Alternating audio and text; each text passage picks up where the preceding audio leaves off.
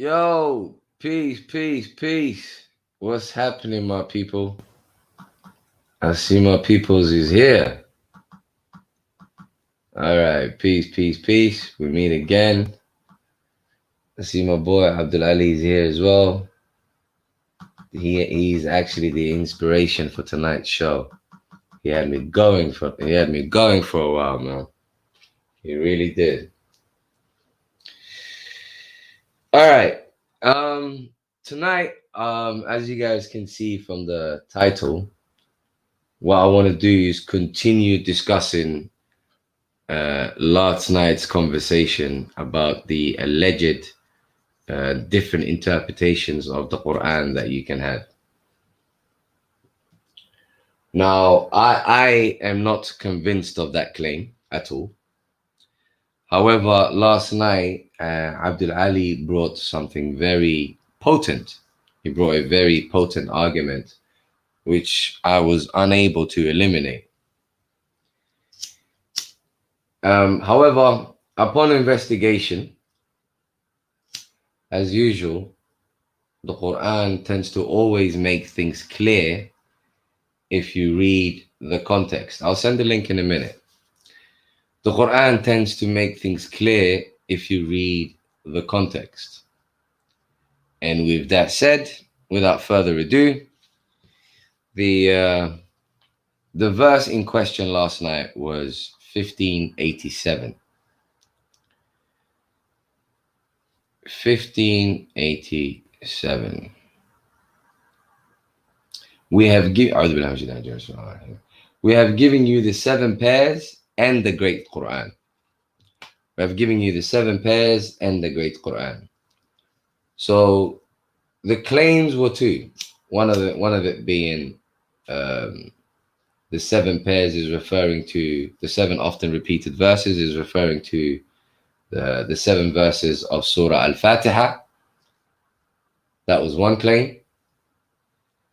And the great Quran, because Al-Fatiha is read to God, whereas the rest of the Quran is God reading, God sending it down to us.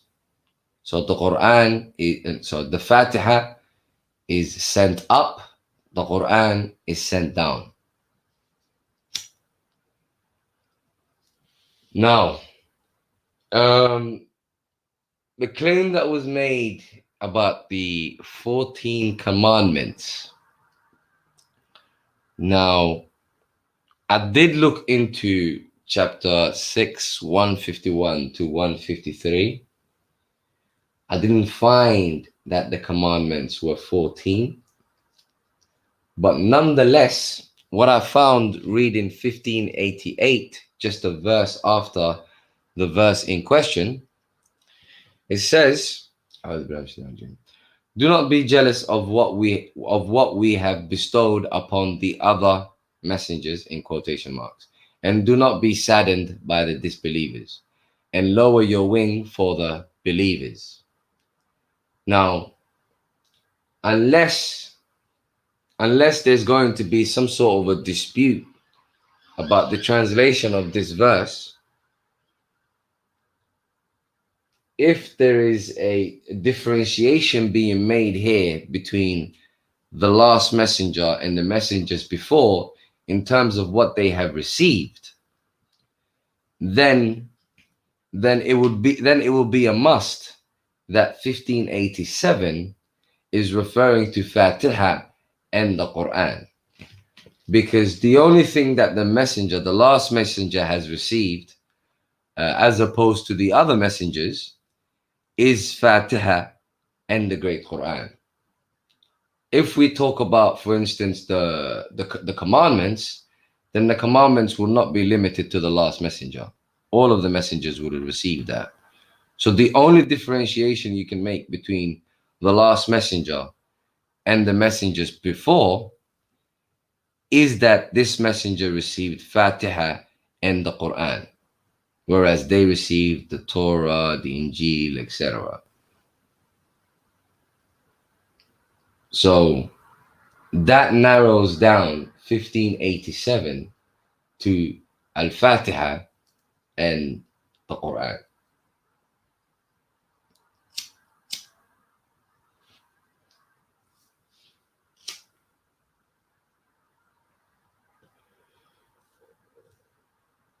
What do you guys think of that? If you read 1587 to 1580, just read 1587 and 1588.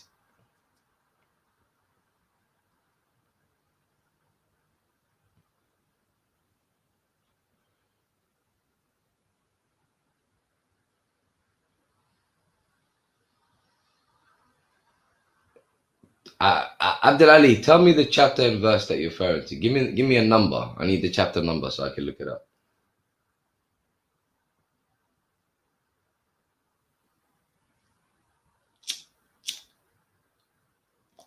Because the main point here that you guys need to understand is that 1588 makes a differentiation between the last messenger and the messengers before.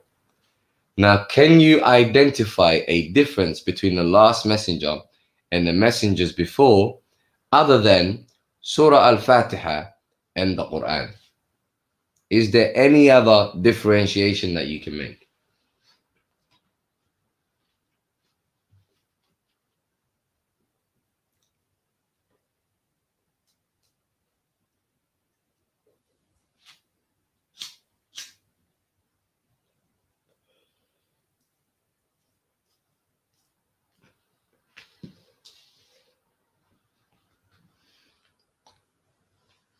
So it's not even a matter of the 14 prohibitions. The main point here is that 1588, and thank you, Iron Man, for putting it up, is that there is a differentiation being made between the last messenger and the messengers before. And the only difference between the last messenger and the messengers before is the Fatiha and the Quran. Unless someone can pinpoint another difference for me.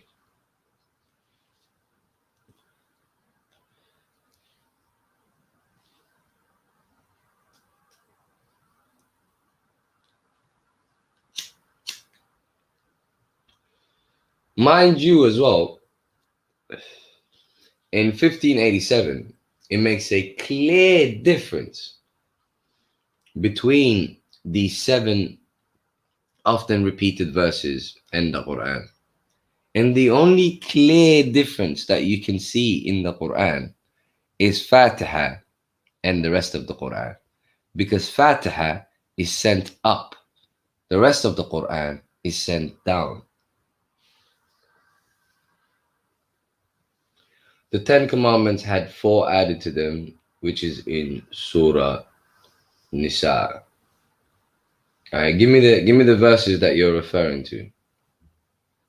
And to say 4 added to them is to assume that these 4 commandments weren't in the previous revelations.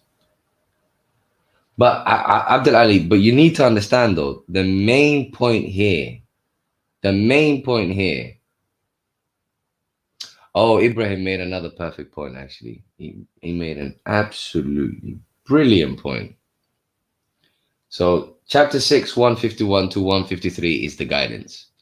So, there is no reason why all 14, if there are 14, shouldn't be there.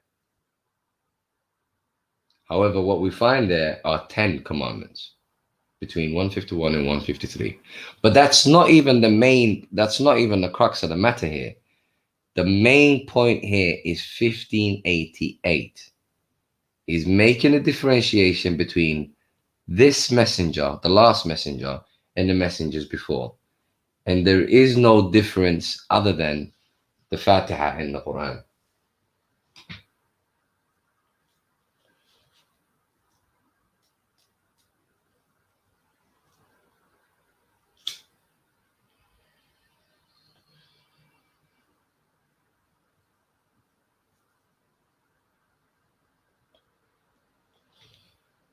Was he only given the Fatiha and the Quran?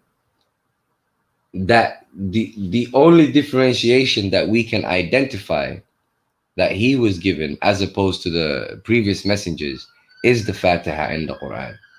If we are to assume that there is something in the Quran relating to commandments that are not found in the previous revelations, then that's a claim that has to be justified.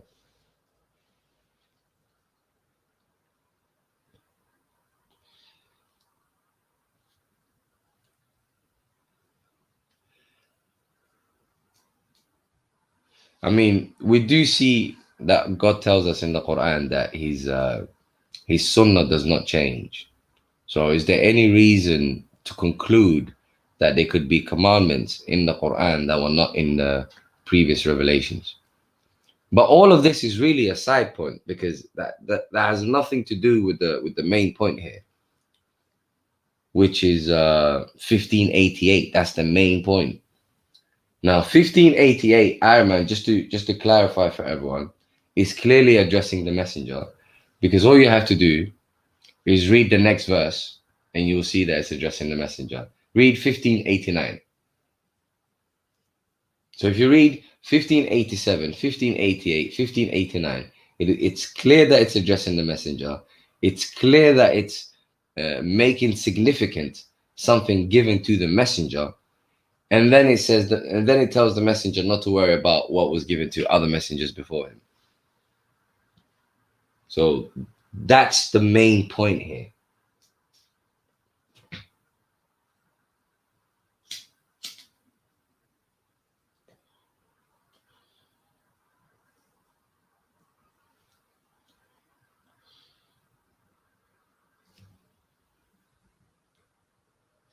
Ah, Quran versus Hadith. How beautiful was that? Bismillah. Nothing more needs to be said after that verse. So he said, nothing was revealed to you that was not revealed before you. So that eliminates the idea that there could be prohibitions that was introduced with the Quran that were not found in previous revelations. So I'm afraid I don't see any room for quote unquote interpretations once you read 1587 to 1589 as a context. This seems to be the case all the time when it comes to the Quran, that people are simply not paying attention to the context, because every single idea of quote unquote interpretation can be eliminated by simply reading the context.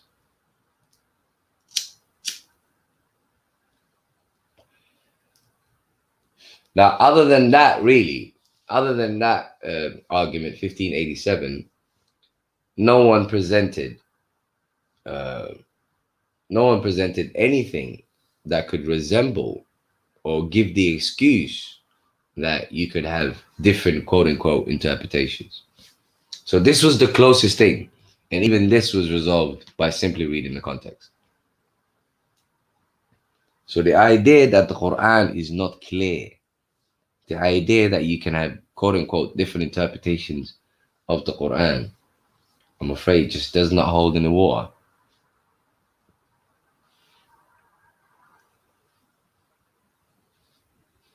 Yes, sir. Sometimes God explains the Quran by reading the whole Quran. That's very true, which is why I keep telling people the Quran has one consistent theme. So it cannot just deviate from that theme. Sometimes an ayah explains itself. Very true. Sometimes ayah needs context. Very true. This is all it comes down to.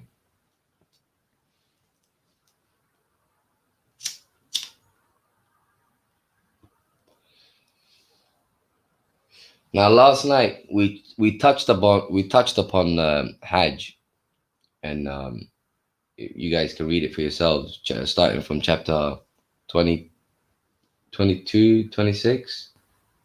Help me out. Quran versus Hadith. Which chapter was it? The Abraham's Hajj. 22, 20, 26, I like to believe. Check it out.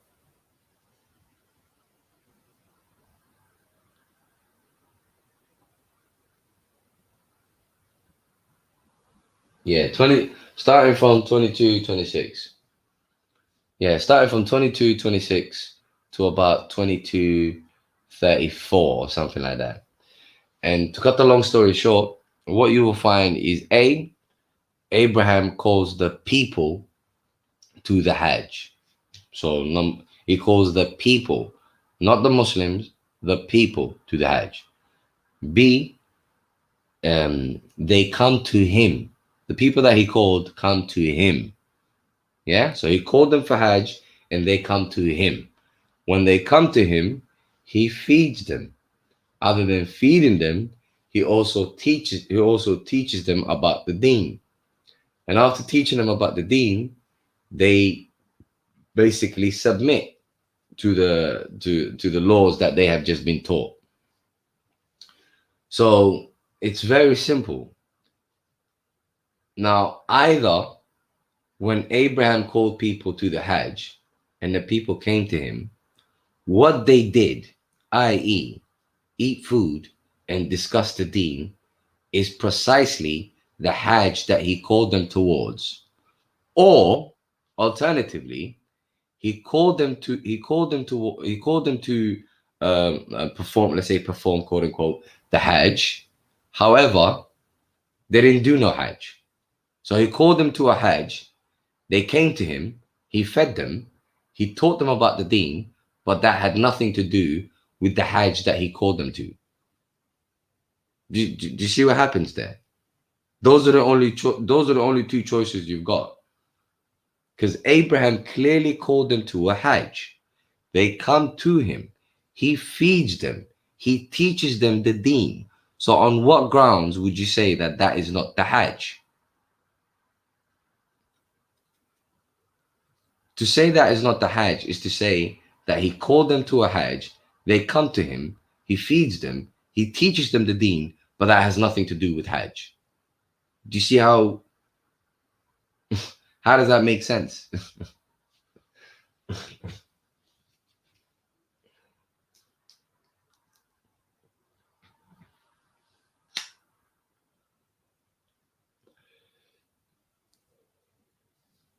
Exactly, Iron Man. So to claim that what Abraham did after these verses, all the way to 34, has nothing to do with Hajj, after he called them, he proclaimed among men the Hajj, they will come to you on foot and on every lean um camel coming from every remote path, that they may witness advantages for them and mention the name of Allah during stated days over what he has given them of the cattle, quadrupeds, then eat of them and feed the distressed, the needy. So yeah, so chapter 22, 26, all the way to 34, I believe. It's honestly, I think it's so simple that people have a hard time believing that it could be that simple. But really and truly, there is no alternative here.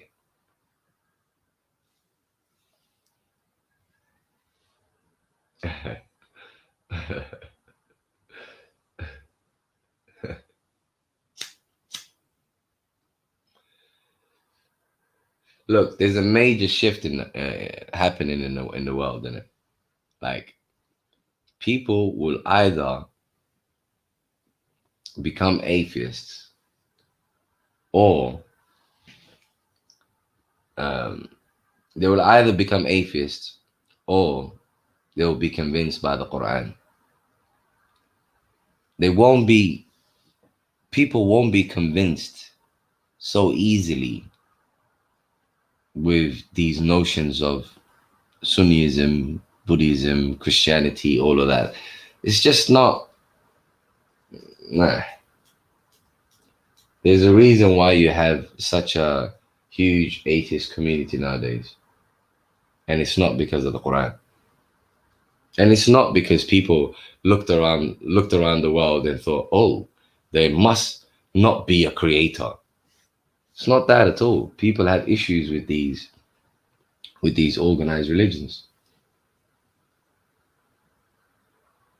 So the Quran has to be presented for what it is.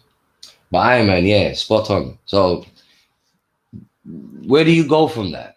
That's exactly it. Sectarians gave them a door to atheism. Absolutely. Absolutely. So Hajj, really and truly, it's that simple. You don't have to worry about the particular word. Abraham called them to a Hajj. They come to him. He feeds them. He teaches them the deen. So they would have to argue that what Abraham did, that he called them towards, had nothing to do with Hajj. How would you be able to do that? How on earth would you be able to do that?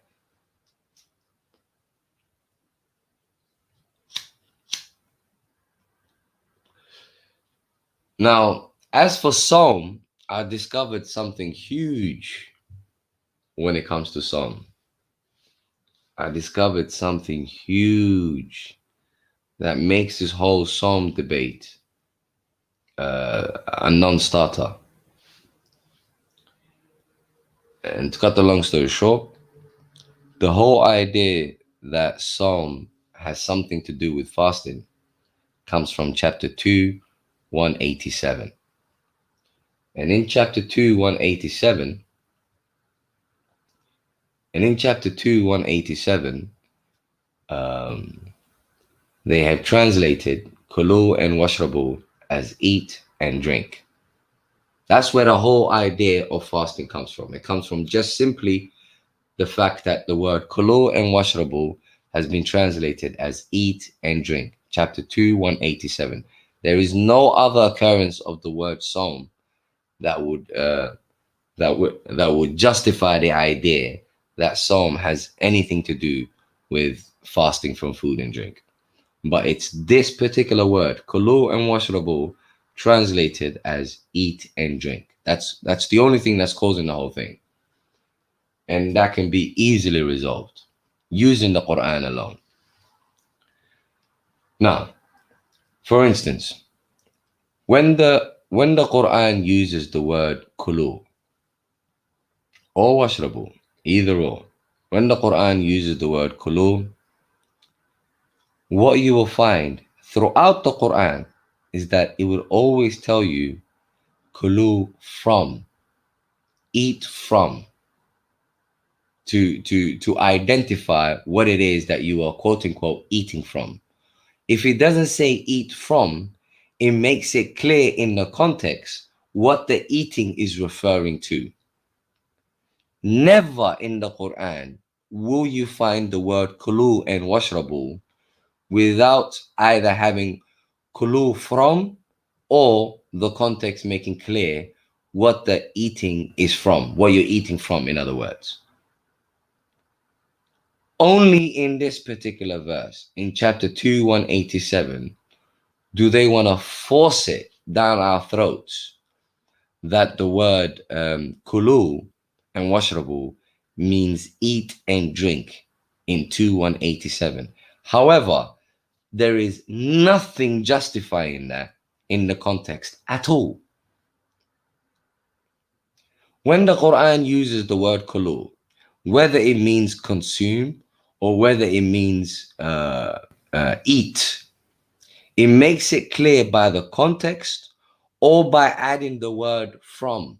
Look it up. Please look up any occurrence of the word kulu or washrabu.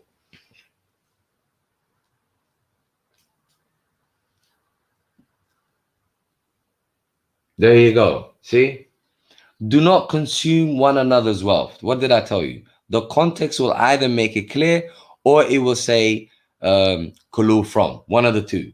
So in this instance,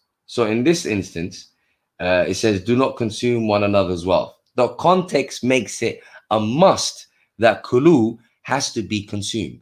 Otherwise, you would say do not eat one another's wealth. And you can't say that. You don't eat wealth, you consume wealth. Do you see what I'm saying to you? So please don't take my word for it. Look up every occurrence of either the word kulu or washrabu.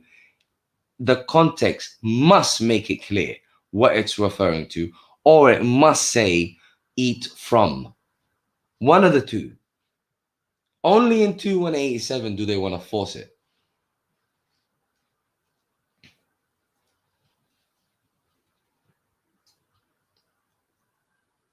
You're right. They use consume and not eat because they know better. They're not going to tell us, do not eat another's wealth, are they?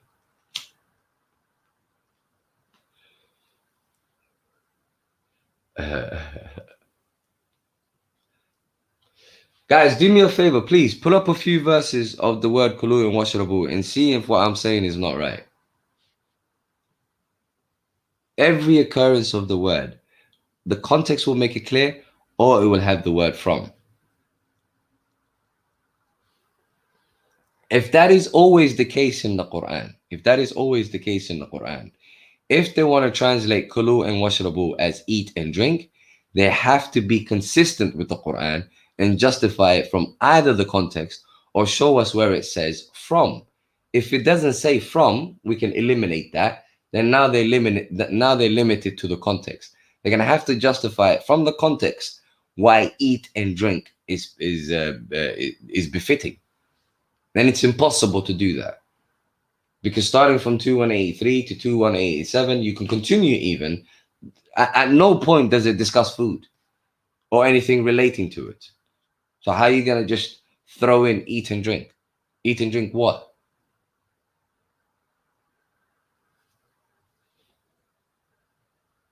Well, there you go. There's another one. Or you believe. Do not consume one another's wealth. There you go. Another one. The only place where you cannot justify eat and drink is 2187. The only place. Every other place, the context makes it clear. Like the one Iron Man put up. If the wolf eats him while we are a numerous group, then we are the losers. So that's one. The wolf eats him. That's clear, isn't it? You're not going to say the wolf consumes him. 429. All you who believe, do not consume one another's wealth. There's another one.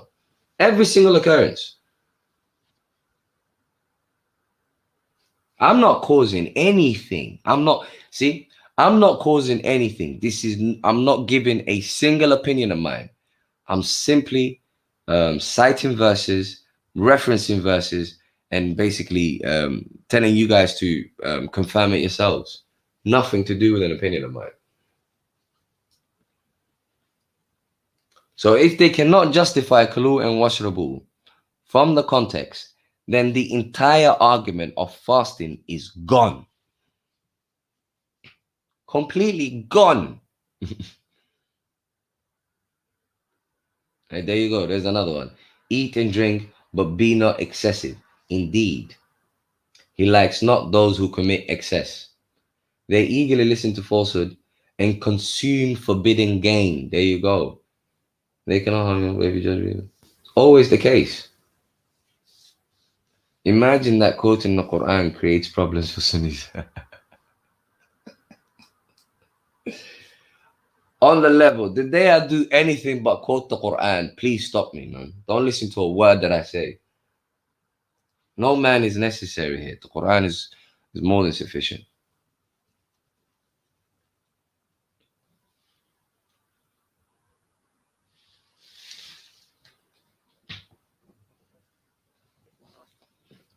What about being with your wife in the night of Siyam?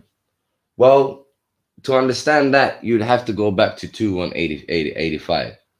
So 2185, you're told, أعوذ بالله من الشيطان الرجيم بسم الله الرحمن الرحيم شهر رمضان الذي أنزل فيه القرآن وهدى للناس وبينات من الهدى والفرقان فمن شهد منكم الشهر فليصمه. So in quote unquote, let's say new moon. I don't really like saying month because the moment people hear month, they think of 30 days or 31 days and etc. But it's the beginning of a month. So in the new moon of Ramadan is that in which the Quran was revealed.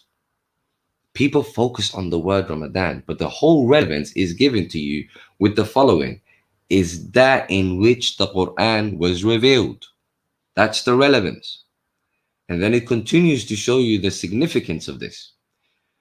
وَهُدًى لِلنَّاسِ, as guidance for mankind. وَبَيِّنَاتٍ مِنَ الْهُدَى, and clear proofs. وبينة من الهدى والفرقان, and the criterion. فمن شهد منكم الشهر فليصمه. So whoever witness this new moon shall siyam therein. So when you read in the Quran, you've always got to remember that there are two audiences. There is the immediate audience, and then there is us. First, you got to remember that it's addressing the immediate audience without a doubt, and then we are secondary. So speaking about the immediate audience do not witness a random month. They witnessed a specific month, that month being the month in which the Quran was revealed. So they're not to siyam therein because of a random month, but the siyamming therein because of the phenomena of the Quran being revealed. Now, when you understand that, later on in 2187, you will understand that obviously if they do siyam now that they have witnessed the phenomena of the Quran, they're gonna eventually need to go home at some point, aren't they? So 2187 is simply talking about the fact that they at night they can go home, because in the daytime they're staying back and they're engaging with the Quran that's just been revealed. So at night they can go home and basically do whatever with their missus. That's all it is. But don't take my word for it. Read the context. Just read the context. That's it.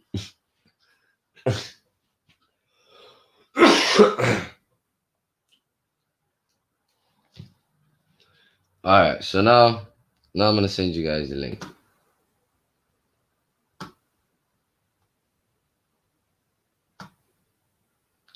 But guys, remember, please, the Quran is the criterion. I don't want to hear about no one's opinion. You know what I mean?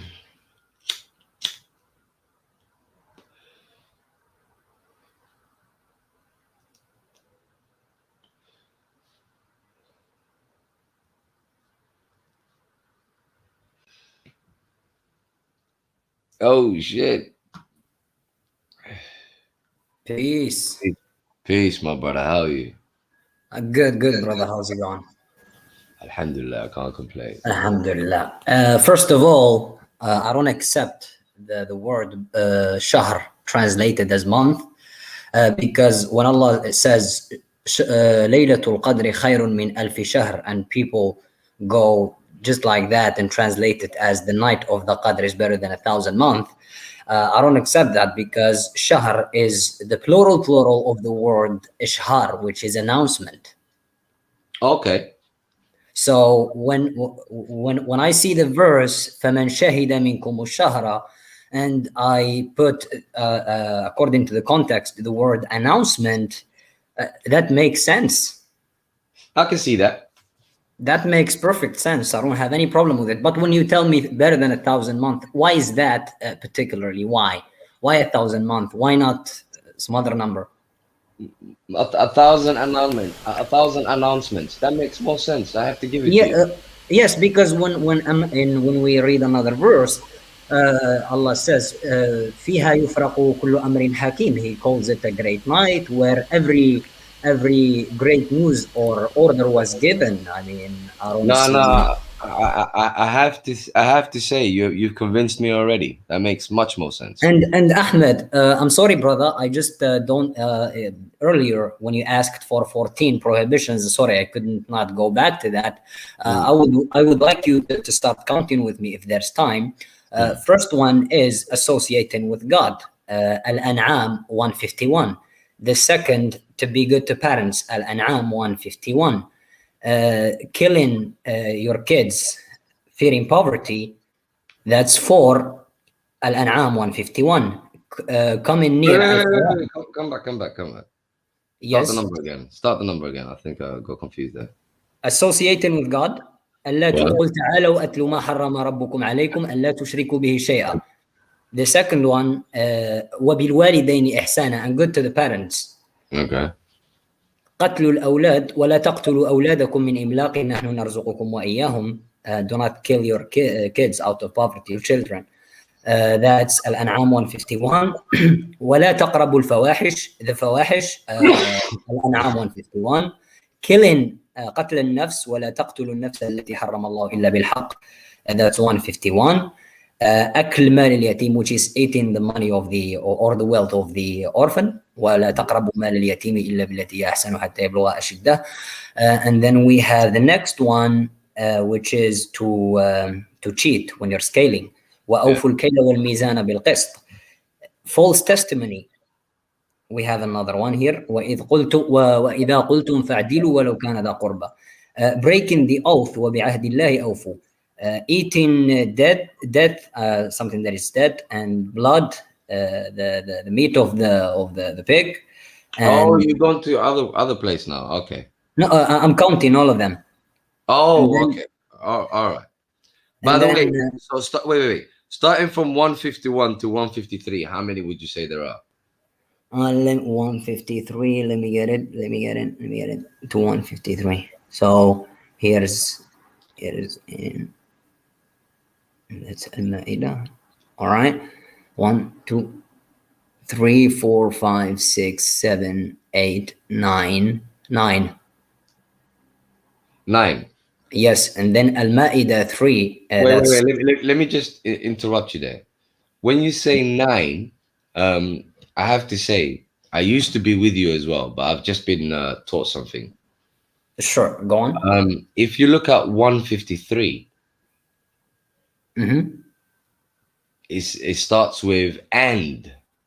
No. Look, I stopped at Al-An'am 152.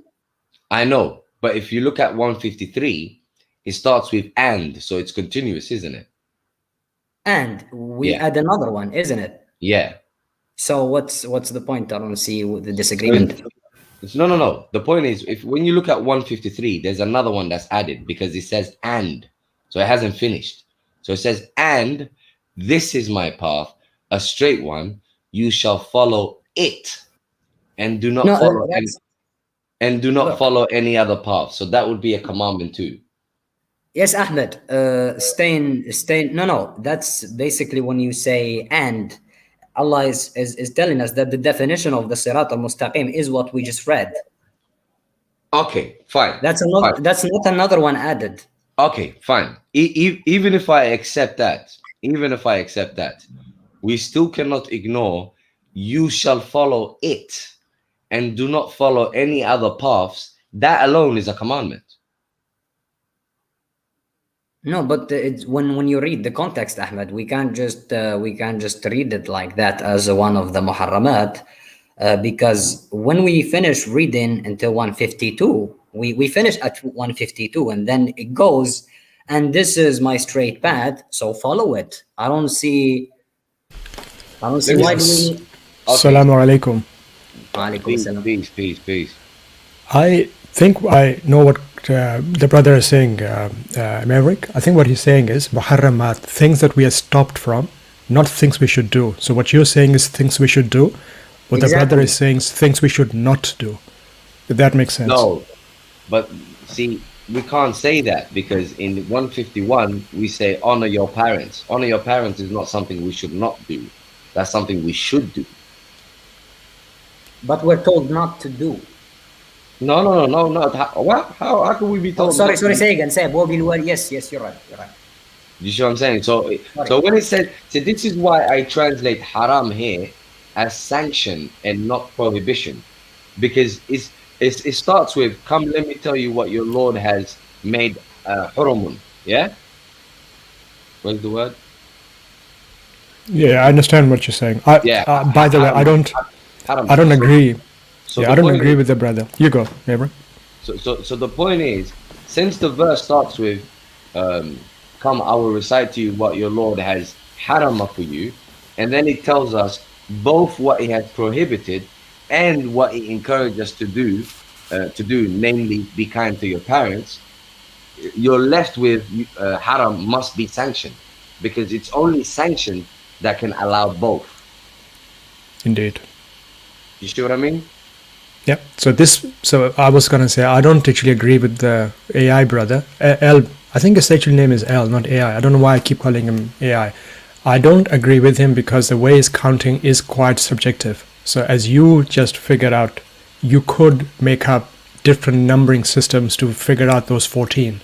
Whereas I would agree more with you, Maverick, that the sense is being used is in the term of sanction, not things that you are explicitly prohibited from. And that's how 1587's translation as 14 things we should not do, for me, does not hold weight.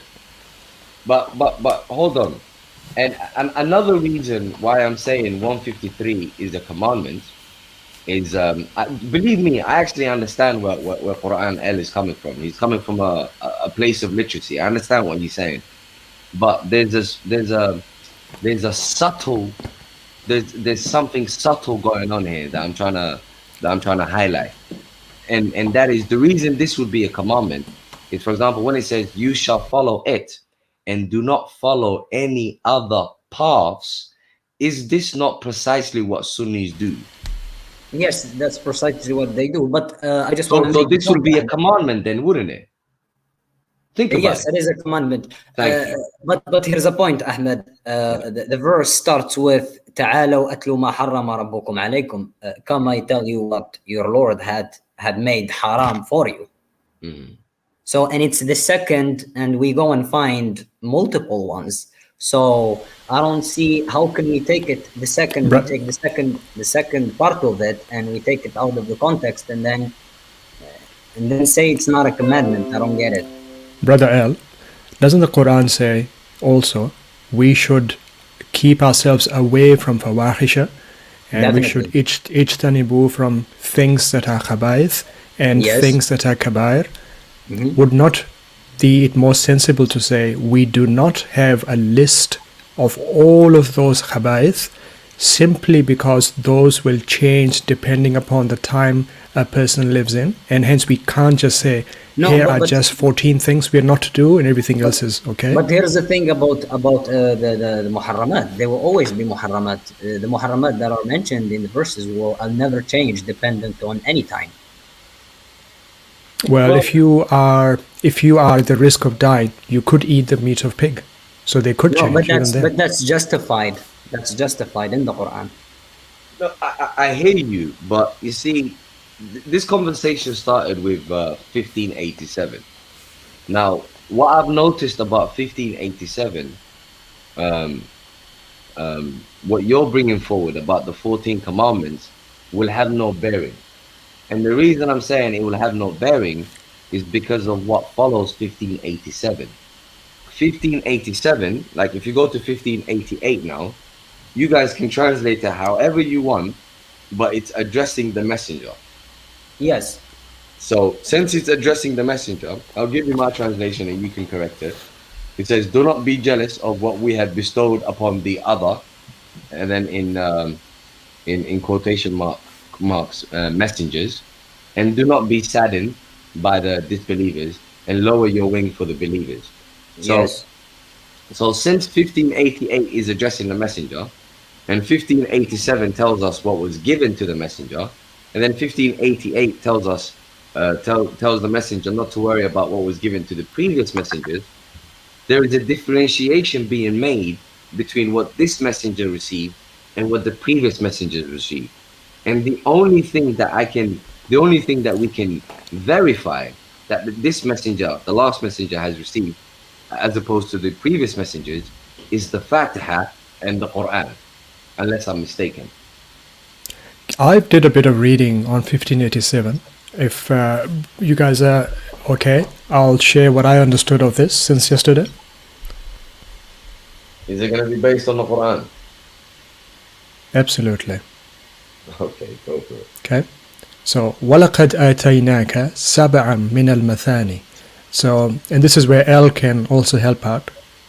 Now, 7, the number 7, you could take it literally, right? Sab'a samawat. Some people do count it literally as 7 samawat. 7 also in Arabic, and in the Arabic of that time, within the Quran, can also mean a number that you cannot count. So numerous, quite a few, hundreds, thousands. So the way I understand this now, since yesterday, because I was curious about it, is certainly we gave you mathani, doubled examples, and the Quran. Now, if you read the context, if you start from it's like a few verses before, the Prophet is being relayed tales of people that were before him. So 83, for example, فَأَخَذَتْهُمُ السَّيْحَةُ مُصْبِحِينَ, the disaster hit them in the morning. فَمَا أَغْنَى عَنْهُمْ مَا كَانُوا يَكْسِبُونَ, what they earned did not benefit them.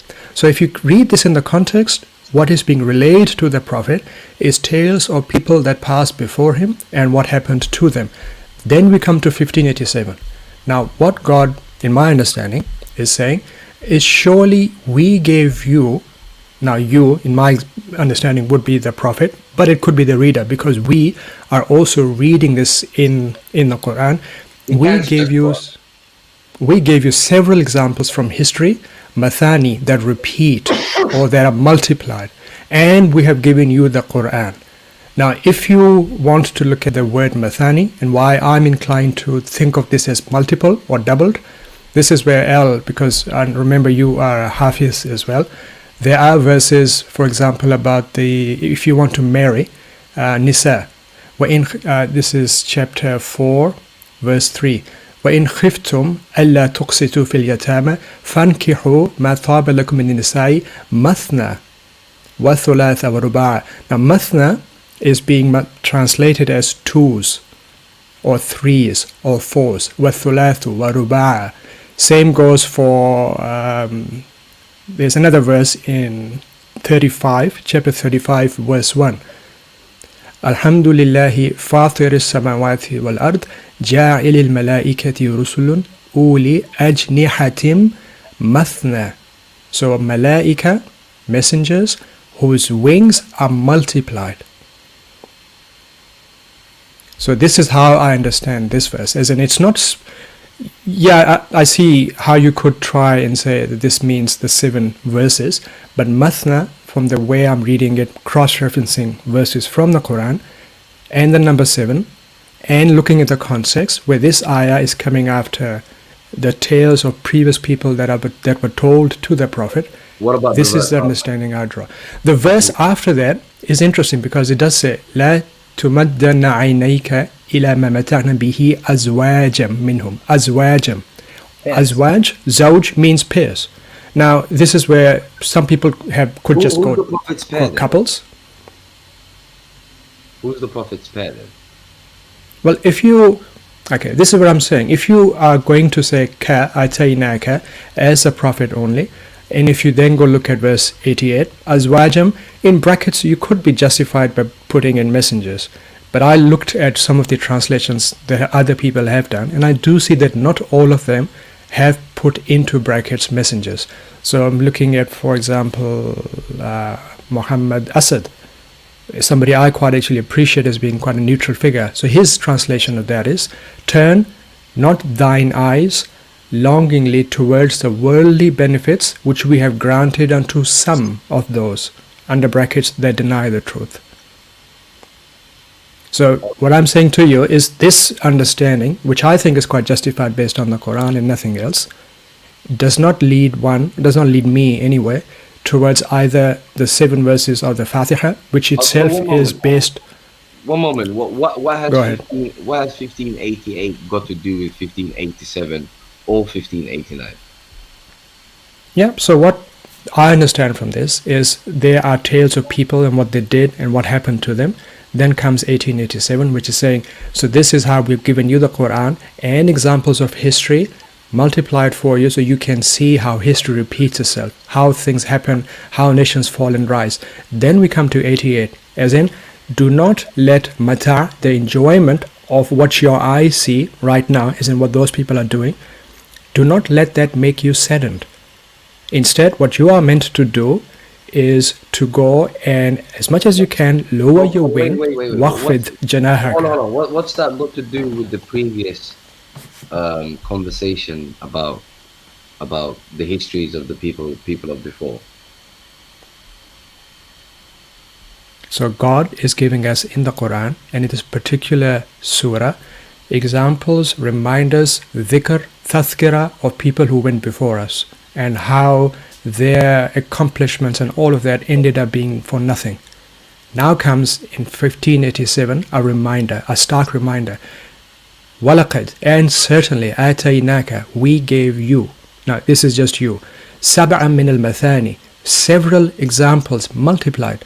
وَالْقُرْآنِ الْعَظِيمِ, and the great Quran. So God, my understanding, based on the research I've done, God has given us examples, and He in this same surah is reminding us of those certain events, and He's saying, here's what you have, but you also have the great Quran. And in the next verse, this is interesting. This is interesting because the Quran, because dhikr or tazkira or people, stories of these people, what does God say? God does not give us details. Now there are some nations that are mentioned, Ad, Thamud. There are others that are not mentioned, right? So what is God saying to us all throughout the Quran? If you don't know, ask the Ahl al-Dhikr. If you don't know, travel the earth. Sorry, I beg to. When you say if you don't know, ask the people of the dhikr, it's very specific. It's a very specific situation, namely to confirm that messengers before you were simply men. No other time will it tell you to go and ask the people of the book anything. I did not say people of the book. I said people of the dhikr. Dhikr reminder. The dhikr is quite a multifarious word that we can't just say means one thing. Dhikr could be remembrance, could be tales of people past, could be the stories that other people collected, could be the religious traditions. It could be many things. But I won't go into that. Wait, hold on. Could you give me examples in the Quran when the dhikr is anything other than the revelations of God or the people of the that have received revelations before? Dhikr is always to do with revelation. Last time I remember. For the sake of not getting from one topic to the other, I will drop this point for now. You asked me a question, how do I understand this? This is my understanding of 1587. What do you think, Brother L? I understand. What I want to ask Ahmed is, what's the mathani? The word mathani, it's doubles. It literally means a group of doubles, like me and you are a double, and then brother and is a double. Then a group of us would be mathani. Well, see, I'm not really. I don't find the need, and I don't think if we're really consistent with the Quran, that there will be any need to be bogged down on any particular word. Because if you read a context, I don't think you can escape it. Fact of the matter is, I'm not disagreeing with you, but I just still, the words have meanings. And I don't have a problem. I don't have a problem with the word having meanings. No, definition. I understand the words can have definitions. I don't have a problem with that. But what I know for a fact is that the words will be determined by the context, and not the other way around. I know that for a fact. No, but here's the thing. What I want to tell you is, do you believe that all the sorry for asking. All the messengers had commandments. I would say Moses and Jesus did, right? Sorry? The commandments. Yes. So also Muhammad must have got them. Sorry, I didn't get your question. Repeat that, please. The message, al-kitab, that was given to Moses and Jesus was given to Muhammad. Yes, yep. the instructions. And includes the commandments, doesn't it? Yes. So, if I can count 14, as I said, depending on the context, and then it's in the book that was given to all of them, and Muhammad especially was given the Quran, and that's why he's called a prophet. He's not being called a prophet for something else, isn't he? No, I understand. The problem is, you guys are focusing on one verse when you have a context. I can give you another one. I can give you another Maverick, start from 1561. That'll give you the context. So start from 1561. Listen, guys, let's try and understand each other. You believe me, we can start the context wherever you like. That's not going to be a problem. The fact of the matter is, 1588 will still have to be responded to. Like, are you guys telling me that 1588 is divorced from 1587? it has nothing to do with 1587? That's the So- point I need to know here. So again, I said, in my If 1588 is In my- in the same context with 1587, then Can you remind me of that verse? What does it say, Ahmed? لا تمدن عينيك. yep, that yes, one. yeah, So لا إلى ما متعنا به أزواجا, again pairs or doubles, pairs not doubles. So Aaron, still there's Ahmed, there's doubles here. There's two, yeah. no problem, no problem. So Address the verse. I don't know how can I relate that with Al-Fatiha. And if we go to Az-Zumar 23, Allah says, Allahu nazzala ahsan al-hadithi kitaban mutashabihan mathani. No, Again. please. One moment. The point I'm trying to make, let's not jump to Fatiha and all of that. Put that aside for a moment here. Yes. The point here is if we read 1587, 1588, 1589, or in fact, you can start it from wherever you like.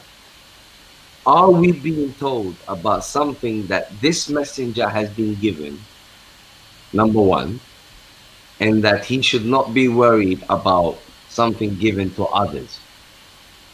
Now, if we're talking about something given to this messenger, and for him not to worry about something given to others, then that would by definition be Fatiha in the Quran. Because other than Fatiha, hear me out, other than Fatiha in the Quran, when we say Fatiha in the Quran, we're referring to one Fatiha, the du'as that the Jews used to make, which was numerous, by the way. It's not like they made the du'a only once. We're going out of the. Let me finish. They made the du'a constantly, and the Quran came as a response to that du'a. That much we know. You understand what I'm saying to you? Yeah. And what's But we- in the Quran? What, So hold on. just quickly, Maverick. You're going out of the Quran for that, though, are you? Is it in the Quran? Moses, let me finish. And in the Quran, what we have are two things. We have instructions, and we have narrations of previous prophets and messengers in their Yes. civilizations. Yes. Those are the two things we have. Now, those two things. Number one, instructions would be in all of the revelations. All of the revelations would have the same instructions, because as per the verse that Quran versus Hadith put up earlier, nothing new has been given to this messenger. Nothing new. So all of the instructions that he's got, they would have all have had. That's number one.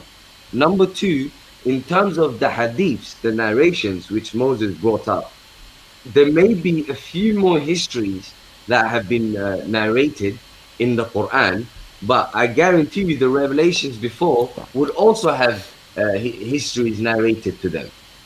So the only literally the only difference, if 1587 and 1588 is making significant something given to this messenger as opposed to others, the only difference is Fatiha and the Quran. There is no other difference. Over to you. Can I respond, Al, and then I can leave it to Yeah, you? sure. That's sure, okay. Go ahead. Go ahead. So if I read 1587, 1588, and maybe you can answer me later, Merrick, but that story about Jews reading certain things, I don't think it's from the Quran. So maybe if it is, you can tell us after. But 1587, 1588, again, if I read it, so 1587, we have given you several examples from history that repeat itself, and we have given you the Quran. 1588. And in the context, we indeed, from 1540, 41 onwards, we are being reminded of what happened to the people before Muhammad, right? So we, or us as a reader, we're being reminded of what happened to these people, what happened to people of Lot, what happened to these, what happened to that. Come to 1887, we're giving examples that repeat themselves, mathani. Now whether you got double or you got doubles, that's a linguistic choice, but and the Great Quran. 1588, when I read it, لا تمدن عينيك إلى ما متعنا به أزواجا منهم. So, do not linger your eyes with what we have given azwajum minhum, to some of them, to a pair of them, to some of them. Who are those some of them? Those are the examples of history that was being pointed to in 1587. And if you're going back up in the context, yeah, How so does that 50, follow 1587? it says azwajam minhum, so pairs or a pair from them. Who is the them? The them is, if you go back to the one verse before, sab'am min al mathani, 7 or many from mathani, from the doubled.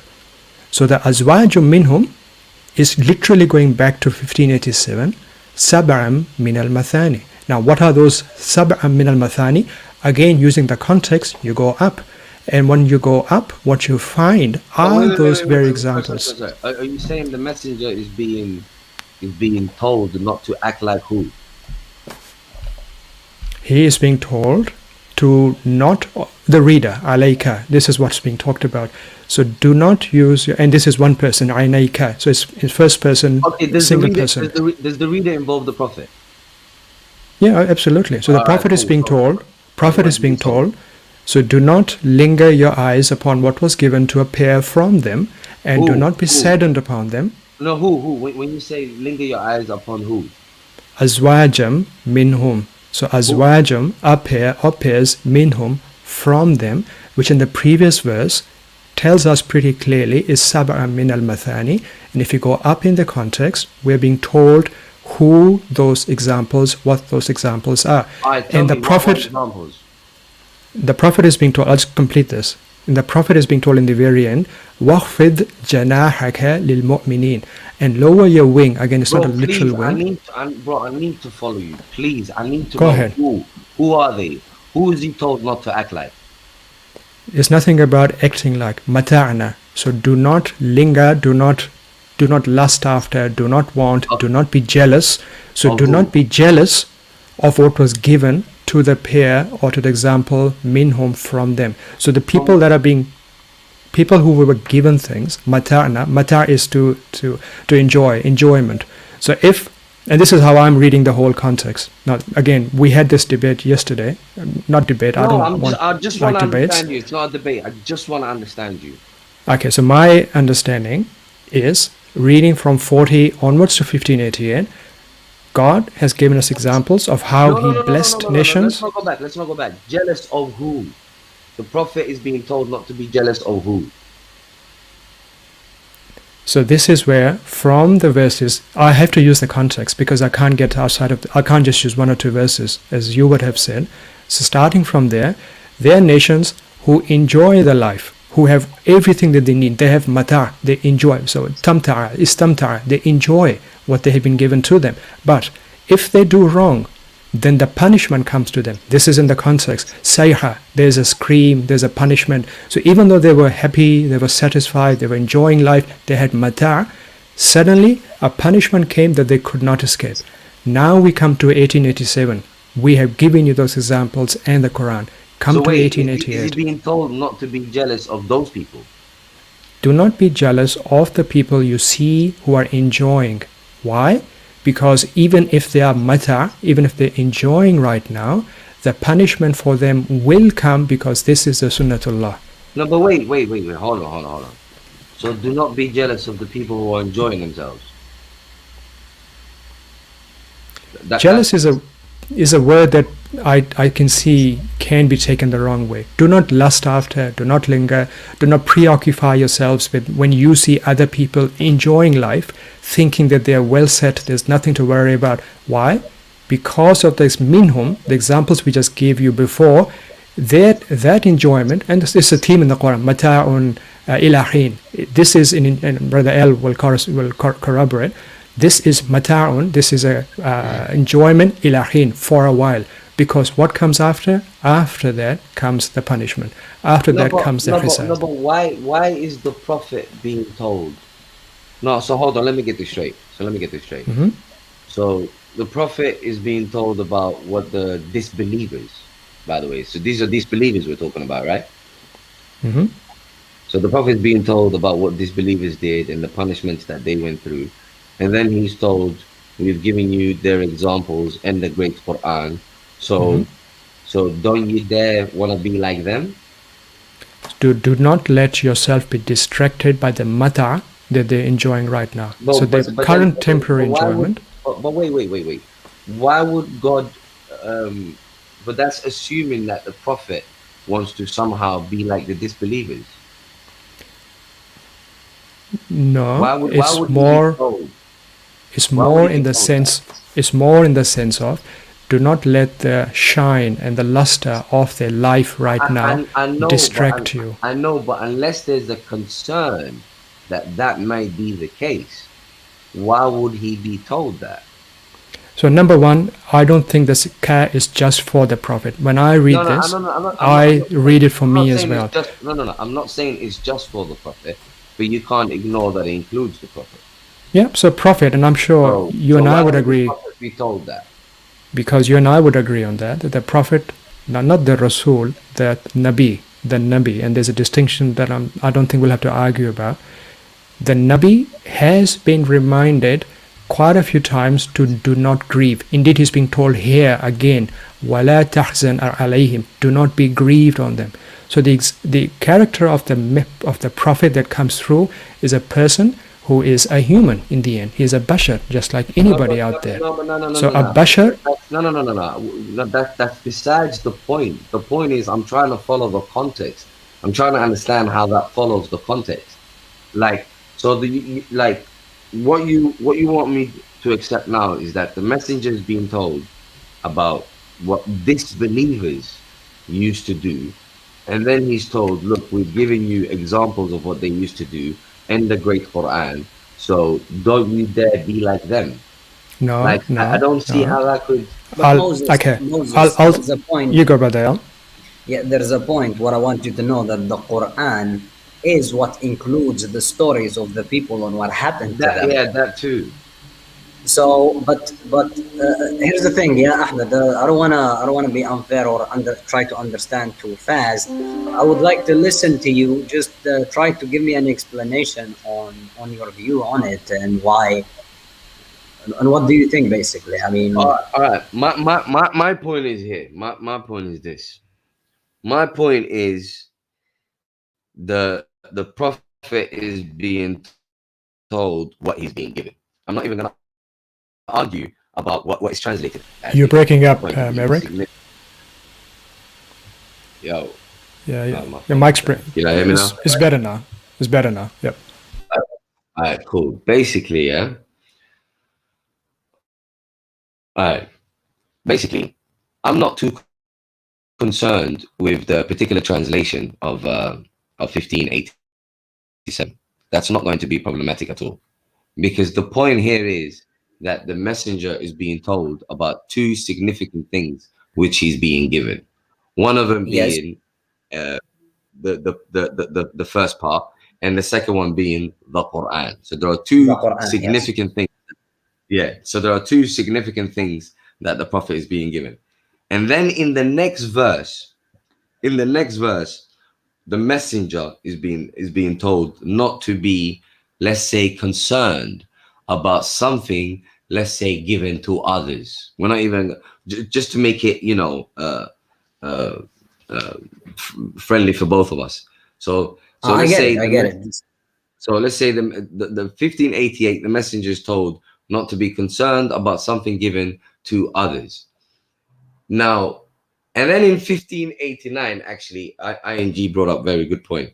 And then in 1589, the messenger again is being addressed and told, and proclaim, I am the manifest warner. And then he continues, we will deal with the dividers.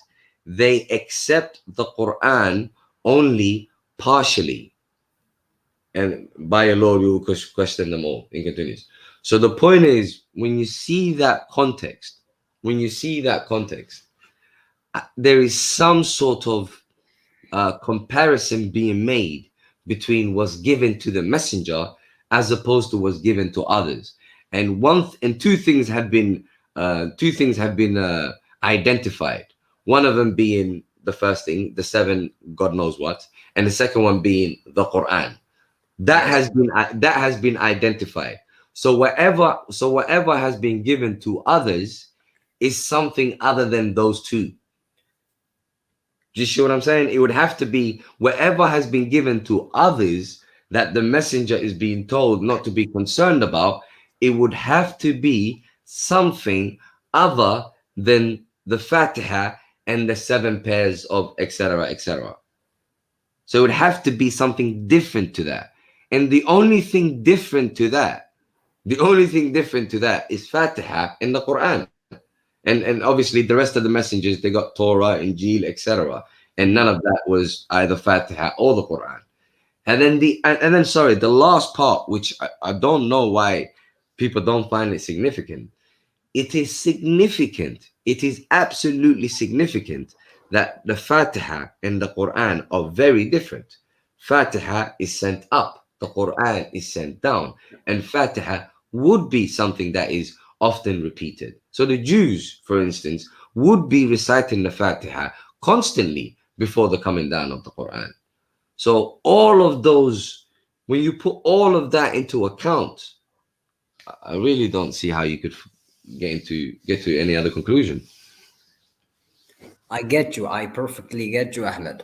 But again, if we look at the context, and when God is telling the messenger, he's as we agreed, وَلَا تَحْزَنْ عَلَيْهِمْ, and do not be saddened because of them or over them. Right. So and back at the context, God tells him that he already gave him the Saba al-Mathani and the Quran.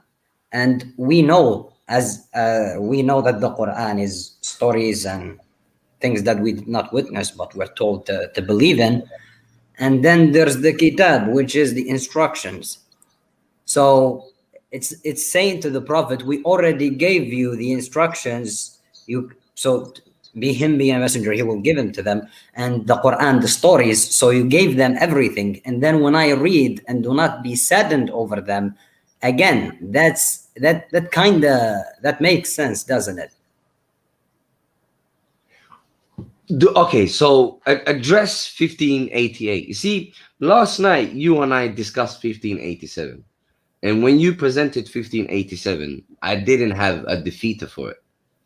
So, but my issue today is, what do you do with 1588? 1580 لا تمدن عينيك إلى ما. Again, he tells him, do not let's say extend your sight to what we have given them, or I don't know what to say, Given for enjoyment. Mata'na, something we're provision for them. أزواجا منهم ولا تحزن عليهم, do not be saddened over them, واخفض جناحك للمؤمنين, and lower your wing to believers. So when he was no, the first portion, I understand the second portion about the believers, but the first portion, who's that referring to? tough question, I'll tell you. Again, yeah, tough question. It's Honestly. okay. I'll say one last time. Then like to ask you some questions, Mary. So la tamuddunna for me is pretty clear. The reader or the receiver, in case the Prophet, is being told to not extend his eye upon whatever was provisioned for azwaju minhum, for a pair from them, which for me does go back to the Sab'a Thamaniya, and do not be saddened upon them, literal translation, waqfid janahaka lil mu'minin, and lower your wing upon the believers, as in your concentration should not be upon extending your eye upon what was given to them. You should Given not to grieve upon them. Given to who? To the people who in this surah are being whose stories are being related to us.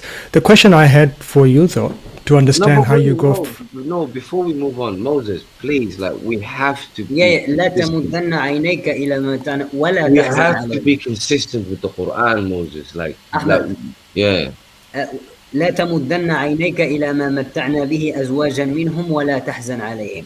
So when he says ولا تحزن عليهم, he must be speaking about the disbelievers, or otherwise who is gonna be No, saddened? I have no problem with the second portion being. No, this is not the second. Is it وَقُلْ إِنِّي أَنَا النَّذِيرُ الْمُبِينُ 98? 89? No, 88. 88, yes. لا Yeah. تمدن عينيك إلى ما متعنا به أزواجا منهم ولا تحزن عليهم. Still talking about the same people. The point is you have an and, my brother. And so it doesn't have to be the yes. same people. It doesn't have to be the same people. So even listen, even if you wanted to say the same people, even if you wanted to say the same No, people, this is and do not. yeah, and do not be saddened. Yeah. Yes, and do not. It's one still one. Yeah, but it doesn't have to be the same. I get your point. It could be, but it doesn't have to be. You It could be still different. address- We you could still, don't know. still address two different parties. But here's the main point, guys. Please listen.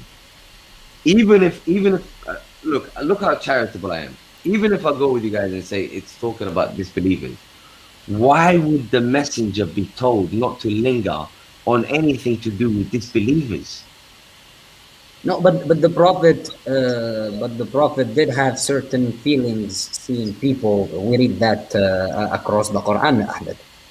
No, but I'm Indeed. sure the contexts are different. In this context, what justifies the claim? Like, you gotta understand, how do you go from we've given you the 7 whatever and the great Quran to don't you linger about the disbelievers? No. Here's the thing. Like, how? Look, when he says, you see this سبع مثاني and the Quran, do we agree that it's the Mus'haf that we have that we call the Quran al-Karim? Yeah, the Quran part, yes. They are parts of the book that we have, right? And the only parts that we have are instructions and stories. But you could say the instructions and the stories are part of the Quran. That's what makes the Quran. Look, again, the Quran, when we read Surah Al-Baqarah, for an example, it's al-kitab, right? ذَلِكَ الْكِتَابُ لَا رَيْبَ, and then it goes until it reaches شهر رمضان الذي أنزل فيه القرآن, and then he tells us stories. It starts narrating. I hear you, my brother, but please hear me out. Your claims have to be consistent with the context. Just put it out for me, plain forward. Is the messenger somehow being told about these 7 whatever and the great Quran, and then he's being told not to linger about disbelievers? How does one follow the other? And why would the messenger be told not to linger about disbelievers? That assumes, listen, if you say the messenger is told not to linger about disbelievers, that necessitates that is precisely what he was doing. Why would he be told that? Oh, but here's the لا تمدن عينيك part, that expression, brother. Again, it follows, it saddens. I don't see how jealousy and saddens combine, saddened on them combined. I don't see that he was jealous or No, bro. Regardless of how you translate it, like, believe me, no matter how you translate it, what concern would the messenger have with disbelievers? I would go with Al on this, Maverick, because if you read the Quran, the Prophet does come across as a person who cares context, about. brother. Can we deal with this context? Please stop jumping out. In this context, what justifies the assertion? Can you let me say what I was going to say? Yeah, but stay in this context, guys. Because I am answering what you said. So you do need to read the Quran as a whole, something we all agree on. If you read the Quran as a whole, the Prophet comes across as a person who cares for his people, who is aggrieved that his people, his nation, are not as well off, as respectful, as powerful as those around them. So when you read these ayahs, stop that, brother, man. We're not students over here. Like, we understand that the book consists more than the couple of verses that we're discussing, but that does not change the point that you have to address the context. You have to. Like, I don't understand. Like, when do you read something and ignore a context? I wasn't doing that, but I think what we are coming down to is a discussion what we had yesterday, which is we, between us three people, have got three slightly different understandings. And if I'm being honest, I cannot cancel out what your understanding is, nor can I do that for Al, nor I think Al can do honestly for what I think I derive from it. Because ultimately, these are not verses I would have called muhakamat, in the sense that no matter who reads comes away with the same understanding. So we can discuss, but I don't think we have to have unanimity on this. But Ahmed, I do consider your point. This is not a matter of. Wait, let me see who this person is. State your name, man. Vegeta. Oh shit, Vegeta's here. What's happening, Vegeta? It's all good. Continue. Guys, Question, listen. question for you, Maverick. One minute. Guys. Like, honestly, we need to separate opinions and that which is verifiable. And we need to hold the Quran as the criterion. I'm not concerned with opinions. I have been more than lenient and accepting to whatever translation you guys give, because evidently you guys are more learned in Arabic than I am. However, that does not mean that you can avoid the context. There is no way you can do that, gentlemen. Again, Ahmed, it's really not a matter of giving opinion. We definitely speak to know what is more logical and what makes sense, and we will have that from the context. So when I say I consider your point, I say I don't stand on the 14 prohibitions. It makes sense, but again, all I can say is that I can do some more research on it. I mean, check this out. The 14 prohibitions, I told you last night, it makes sense. I don't have a problem with it making sense. The only issue that I have is it has to fit the context. It has Now, what I say is that God is telling the messenger, basically, we gave you the instructions, we gave you the stories, the reminders. So it is what it is. Do not be saddened over them or anything. That's just. How does that follow, brother? How on earth does that follow? What do you? I can understand Al's position, and actually, Maverick, I can understand your position as well, because No, I see where both of you are going. Anyone's position, man. I just care about language, gentlemen. That's all I care about. How this- does one follow the other? This story about Can we discuss 1588? Why is the messenger being told not to linger but disbelievers? Like, how does that even follow 1587 talking about we're giving you the great Quran? How So does my one follow the other?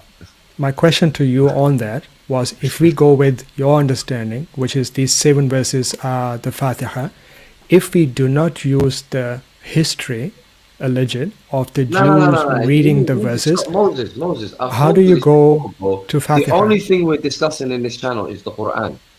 Period. Okay, so how do you go? How can we? So if we take out the Jews reading a verse, because that's not in the Quran, can you explain to us, for me, because I'm interested, how you go from 1587 and 1588 to Surah Fatiha being the Sab'at Thamani? I would be keen to hear how you go combine those two without using the history of the Jews It's very to simple. lead us towards. Yep. It's very simple. Number one, Fatiha, as opposed to the Quran, is the only surah that is sent up, meaning recited to God. The others have been sent down, they've been revealed. The Quran, that is. That's number one. Number two, Can I, because I didn't understand that, I don't want to disrupt you after. Can you explain this part to me? What do you mean sent down versus sent up? Isn't this all sent down to us by God? no. The difference between Fatiha and the Quran is, as you can see from Fatiha, it is clearly a dua. The rest of the Quran is a narration or instruction or God speaking directly to the messenger. Not That's always, the clear cut because difference between the two. so if I read Surah Baqarah and anywhere else where we do have dua that are being coming as verses, The dua is narrated. There's a difference between that and Fatiha. Fatiha is straight from the beginning to end. It's just a dua. It is not narrated. As a matter of fact, if you look at Fatiha and Qul A'udhu Birabbin Nas, the difference between the two is Qul A'udhu Birabbin Nas starts with say, Yes. whereas Fatiha you don't have that. So that's the clear-cut difference that cannot be ignored. okay, keep going. Yeah. That's number one. Number two, the people that have received revelations before are the Jews and the Christians and etc. So if anyone is going to be, the Jews would be the people that have received revelations before, so they would be able to make Fatiha. They would be able to make the dua in Fatiha because they have received this message before. And three, Sorry, Fatiha, I didn't understand that. Could you repeat that again? because the Jews have received revelations before, they would be able to make a dua such as Fatiha, especially considering the fact that they were expecting the last prophet. But we're going to history from here. No, that is a fact. The Quran tells us that they were expecting the last prophet. The Quran tells us that. Now, as a matter of fact, in chapter 2, was it 289, was it? Something? 282, something along those lines. So the Jews were expecting the last prophet. So the fact that they were expecting the last prophet, the fact that Fatiha says, Ihdina Sirat al-Mustaqim, guide us to the straight path, and that is the only time that the petition to be guided to the straight path is made. The rest of the Quran says, this is the straight path. I agree with you. Yeah. You understand what I'm saying to you? So clearly showing that Fatiha was a dua that was made, and the Quran is a response to that dua. If anyone was capable of making that dua, it would be people who were aware of this revelations before, namely Jews. I'm not saying it's limited to them, but they would definitely be among them.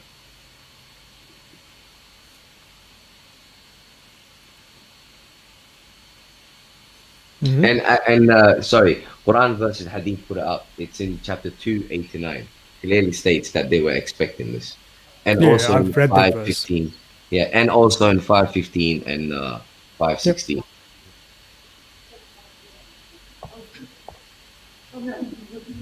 So there's no way of eliminating that. So 88.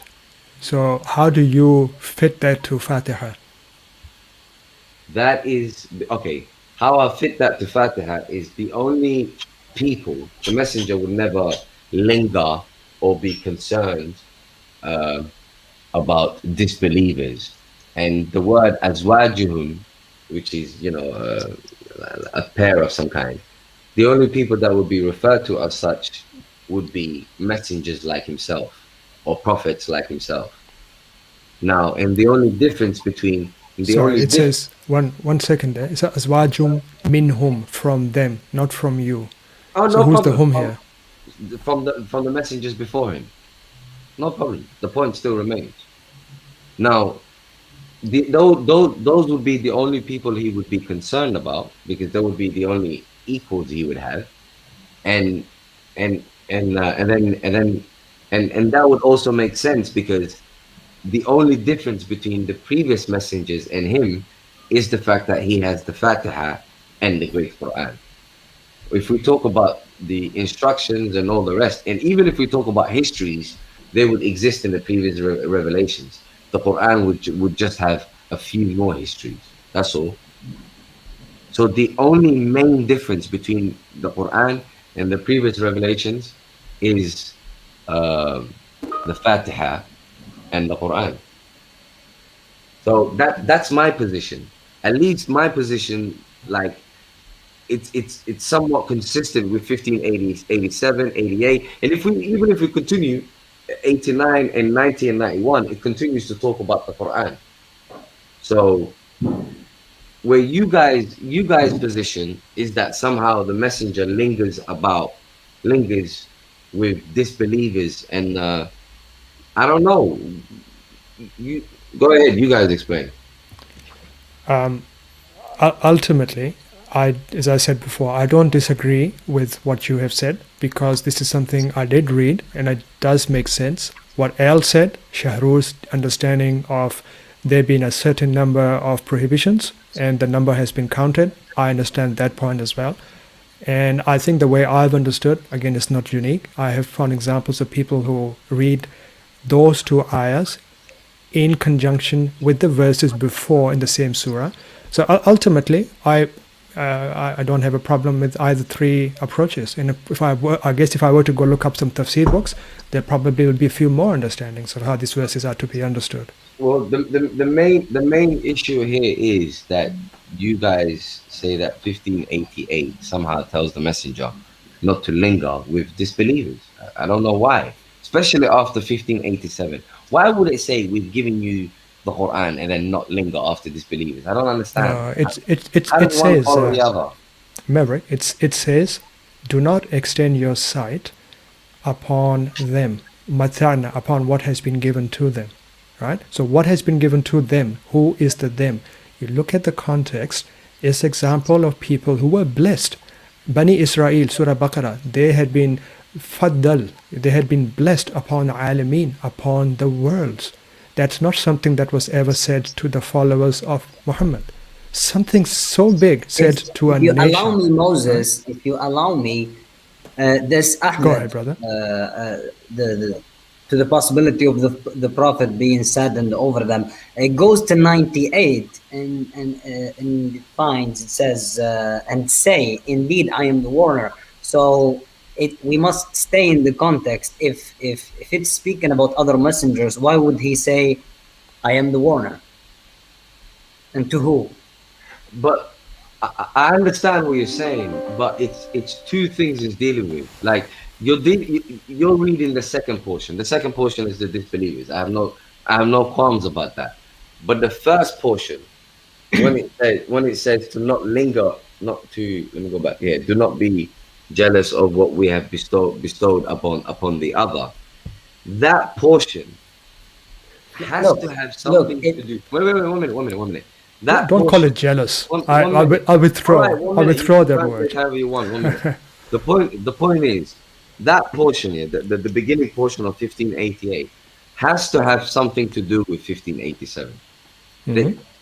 And if 1588 has something to do with 1580 and 1587, then it has to have something to do with the fact that this messenger was given the Quran and the 7, etc.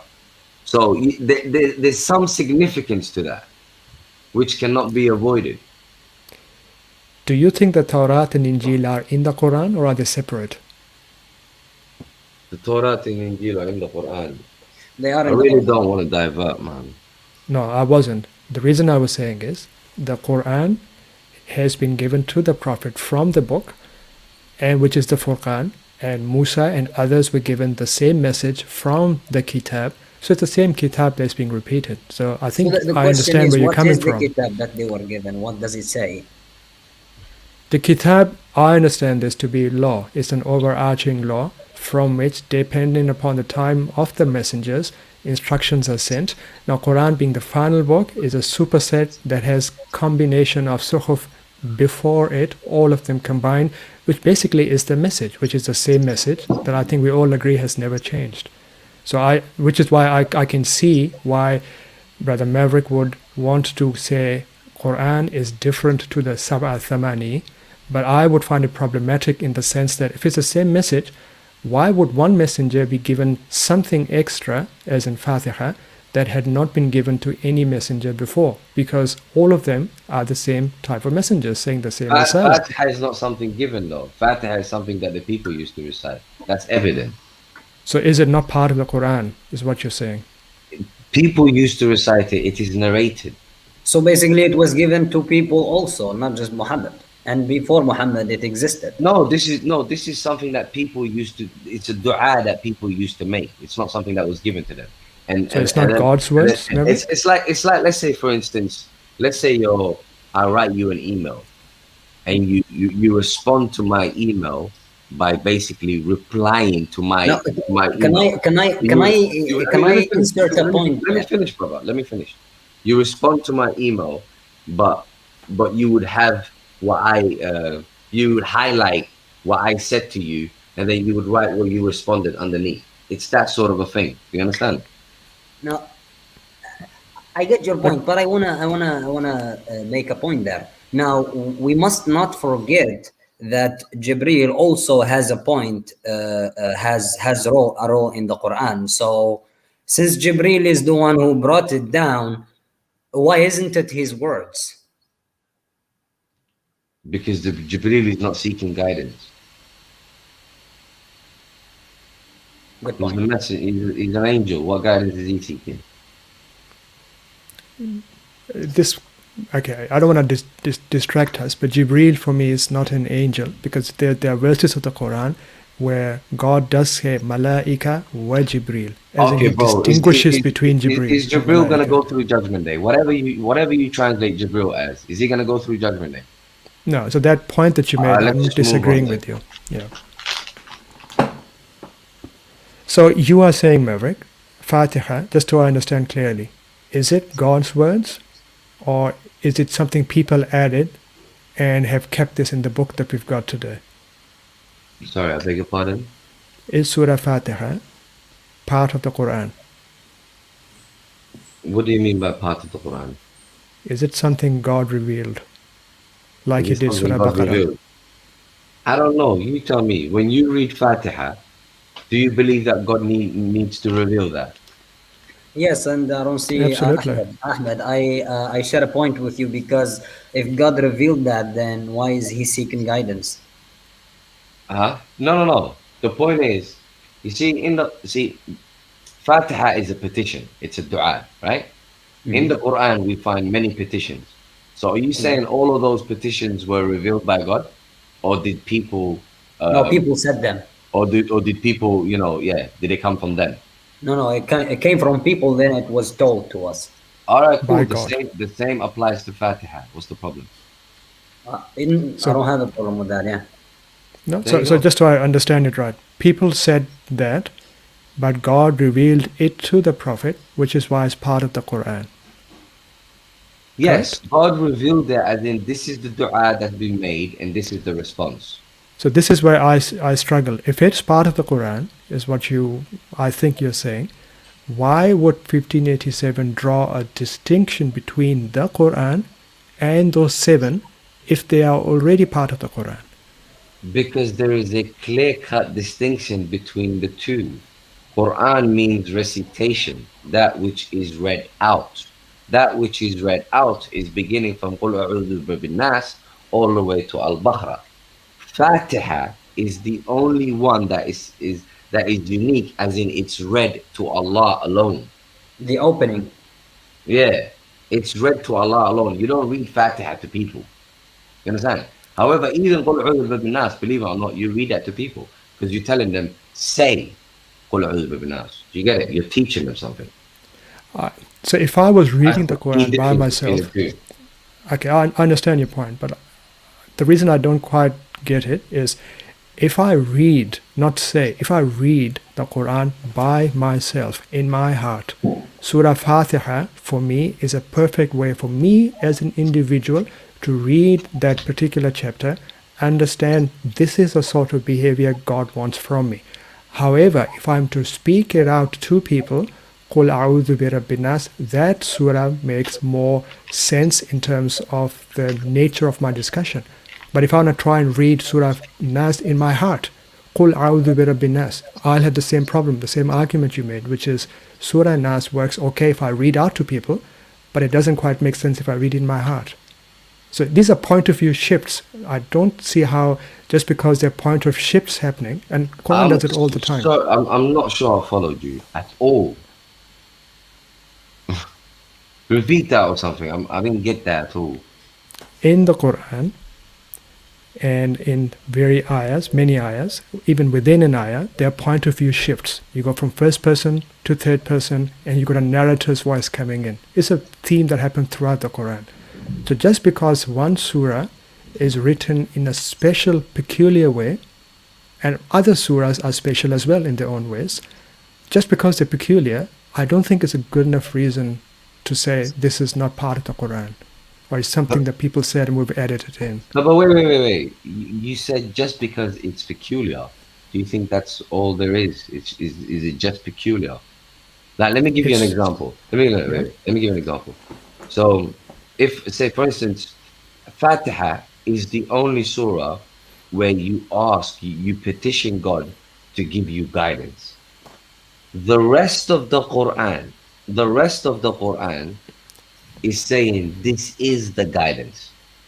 Fatiha is the only surah which is read to Allah.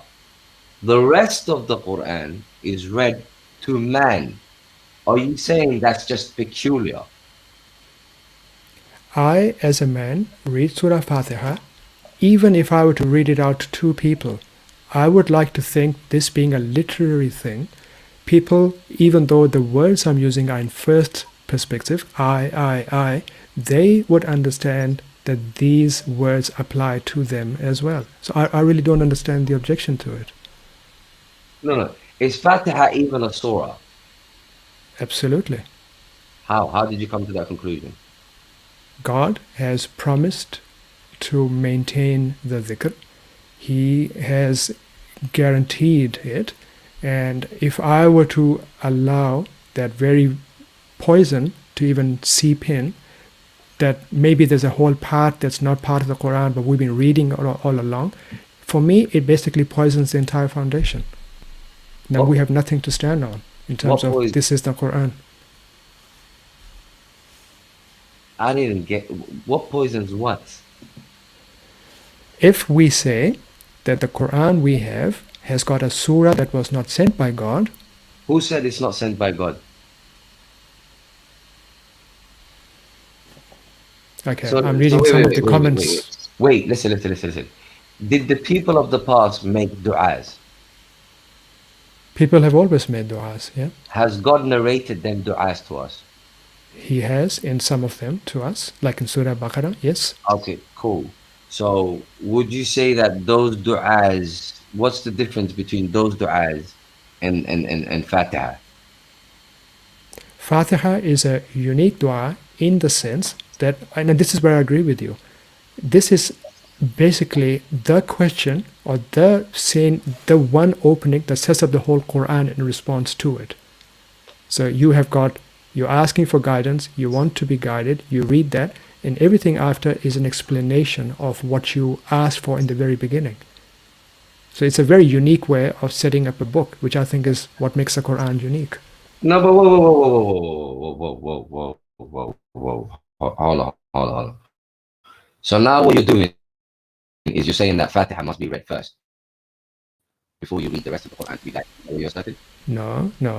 If I were to pick up the Quran for the first time and I start reading the book as a reader, as an intellectual reader, wanting to know what I'm going to be reading, the very first page gives me an idea of what it is that I'm meant to be doing. I'm meant to be looking, Yeah, but it's searching for irrelevant, guidance. No, but it's irrelevant though, because it has no bearing. Because even if you didn't start the Quran from Fatiha, you could still be guided, right? Yeah, you could, and this is where I hold the Quran So that has no bearing, Mathani. The verses of the Quran repeat themselves, the motifs repeat. You could start anywhere, and so long you're being honest with the context and the whole. point is, Moses. Yeah? Wait. Hold on. Why are we even referring to Fatiha as a surah? A surah is something that is read out to people. Is Fatiha said read out that? to people? Huh? Who said that? Who said that a surah has to be something that's read out to people? Well, that is the difference between the two. Do you read the rest of the Quran to people or not? What's the meaning of surah, Merrick, to you? No. Answer this question. Do you read the rest of the Quran to people? The Quran is meant to be consumed in a way that makes sense to the person interacting with it. Sometimes I'm reading it Oh my my heart. God, brother. Is Sometimes the I'm Quran read reading to it. people or not? Please, man, just answer the question. I am part of mankind. I could read the Quran by myself without having to You're read it still out to people people. as well. You're still people. The point is the Quran recited to human beings or is it recited to God? I don't like the idea of the Quran being used to say it only means to be recited out What to does people. God say? It Quran doesn't is matter what you like. What the does God Quran. say? The Quran is Iqra, recitation. It's a reading. Now To you could who? go recite, you could go read. It's for mankind. So I, part of mankind, could literally recite it, as in with my voice to people, Okay, wait, or I hold could on. read it. So Moses, Yeah. the point is the Quran from Qul A'udhu Birabbin Nas to Al-Baqarah is recited to people. However, Al-Fatiha is a dua. Hence the difference between the two. Hence why one is a surah and the other is not. So when the Quran says bring a surah the like thereof and then bring 10 surahs the like thereof, what does that mean? Which one is it referring to? Do you guys know? Well, it would have to be referring to the surahs, isn't it? But the point remains. The Yeah, but point it's remains. referring to a specific surah, right? One surah and then 10 surahs. Which one is it? Which is the 10 surahs? Huh? You know when it says bring a surah the like thereof, and then in chapter 13 it says bring 10 surahs the like thereof. So what are these verses referring to? Which ones? It's Is it referring to Fatiha? anything but it's referring to anything but the Fatiha. The Fatiha is just a dua, for crying out loud. Yeah, but in chapter 2 where it says bring a surah the like thereof, this is like in the beginning of the surah. This is just like verse 20 or 30. So it's already saying to us bring a surah the like thereof. Isn't that supposed to be Fatiha? Why? To help Maverick's Why argument, is it supposed to be Abu, Fatiha? Abu Hamdan, to help Maverick's argument, the way people have understood this is they've said because Surah Baqarah says bring one surah, and if they start the counting on Baqarah, then it says Surah Baqarah says bring one surah. But the 10th surah, if you do the new numbering, the 10th surah says bring 10 surahs like this. So this is how they go. And the Guys, way one I second. understand, Let's make this simple. The Quran 17:106 that the Quran was sent down to the messenger to be recited to the people. So, is the Fatiha to be recited to the people? what's the problem with that? I really, What do you intellectually, mean? I don't, Okay, tell me why you would recite I don't Fatiha understand to this. people. Okay, tell me why you would recite Fatiha to people. When I How? watch a dramatical show, there are people standing up telling me in first person stories of other people. This is a literary tool. This is a tool that you use in linguistics. Even if I am meant, so I could be in first person, second person, third person, still be able to get the point over to you. So when I read a Surah Fatiha in front of people, they can connect with that by reflecting on the fact that this is in the I, we, even though it's being recited But to them. you're addressing God. It's you Who's addressing addressing God? God. Who's addressing God? Where am I involved? If I'm reading out the Quran to people, starting from Surah Fatiha, Oh my I'm God. not reciting Surah Fatiha to God. I'm How reciting are you Surah not reciting Fatiha. Fatiha to God? Alhamdulillah Rabbil Alameen. Ar-Rahman Ar-Rahim. Malik Yawm Ad-Din. إياك نعبد وإياك نستعين. اهدنا الصراط المستقيم. صراط الذين أنعمت عليهم غير المغضوب عليهم ولا الضالين. How are you not talking to God? I am And when you reading read the out. Quran, when you read, can You you go, use that? I mean, you don't use that as an argument, never, as a proof for anything. So it's not something to be recited to people. Say that again, Al. I don't think I got it. So when we talk about the Quran and we want to understand the matter, we don't go to Surah Al-Fatiha. Why don't you go to Surah Fatiha? Yes, Don't you- you recite it to people, man. In what occasion would you recite Fatiha to people?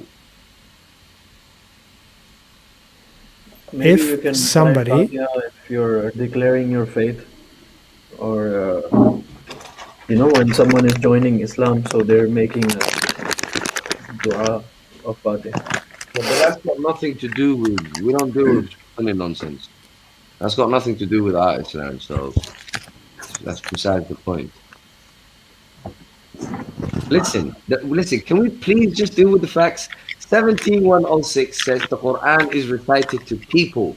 Does anyone have anything other than that? Does anyone have a verse that says the Quran is recited to Allah? Does anyone have that? I think the argument is where I'm disagreeing with, not the consequences of it. We are not Surah Fatiha, when I'm reciting it out, when I'm reading it in my heart, I'm part of mankind. This is a very special connection in first person. I am reading out Surah Fatiha to remind myself that my job is to seek guidance and be part of those people who Why have would been. you and I'm recite? Hold on, why telling- would you recite Fatiha? You've got the Quran. I would be reading Surah Fatiha as part of the Quran as a reminder that everything I read after is an answer to these very first basic questions that are being asked. Where do you get that idea from, though? Do you have a verse that says to do that? Yeah, Moses. What- I think maybe what he's saying is, is now starting to become sort of a ritual, which you're making for yourself, where you already have the remembrance Moses that is you're. unbelievably opinionated, man. No, Oh, absolutely. I don't disagree with that part. So I'm not counting the ritual salat part at all. I'm not even talking about that. I'm just saying, if I, in my own time, start the book from page 1, it's a constant reminder to me as a reader of the book. This is the sort of stuff that I need to be striving towards. Yeah, but which Moses, is- can we talk about what God has told you to do? Like please, not your own ideas and whatnot. What have you got evidence from the Quran? Like So evidence. if I'm reciting Surah Fatiha to people, other people apart from myself as well, this can be understood in two ways. And I would like to think this is something quite obvious. I recite this out to the people. I get the opportunity to reflect myself even when I'm reciting it. This is something that happens to every person who does it after me. So there's a second person, a third person, a fourth person. They read Surah Fatiha to those around them, and the remainder of the other surahs after that, they are constantly, as the reciter, also reminding themselves in the process. I think it's quite beautiful in that We sense. know that Not everyone only is reminding themselves. That's why it's a personal thing. That's why it has nothing to do with a public thing. Well, like when you read in Fatiha, okay, cool. You get this sensational feeling, wherever, blah blah, because you know what you are reciting to God. That's the whole picture. But why are you reciting it to people? Is the point? Unless people can't recite it for themselves, why would you recite it to anyone? Well, the same argument would then apply in Surah Nas. So if I stand up, and this is why, and this is a reason we've got debates in the Sunnah tradition of, is Qul part of those ayahs, those surahs or not? Hear me out. If I stand up and recite out Surah Nas to people, what am I saying? Qul a'udhu bi rabbin nas. Now, there have been disagreements in the past where they say Qul should not be part of the Quran. It's a command in brackets. When you stand in front of people. Moses, stick to the Quran. This is the last time I'm going to tell you. I don't give a damn about traditions. Stick to the Quran, man. This is the same argument that I'm making. I don't care about the arguments that you heard out there and blah blah blah. Let me say this God out to you damn. simply, without referring to history, which I think we should refer to, regardless. I don't Qul care. a'udhu Stick bi, to the Quran, man. brother. Qul a'udhu bi rabbin nas. If I stand and if I read this out, am I reading this to the person for him to understand, or am I asking him to say the same thing to somebody else. So if I stand up to you and I say, Qul, or Maverick, Qul, say, Maverick, you say, You're teaching me Qul something. a'udhu bi rabbin nas, a'udhu bi rabb, I seek protection from God. As Yeah, in you're I'm teaching me telling you, something. Maverick, yes. So I am asking you to do it. Surah Fatiha is the same with the Qul is in parenthesis. And this is a discussion we had But yesterday. the person saying it as the messenger, he would be teaching me something. What else would he be telling me to say? Well, I'm not asking you to understand there. I'm standing up literally and saying, Maverick, say this. Say you seek protection in God. And God is this, God is that, God is that. Why do you even need the word Qul there? Because you're teaching me something. Did you forget this book was sent to a messenger? And the messenger is told to say. And the messenger is so honest with his job that even when he's told to say, he even puts down the say. Why is that an argument, Moses? Yeah, I'm just surprised that something that's for me quite obvious is something not quite obvious apparently. What is obvious to you, Moses? When I read Surah Fatiha, even if I recite, and I'm not talking about the ritual salah part, Abu Hamdan, which is where I would agree doesn't make sense. I'm talking if I stand in front of people and whether I say Qul Alhamdulillahi Rabbil Alameen or I stand up and say Alhamdulillahi Rabbil Alameen, the sense is the same, which is No. Qul a'udhu bi rabbin nas. No. The sense is not the same because you don't get to dictate to the Quran. You don't get Brother to change Maverick. the Quran, Moses. Qul is You don't a get to do that. command. What do you mean? Qul, I'm going to put a Qul before Fatiha. Qul a'udhu bi rabbin nas. After Qul, things are in first perspective. A'udhu, I. Qul a'udhu bi rabbin nas. I seek protection in the Lord of mankind. I. It's the same thing we are seeing in Fatiha as well. No, it's Just not. because. How No, is it's that not. No, it's not. There is no say in Al-Fatiha. You're not being taught anything, whereas the rest you are. Like, why So do just you because- feel the need to change the Quran? We're not changing the Quran, God forbid. Yes, you are. This You're is- trying to equate two. You're trying to If equate I- two things that have completely no resemblance of any kind. One is an order to say something, and the other one is not.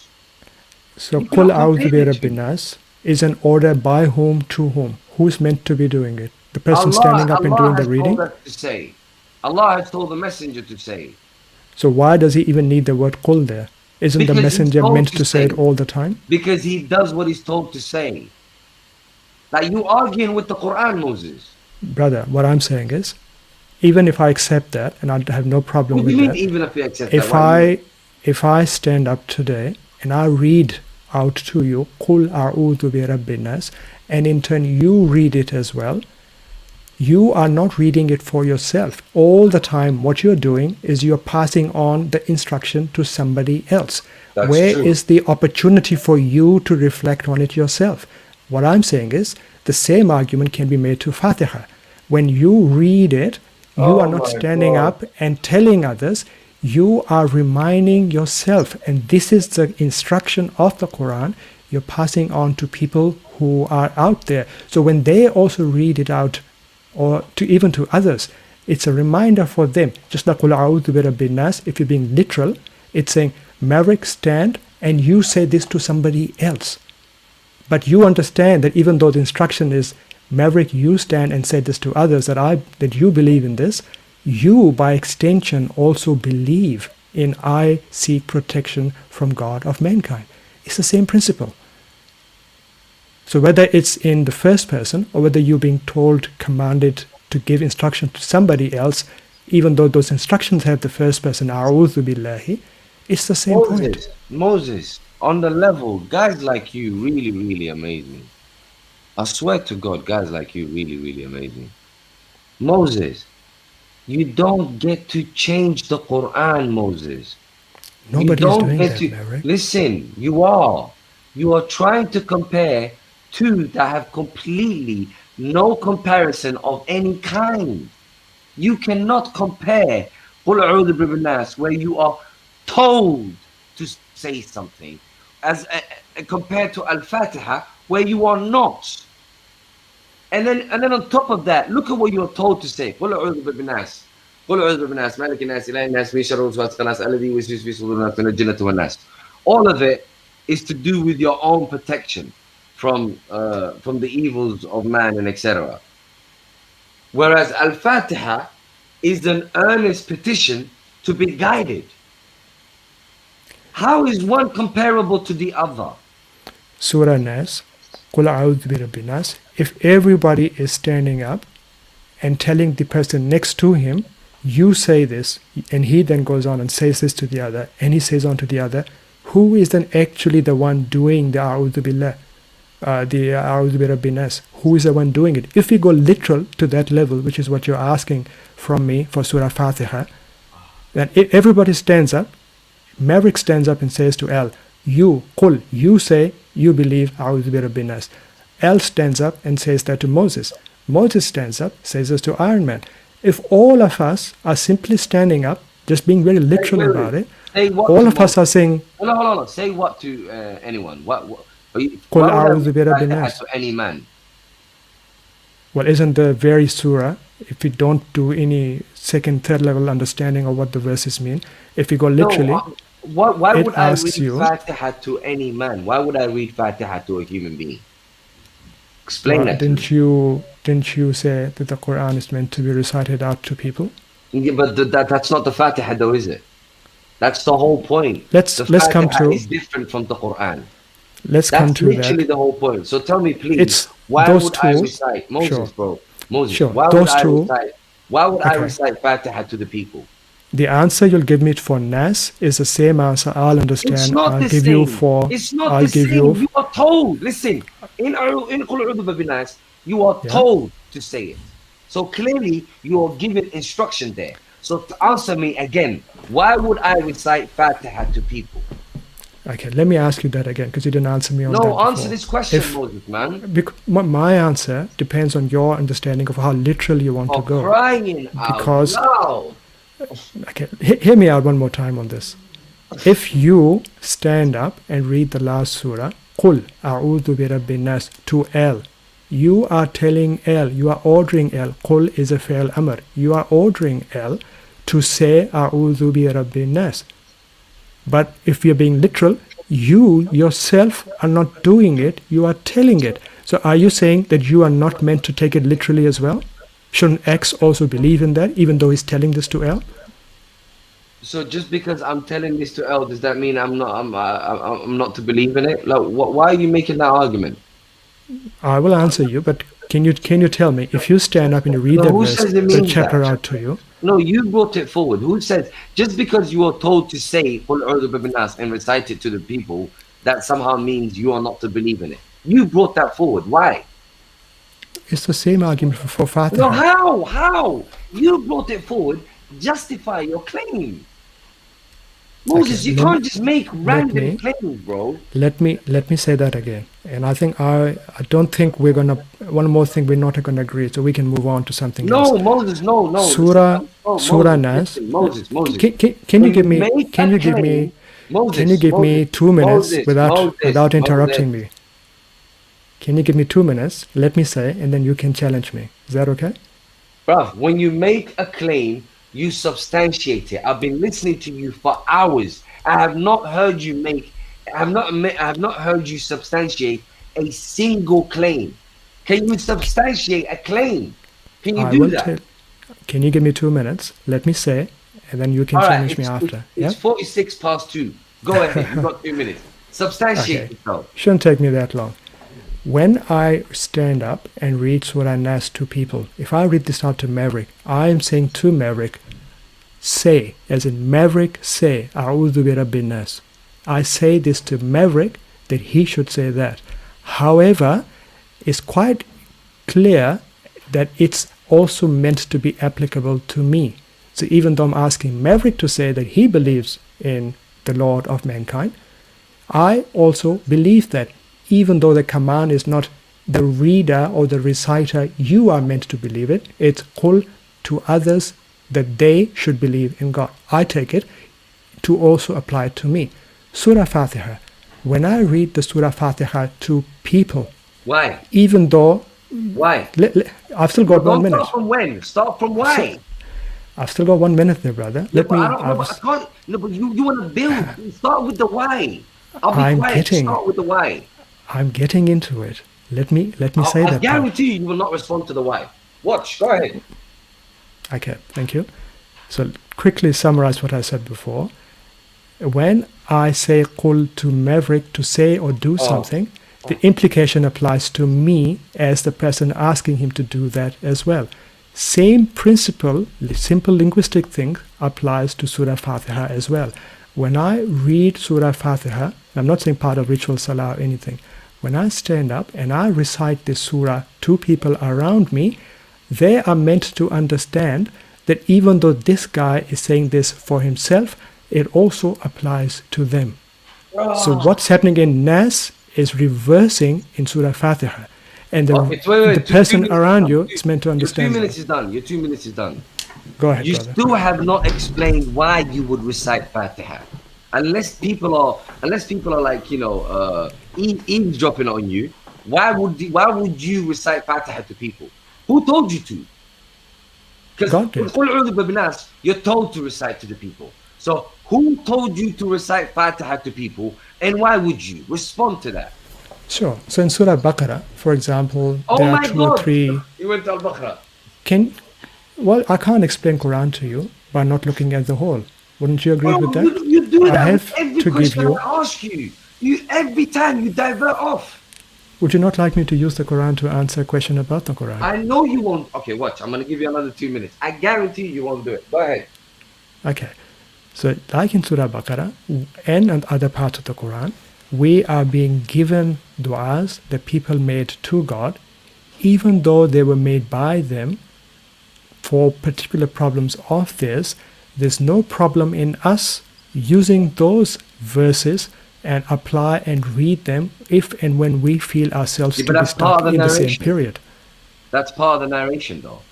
Like when in the Quran a particular story and a particular du'a within a story is being narrated, is part of the narration. So Yeah, but there's no how do you problem. find that analogous to Fatiha? Sure, there's no problem in me taking those 2 or 3 ayahs, even out of context, if they apply to me, and reading them out to feel a connection towards God. I'm remembering God Okay, because but those 2 or 3 okay, all verses right, apply cool. to me. When you read du'as, though, du'as are recited to God. I don't have a problem with that. When would you recite a du'a to people?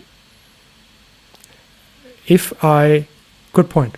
So if I stand in front of people, and if I just recite out those 2 or 3 du'as from other people without even the context, I would like to think that they are sufficiently capable to realize that these are the words uttered by people before, recorded in the Quran, and as such are good ways for us to remember God Well, and who reach God asked you by. to recite a du'a to people? You still, Cor- like, you're coming from your own, like, where are you coming from? Who asked you to recite a du'a to people? And why would you recite a du'a to people? You can't just paint this picture where you're somehow up on this pulpit and then you're just reciting stuff. Who asked you? Why would you do that? A good question. So again, we are meant to be able to understand what we are hearing. So if I read out to you Surah Kawthar, if I say to you, Inna a'tainaka al-Kawthar, I'm standing in front of you, this guy here, I'm standing in front of you, I'm saying to Maverick, Inna a'tainaka al-Kawthar, we gave you Kawthar. Now, if you take it very literally, you would come away with a very warped understanding of who is this guy referring to himself as either a plural we or a royal we, and why and what is Kawthar and why is he giving to me. So again, even though there's no other verses or anything clarifying what's happening, you, the reader, are clever enough to realize, even though it's a single person standing in front of me, even though he's using the royal we and is giving me the Kawthar, you will understand that this is not something coming from this person. He's reciting out someone else's words to you, and you would take it to be that way. Same thing goes for Fatiha. I read this in first person for me. Surah Kawthar, I read to you in God's words, in God's voice. Isn't that quite amazing? I stand up, I say to you, we gave you Al Kawthar, and your enemies will be the ones who will be disrupted. Now you could, if you really wanted to apply that same principle, that unless there's a clear demarcation of who's saying to what, in what circumstances, you have to take it literally. If you go to that level, you're going to find yourself struggling, I would think, in What are you defining talking Surah about? Kawthar. Moses, seriously, what are you talking about? What are you talking about, Moses? So Surah Kawthar, how do you What about it? What understand about if you Surah stand Kawthar? up? What about If you Surah s- Kawthar? Are you if you telling me stand it's a up- discovery that God is addressing the messenger? Is that a discovery? You are saying, we are being very literal here, because this is the standard What is this that literal you you're would talking want us to about, bro, use. man? What option is there? So inna a'tainaka, we all understand that even though the text does not say who the inna is, we are meant Why would to it? use our Whoa, minds whoa, to understand it's hold the on, word hold of on. God. Okay, what's the discovery here? I don't understand. What's your question? No, I don't understand. You seem to think there's something sophisticated that you keep pointing out. I don't understand. What do you think you're pointing out here, Moses? What I'm saying, my summary to that, is that we have got different tenses, we've got different point of views, different perspectives being used throughout the Quran. We can't say just because we don't have explicit verses before or after that they somehow no longer become part of this book. This is where I'm leading Who to. said? Why do you have to straw man people? Who said anything about this? It has nothing to do with the book, or it's not part of the book. Who said that? I'm not okay. First of all, I'm not trying So why are to. you mentioning that then? I'm not trying to strawman you. I'm not trying to do a debate because I frankly don't well, think so that why are you saying that ever then? succeeds. I'm saying this because Surah Fatiha, just because it's got a special character to it, it's no special to the special character of surahs like Kawthar or Nas. In Nas, No, even there is though a clear difference between the two, though. okay, let me say that one No, more is time. there a clear difference between the two or not? All those three verses are unique in their own ways. No. Is there a difference between the two, Moses? Which Is there a two? difference between Al-Kawthar and Fatiha? Absolutely. Namely, who's addressing who in Fatiha? There's a stylistic difference. No, So who's in addressing who in Fatiha? Surah Fatiha, God's word, the very clear understanding is it's the person reciting that reaching towards God. Okay, Surah cool. Nas Now, is the cool. person standing in front of others. Even though he's reciting it to people, he is relaying God's words to people. Surah Nas, even though I stand in front of you No. I command The point you. is, wait, Moses. The point is, Surah Nas, it's a commandment. You don't have that Yeah. commandment in Fatiha. Fatiha is an earnest petition, whereas the rest of the Quran is God telling people what to do and God narrating stories to them. Is that not a fact?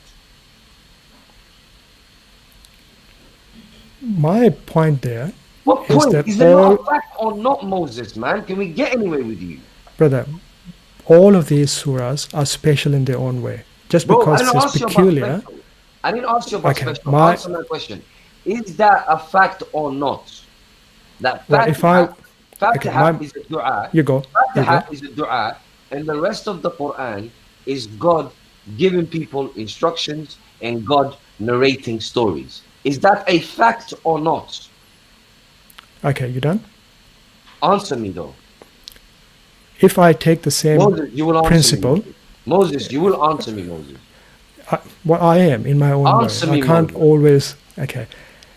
If I take the same principle, I can't read out Surah Kawthar to people either. Moses, will you bloody answer a question, bro? You know what? I think what he keeps You know, missing. I think I've what he keeps tolerated missing more is than the enough. fact. He's Fucking missing is the hell. fact that our Father Just not Hey, what's on- going on here, man? What the hell is going on here? Obey is God. What you doing? What's going on? This good what you? Chill out, bro. People, chill out. Bloody hell, bro. Fucking hell, man. Fuck's sake. Ahmed, This good. Got an actual with- headache, bro. well, with all honesty, the Fatiha topic that you mentioned is new to me. Yeah, and it makes sense. It's not a like a dua that you would narrate to people. So basically, when you read in Al-Fatiha, it's us asking about the straight path. And when you read the Quran, you come across verses that tells you what is the straight path, which is the Quran itself. So it's basically like question answer thing. Yeah. But bro, it's not, don't get me wrong. It's not that, I need people to agree with me or whatever. I just want people to use the Quran as a reference. I don't care about anybody's deeply held opinions, including my own. Just use the Quran as a reference. That's it. I don't like this idea of, oh, it's ambiguous and people can have, whatever opinions they want and blah, blah, blah. And nah, man, that's not on. I got you. True. Yeah, that's a good point. Sometimes we might get deviated by our opinions. It's People, yeah. people sometimes think a lot of themselves. And like, when it comes to the Quran, I'm not going to tolerate that. You can think a lot of yourself in wherever you want in life. But when it comes to the Quran, it has to have the last say. I got you. We're told to use it as the Criteria. criteria. As a criterion, right? Criteria, judgments, what is prohibited and what is not, what is prohibited basically. Anything that you need to know, fully detailed. I mean, so basically, there's no point of going outside of it. And like having opinions and whatnot. What the hell? This is why I keep telling people, ignore my opinions. Let's stick to the Quran. You see what I'm saying? Let's I stick got to you. what we can verify from the Quran. I got you. Another topic, which is Siyam. What I've done is that I read the verse لعلكم and it goes to لعلكم تتقون.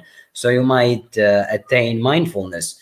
And when I read this across the Quran, it's all referring to the book and reading the book and taking the book. لعلكم تتقون. All of the verses they refer to like خذوا ما آتيناكم بقوة واذكروا ما فيه لعلكم تتقون. So this whatever siyam is, it has to do with the Quran. Same as salah. We had research and all of that, but then you find it referring to staying close to the Quran. So siyam must be in this context. See, that's the kind of reasoning I like. Can you clarify for me? Because here's the thing. How do you attain mindfulness? Is it through doing a lot of things? Well, let me answer that one actually, please, yeah. Because I came to the same conclusion as you with لعلكم تتقون. Siyam, whatever it is, the purpose of it is so that you may attain mindfulness. Yes. Now, I've done a video where I've used, for question instance, just before you sorry Maverick, just before you start, I want to ask quickly, like tattaqun, both of you, is like tattaqun only refers to going back to the book and seeking guidance from the book? Yeah, I can prove that. I can prove that. Check this out, yeah. So when we look at chapter 2, 183, when we look at chapter 2, when we look at chapter 2, 183, it says Surah name, please. Oh, Baqarah. Al-Baqarah 183. So when we look at Al-Baqarah, it says, يا أيها الذين آمنوا كتب عليكم الصيام كما كتب على الذين من قبلكم لعلكم تتقون. So all you who believe, prescribed for you is Siyam, as it was prescribed for those before you, so that you may attain mindfulness. Let's just say mindfulness, yeah? Mm-hmm. Now, so from there, we're clear cut, we're told that the purpose of Siyam is so that we may attain mindfulness, and that this Siyam is something that the people of the past, meaning the people of the book, have also gone through.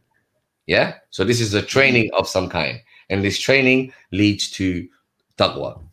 Now, what I did in my video is I noticed that taqwa is always about basically mindfulness about God, and it's always to do with revelation. And I used chapter 651 to say, look, taqwa is talking about revelation. However, an even better one that clearly defines what this taqwa is starting from chapter 6, 151 to 153. Especially if you look at 153, it literally says, watch this. If you look at 153, it's perfect explanation of what this taqwa is. Can you just tell me one word from the ayah, from the verse? Al-An'am, Surah Al-An'am, 153. So it's basically, وَإِنْ هَذَا صِرَاطٌ مُسْتَقِيمٌ فَاتَّبِعُوهُ وَلَا تَتَّبِعُوا سُبُلًا فَتَفَرَّقَ بِكُمْ عَنْ سَبِيلِهِ. There you go. ذَلِكُمْ وَسَاكُمْ وَصَّاكُمْ بِهِ. بِهِ لَعَلَّكُمْ تَتَّقُونَ. There you go. Yeah, and again, يا أيها الناس اعبدوا ربكم والذي خلقكم لعلكم تتقون. So how do you do ibadah to Allah? How? By following his You command. can't do ibadah. You can't obey Allah or anything. You can't do anything attached to Allah if you don't read the Quran. Basically, There you go. and There you again, go. there's another verse. خذوا ما آتيناكم بقوة واذكروا ما فيه لعلكم تتقون. It talks about I think the children of Israel. Yeah. So it tells them, take the book and mention what's in it so you might attain mindfulness. There you go. It's clear cut.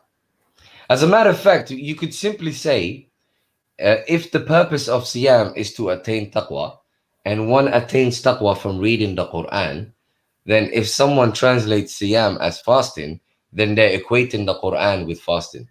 They're saying they both have the same effect. Do you get it? Yeah, I get you. That's see, here's the thing. When you read the Quran, the Siyam is I would say sometimes it has it's optional and you have feeding the poor, but why we're never having a month where we just feed the one who doesn't have? I mean, and we choose to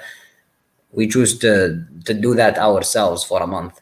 Well, actually, bro, I don't know if you was here earlier on, but an even easier way to get rid of the whole argument of fasting is if we go to Al-Baqarah 187, you know, when they say Kulu washrabu. In Al-Baqarah 187, they translate Kulu washrabu in this verse as eat and drink. Yeah? This is their whole basis for fasting. Their whole basis for fasting is this verse, chapter 2, 187. So, and they translate Kulu and washrabu as eat and drink.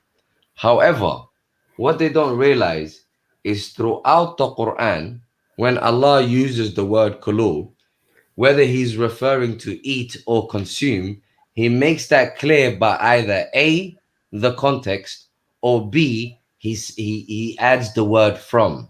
So eat from, etc., etc. Eat from ... Do you get it?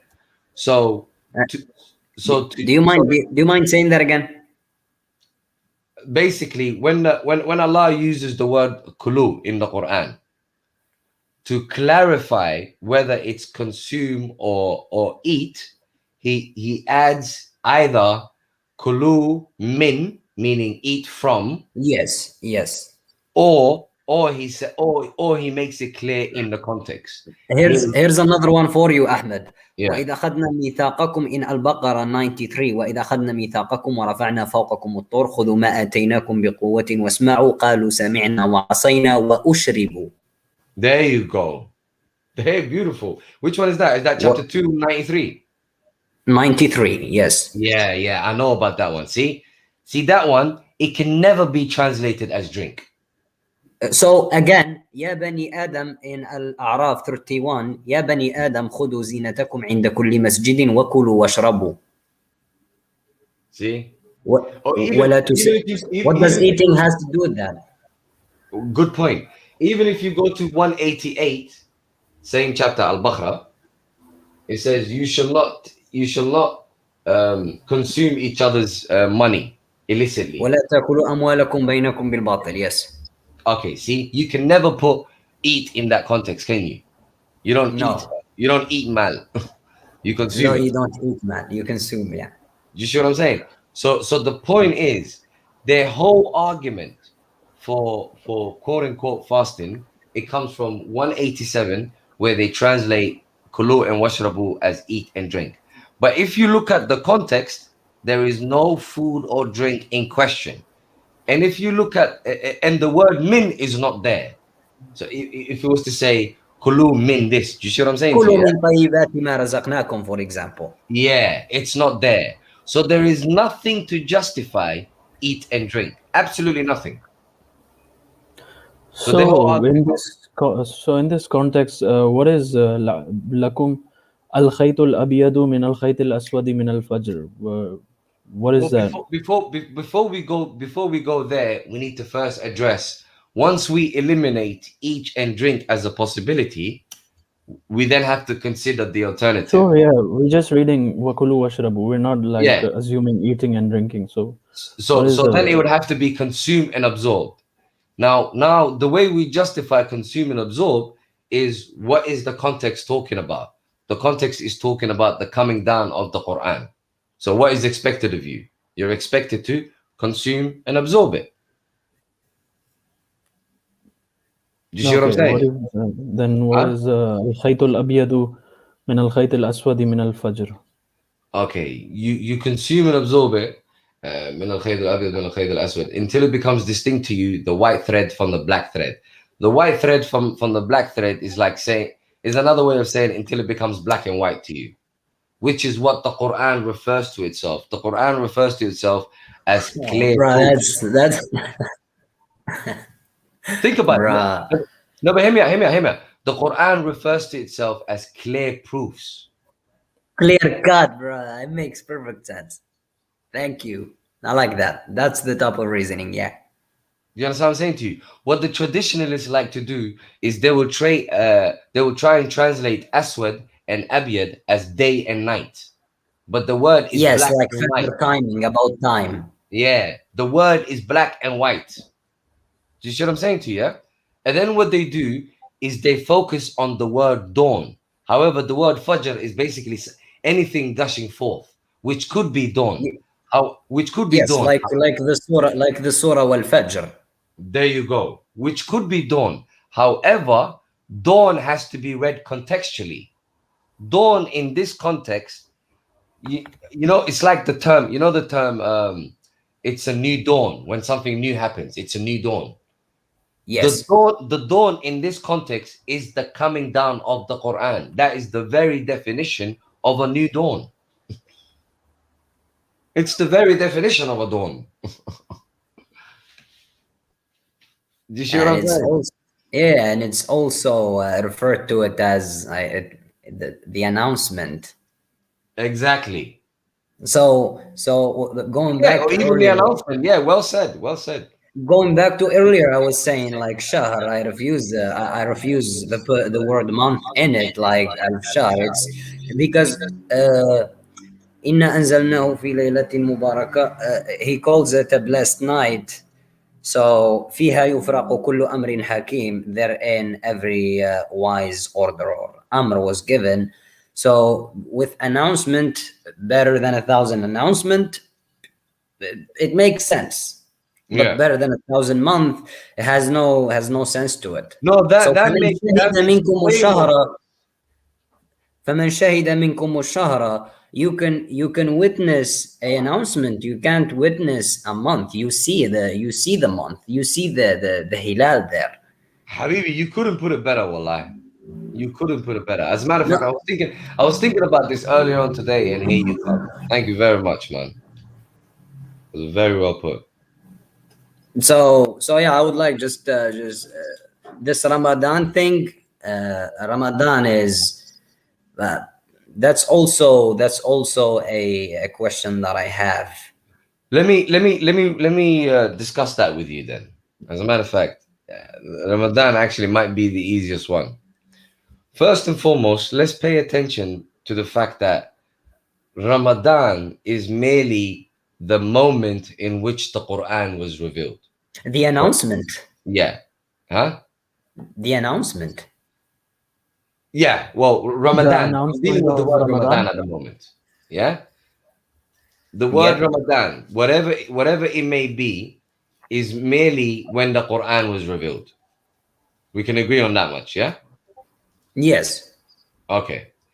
Now, the Quran, if we're consistent with the Quran, what people would like to do is, for instance, they like to consider that Ramadan has something to do with the climate of the time when the Quran came down, or they Mhm. would say it's the name of a month. Yeah. Yes. Those- Basically, object like I don't know how to put it, but they have to put a symbol to anything. Yes, they'll say, yeah, very well said. Actually, that's precisely what they're doing. However, here's another thing that I would like to put forward, and that's considering two things. Number one, considering the definition of the word, or one of the definitions of the word being something to do with scorching heat. Yeah. Mhm. And the other thing that I would like people to consider is that if we consider the word scorching heat, or a peak moment of some kind, yeah, a boiling point of some kind, if we consider that, and we consider the sunnah of Allah, the sunnah of Allah in the Quran is that He sends a messenger to a community when a community is at its peak in terms of doing filthy stuff. Basically, Definitely, and let me point to that. Mm. God when God punished a nation Mm. somehow. It's always because they try to generalize what they're doing. They try to spread it and make everyone do it, as the story of Lut. They try to make him do it. yeah, So if he hypothetically, we know he wouldn't have do it. If he has done it, or someone else has done it, and it became 100% people doing that, then the rule of Allah, وما كنا وإن من قرية إلا نحن مهلكوها قبل يوم القيامة أو معذبوها عذابا شديدا. And qarya is always used for a community that unites on something. exactly. So if we are consistent with the sunnah of Allah now, a Mhm. message is sent to a community when they are basically getting their last warning before they get destroyed. Mhm. Yeah. Agreed. Yeah. So if we consider that sort of a climate, if we consider the sort of a climate that a society has reached, where I see your basically point. it gets a message, or else it's about to get destroyed. I see You- your point. I see where you go. You can classify that climate as a climate of scorching heat, as a climate of Ramadan. Do you see what I'm saying? So I get you. You know, surprisingly, in Arabic, they use it for leaves when they're like drying because of the heat. yeah, So that's Ramad. You know, so yeah. it makes sense. I see where you're going. I got your point. So it's like the message at the last minute. Yeah, so in a sense, what you could say is basically all messengers received revelation. Basically, you could say Shahr Ramadan applied to all messengers. Do you see Yeah, the point Sunnah of there? Allah. Yeah, it's basically the Sunnah of Allah. There's nothing new with the last messenger. Yes. There you go. So Yeah, that's just that being goes consistent with without the saying. Quran. I don't see the point in introducing weather or the name of a particular month. I don't see how that could be relevant to the Quran. There is no reason to, and it's basically the announcement at the last minute that goes without saying. That's exactly the point. Brilliant. If we put that to test nowadays and we make a community all commit something and we put them in that mindset, then it will repeat itself. However, Allah subhanahu wa ta'ala has one of his sign is diversity. So basically we can't all unite on one thing. We will never do. There will always be difference as long as we wanted to.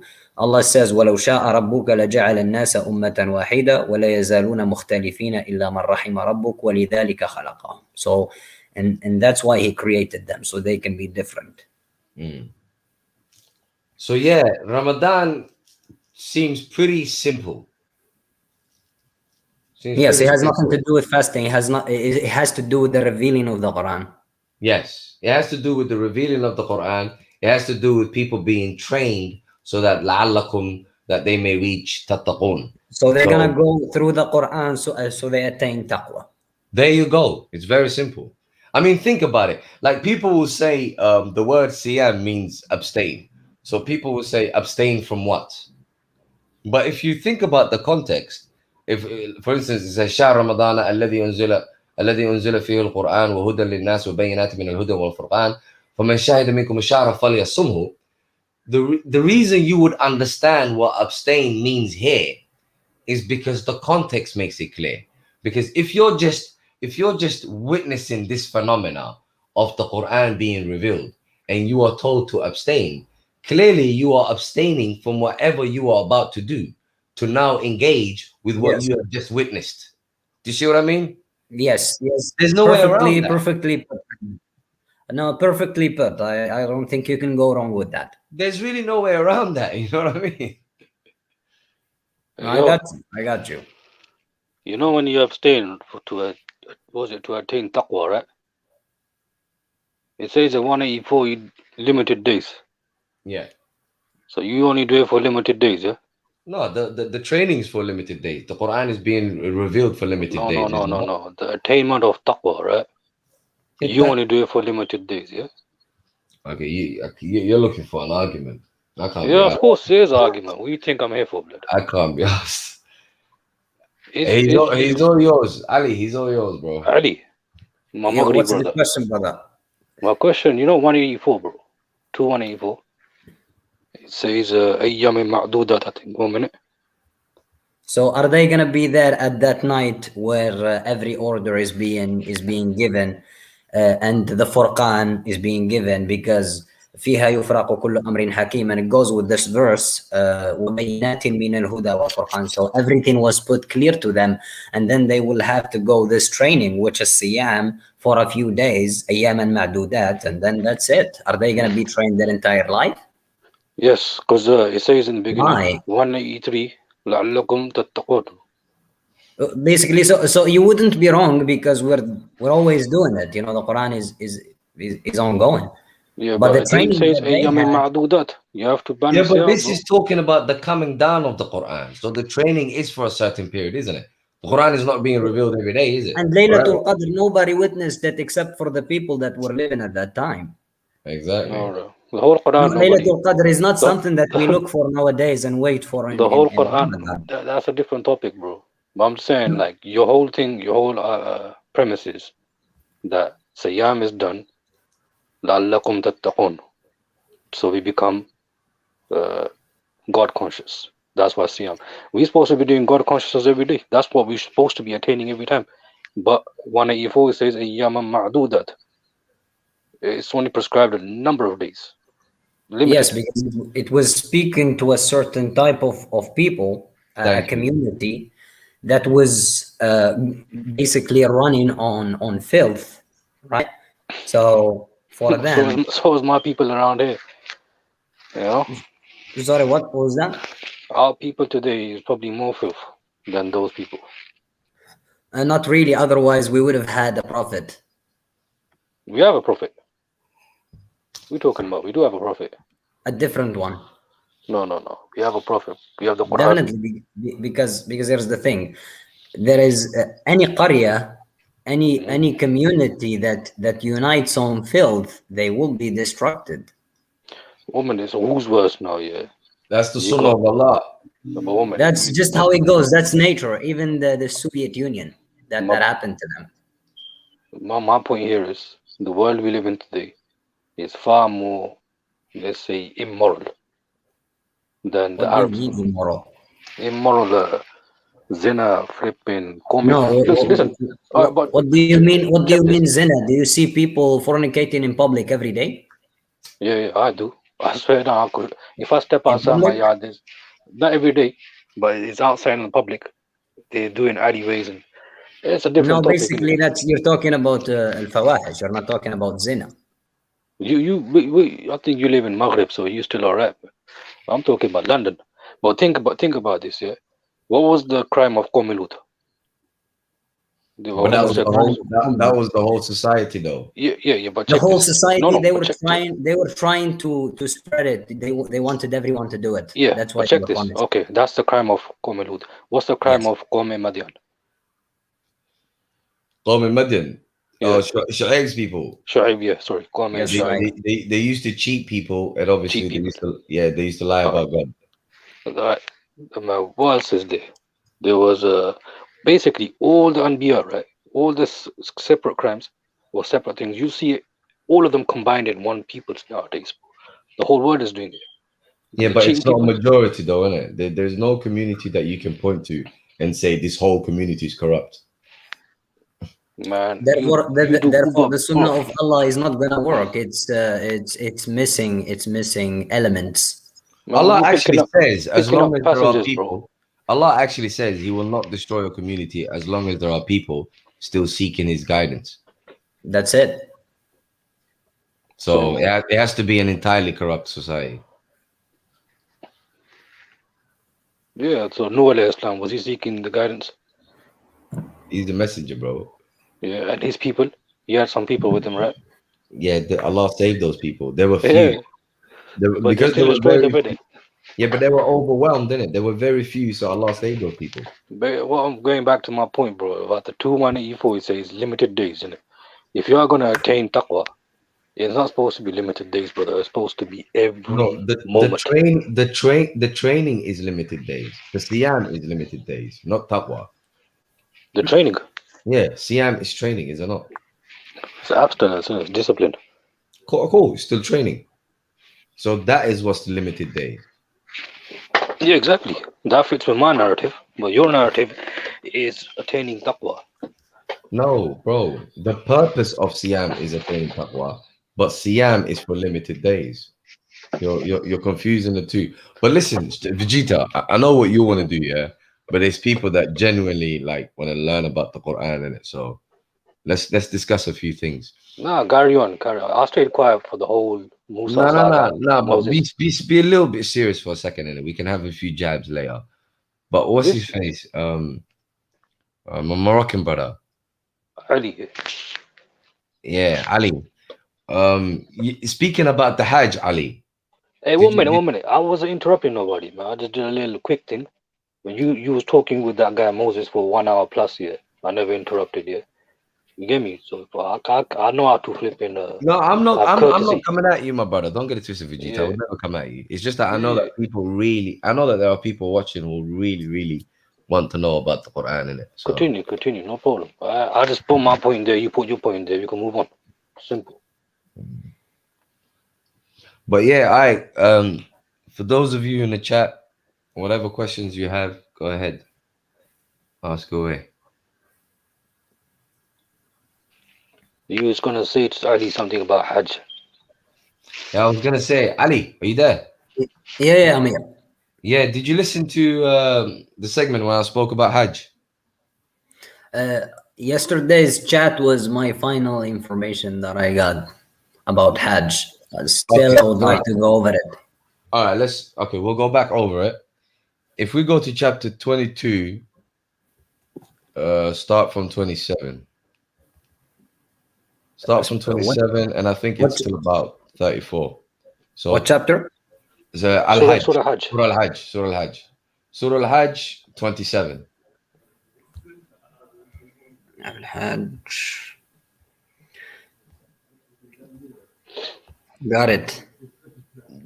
Jazz, yes, there is nothing to say that it can't be ongoing. وأذن في الناس بالحج يأتوك رجالا وعلى كل ضامر يأتين من كل فج عميق. Okay, so before you continue to the next verse, Yes. do you see that Abraham is being told to proclaim to the people about the Hajj? Yes. Yes. Okay. And then he's told that they will come to him on various means of transportation. Yes. Okay. So because Abraham proclaims the Hajj and he's told that people will come to him, whatever he does next when people come to him has to be the Hajj. Yes. Does that make sense? Yeah, definitely. It has to be that. It has to be that. Because, or else we would be saying that Abraham calls people to the Hajj and people come to him, but he don't actually do the Hajj. Would that make sense? Yes, because whatever they came for, it's Hajj. It has to be. Is there any choice in that? No, but you can't. That's the statement there. وأذن في الناس بالحج. I know, but a lot of people miss this because if you see this verse alone and you read the next verses, it becomes clear. Do you see what I'm saying to you? Definitely, yeah. Now, okay, so now that we know that the Abraham proclaimed the Hajj and the people came to him to do the Hajj, everything we read afterwards here has to be the Hajj. Continue reading. Yes. ليشهدوا منافع لهم ويذكروا اسم الله في أيام معلومات على ما رزقهم من بهيمة الأنعام فكلوا منها وأطعموا البائس الفقير. That they may witness benefits for themselves and mention the name of Allah on known days over what He has provided for them. It's a literal. It's a translation that I'm reading. Before you Sacrifice continue, animals, so eat of them and feed the miserable and the poor. before you continue, the fact that it starts with that they may seek, that they, Yes. the that they is connected to the earlier portion, isn't it? Yes. Is there any way around that? No, it's for the people that he proclaimed Hajj to, and they came to him. So that this is talking about them. All right, thank you very much. Continue the next verse. ليشهدوا منافع لهم ويذكروا اسم الله في أيام معلومات على ما رزقهم من بهيمة الأنعام. Until this one, they may. I just read it. You there? Yeah, I'm listening, bro. I think you're So- right from us. So they may witness benefits for themselves and mention the name of Allah on known days over what He has provided for them of sacrificial animals. So eat of them and feed the miserable and the poor. Then let them end their untidness. I don't know what's that, and Untidiness. fulfill their untidiness. Yes, thank you, and fulfill their vows and perform tawaf around the ancient Bayt. Okay, pay attention to وَلْيُؤْفُوا نُذُورَهُم Yes, and fulfill their vows. yes, So those vows would have to have something to do with the Hajj, wouldn't it? it has to be because it's in the context of Hajj. Thank you very much. So there are two things that we see here. There is vows that have to be fulfilled, and there is food that are being ate, basically.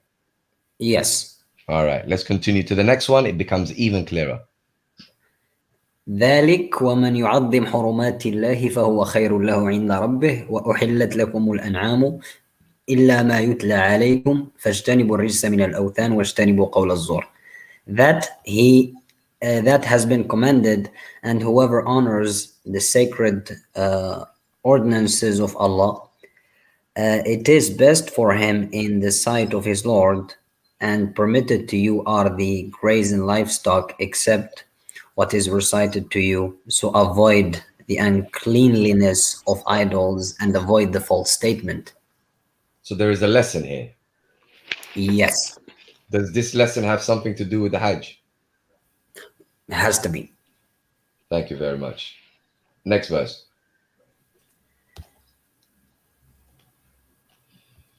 حنفاء لله غير مشركين به ومن يشرك بالله فكأنما خر من السماء فتخطفه الطير أو تهوي به الريح في مكان سحيق.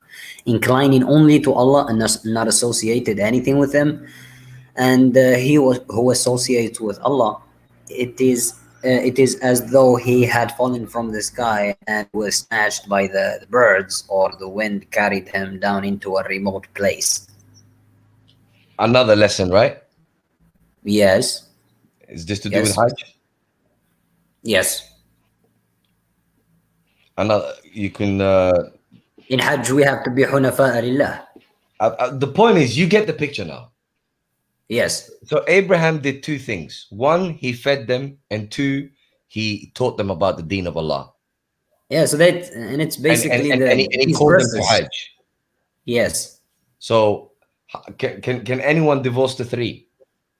No. It's done.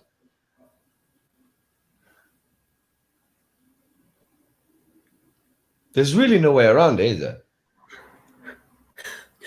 You see that fact, the fact that I didn't have any understanding, to be honest, besides the old understanding, it hits. What hits, bro? What are you hitting on? What hits you? The only argument someone could make, the only argument that is open, is to say that Abraham called people to the Hajj.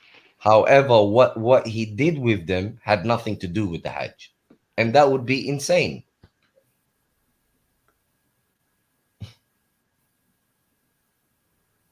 I'll be honest with you. The Shari ta'rif, the Shari definition, ruined it. I know, but when you It read wrote- it, it's weird, isn't it? How they tried it. It is. That's why I said it hits, because they went so far from the meaning, man. Mm.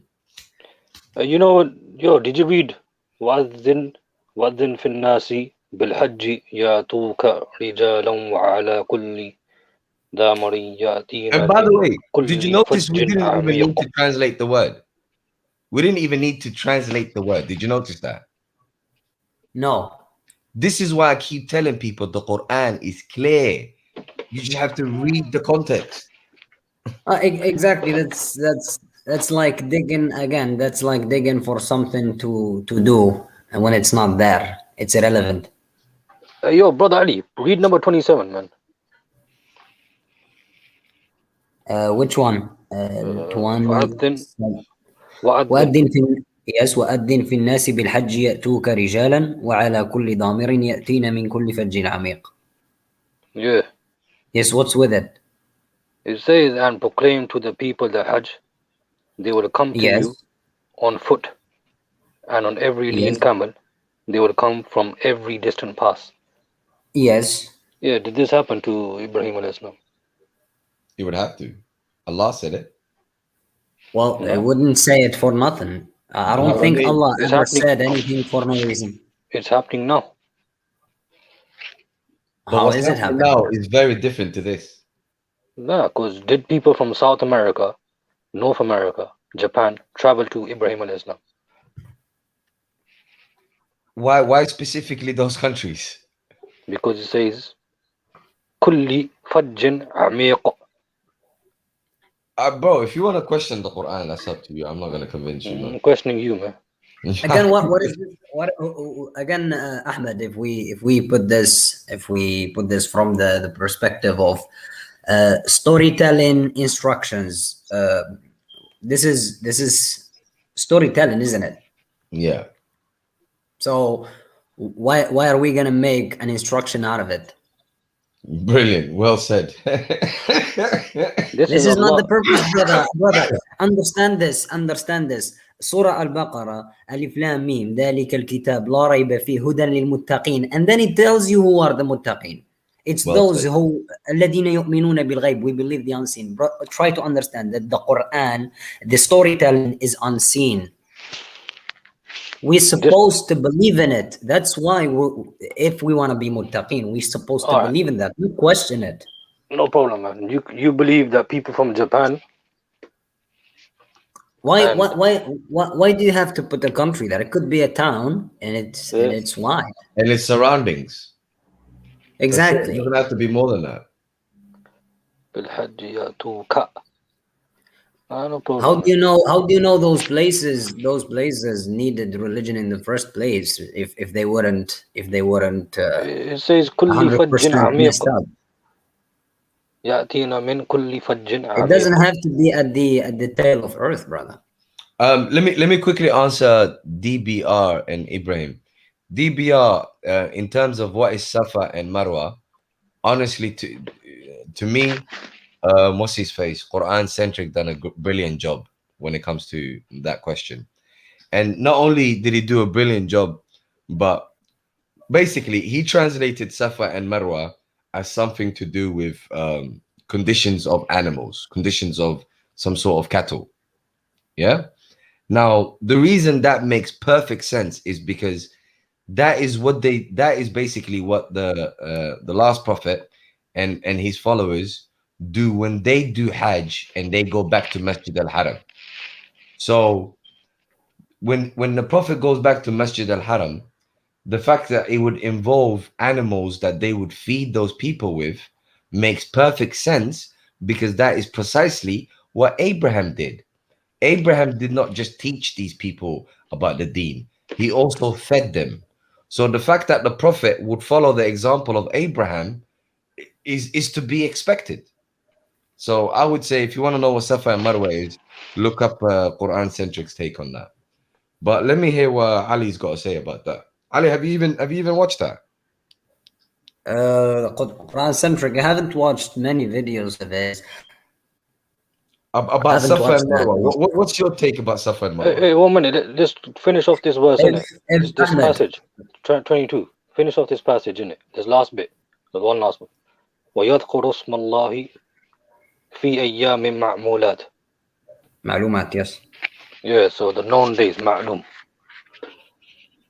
Are these days of Hajj, were they known to the Prophet? Sallallahu Alaihi Wasallam. Of course. What are they? Read chapter 9, verse 2 and verse 3. No, what are the months? Which months is Hajj? Read, it's there. Chapter 9, verse 2 and verse 3. Yeah, you tell me, innit? What month is it? What's the name of the month? Do you have a problem with reading the verses of God now? Nah, I got. If you said it's there, tell me, innit? Which All right, chapter, Ahmed? Chapter 9, Tawbah. Tawbah, verse Tawbah? 2 and verse 3. It's right there.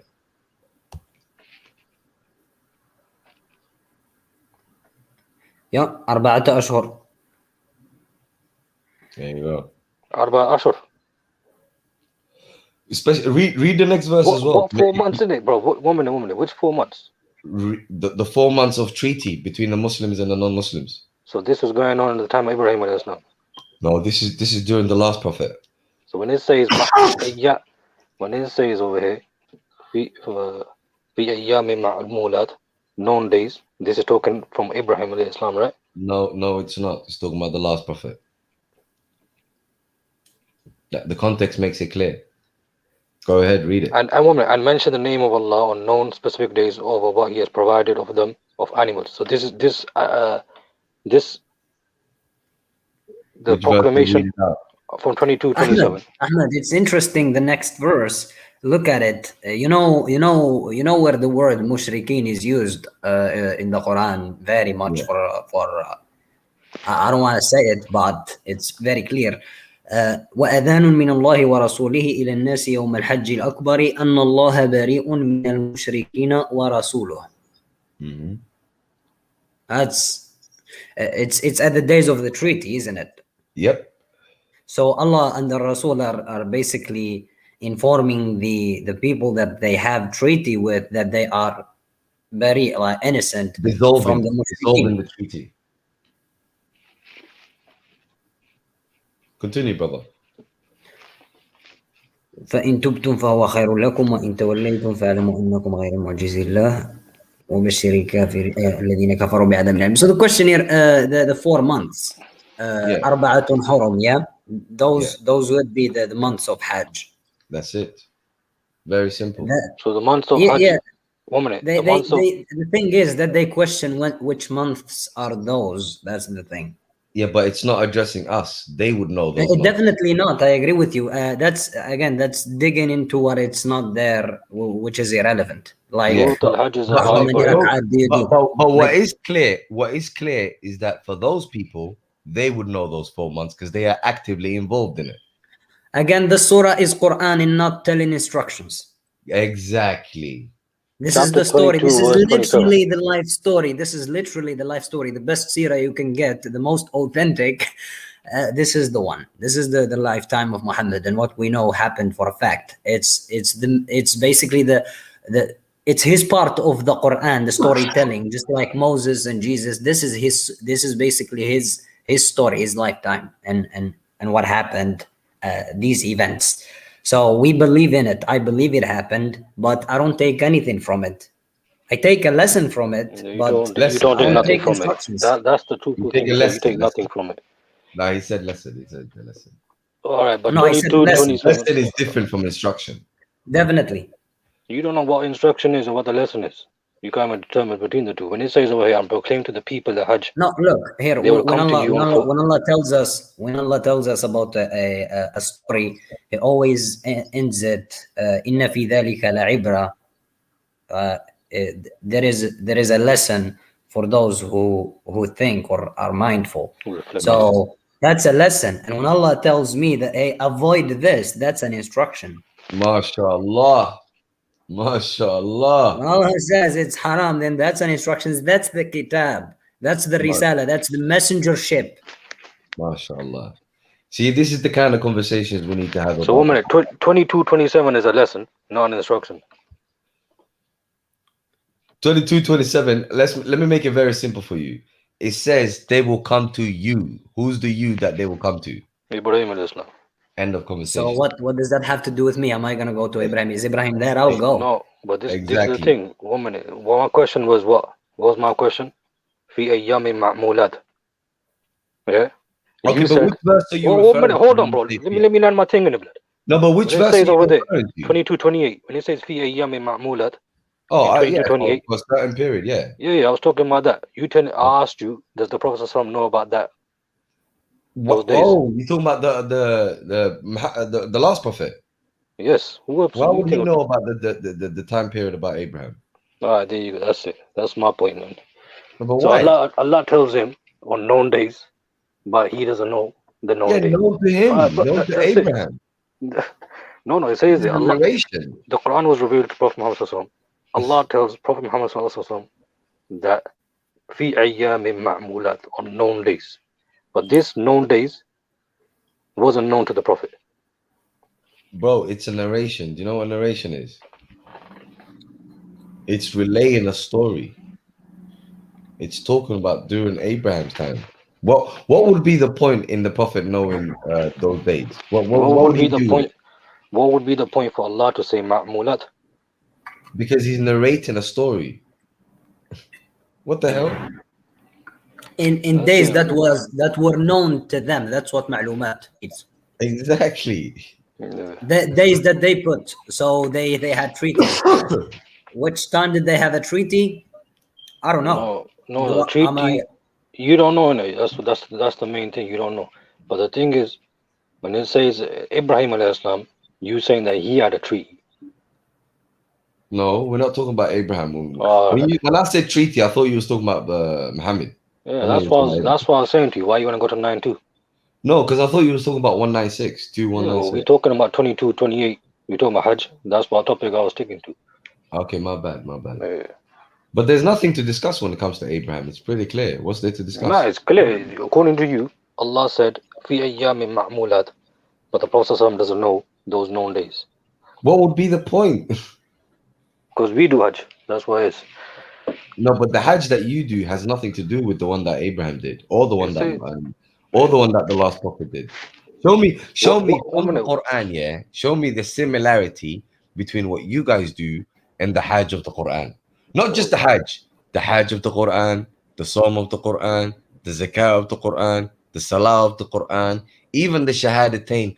Show me The anything. Qibla of the Quran. Furthermore, Mm. show me your 6 articles of faith, and show me your 5 pillars of practice that you call. Show me from the They Quran. don't exist. You said that the Hajj of Prophet Muhammad Sallallahu Alaihi Wasallam. Where is that? 196, chapter 2, 196. Oh, that's cool. He was told to proclaim to the Now he people. was told to complete, actually. It's even worse. Check this out. So with the last prophet in chapter 2, 196, it starts with complete or fulfill or terminate, whichever people would like to translate as. The moral of the main point of that beginning is that he's told to complete, whatever you want to call it, the Hajj. Wherever he's told to complete, he can only complete something that he's already started. Oh, yes. وَأَتِمُّ الْحَجَّ. Yes, you can't do itmam unless you started it already. Exactly. Do you see my point here? So the other thing you've got to deal with as well is that he's doing Hajj now in the same place where he was persecuted from. So Yes. so the people that are residing in that place that he's doing Hajj in are basically the mushrikeen, the people that persecuted him. Yeah.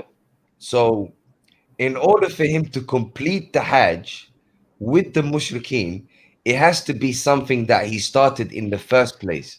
As a matter of fact, it has to be something that he started, which was the reason why he was persecuted, and now he's back to complete it. And it says, and do not shave your heads until the sacrificial animal has No, no reached its problem. place of slough. We can All go right. to we can go to the so-called do not shave your heads, no problem.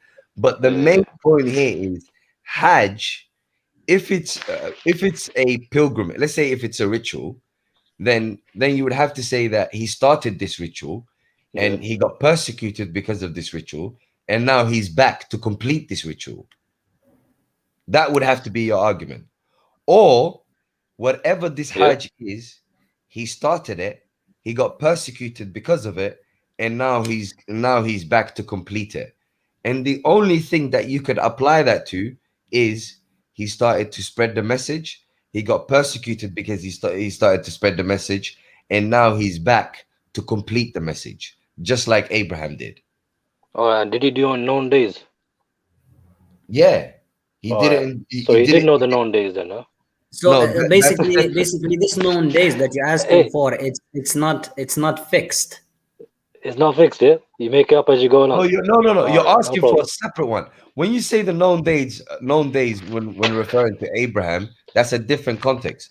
When you talk about the known days referring to the last prophet, that's another different context. That's why I referred to you to Okay. 9:2 Alright. and 9:3. That's the 4 months. So you saying there's multiple types of Hajjs? Uh-huh. Bro, you're dealing with 2 different messengers. What's wrong with you? Yeah. And the way of Abraham, Millat Ibrahim, was a different Hajj, and the way of Prophet ﷺ was a different Hajj, according to you. Yeah? No, it's How is actually it the same. different Hajj if they- Was it the same Hajj or different Hajj? It's actually the same Hajj, but who said the same Hajj had to be the same time period? No. Who Is it the said- same day then, blood? Come Who on. said this? Who said that same Hajj had to be the same time period? What's Hajj got to do with time period? معلومات في إمام معلومات. Those ways. No matter what, Vijaya, you know what you're gonna do, bro. days are known. The known days. The known days. Oh, look at No, what Jazz good. said. Look at the way Jazz put it. See I what beg Jazz of you, said. read the comment. Looking at that deeper, Abraham, peace be upon him, started the Hajj, and Muhammad Sallallahu Good completed point. it. Brilliant, beautiful. Because On known days. there's Who made order? there's no reference to Muhammad starting it. I think. Brilliant, beautiful. If there's no references of the Prophet starting it, woman did that. According to him, the Prophet never started Hajj.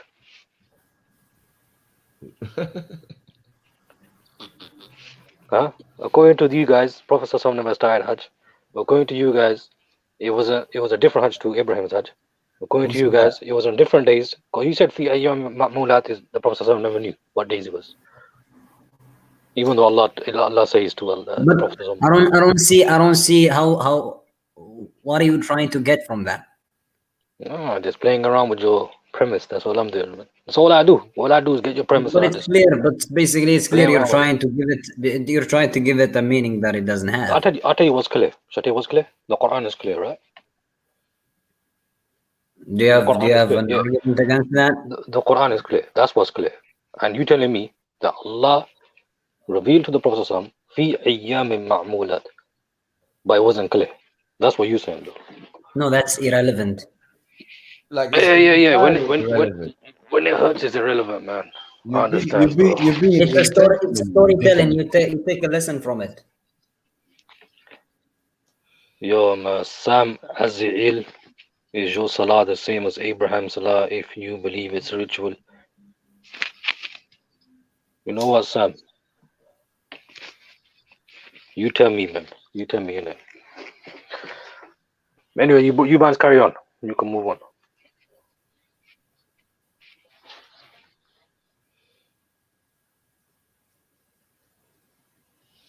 Yeah. Your minute, big refutation. Ibrahim said, "My birthday is known to me.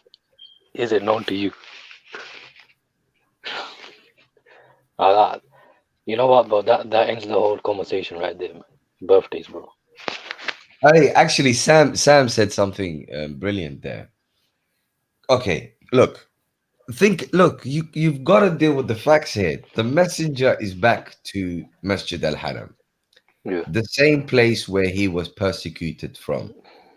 So, is the first thing he does a ritual of some kind, and is that the reason he was persecuted? Or furthermore, let's ask you guys the question: why was the messenger persecuted? All right, so let me answer Sam's question, right? He asked the question, is the prayers the same as Ibrahim alayhi salam?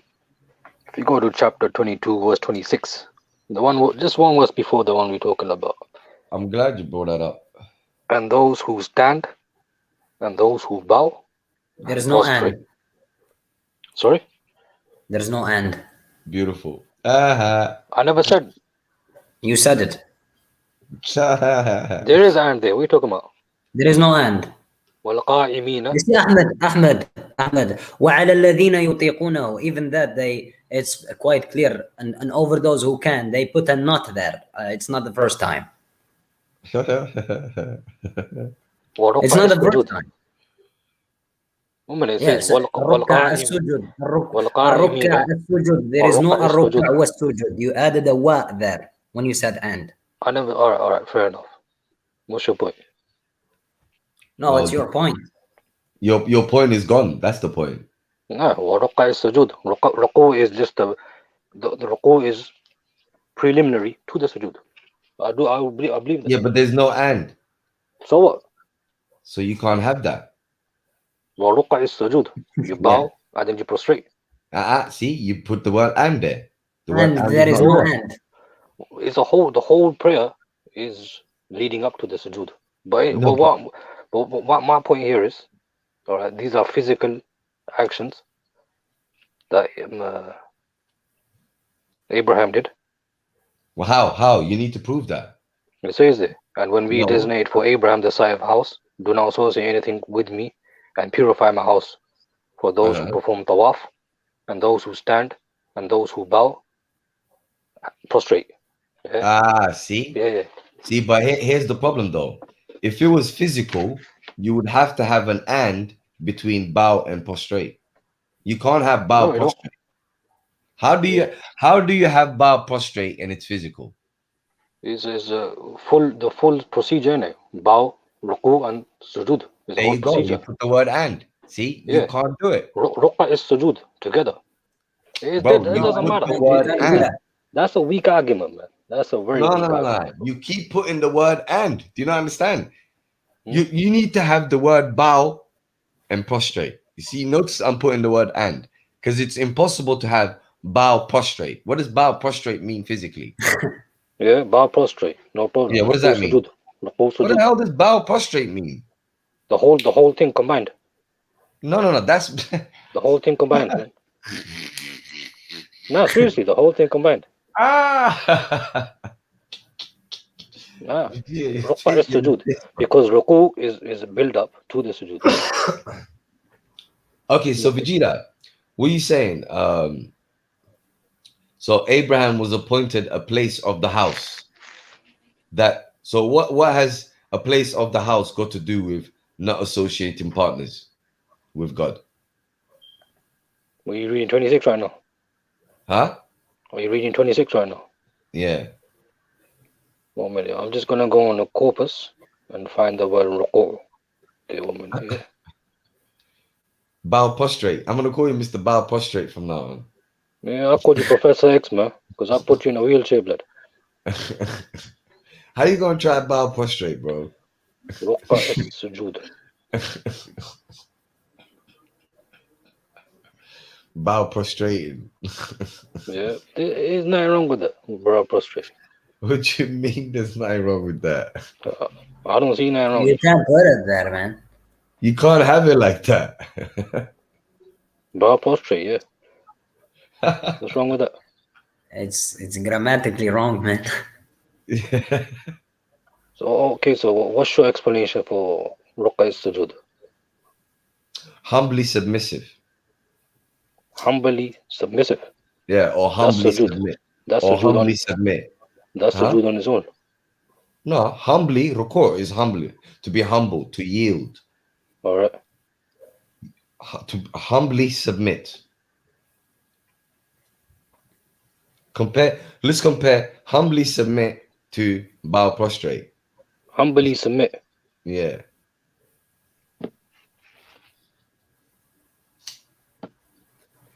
Man, you could humbly submit doing anything, man. According to you humbly submitting smoking a blunt. You're damn right. You Exactly. can say that again. So your prayer is like what Styles P said in that song, man.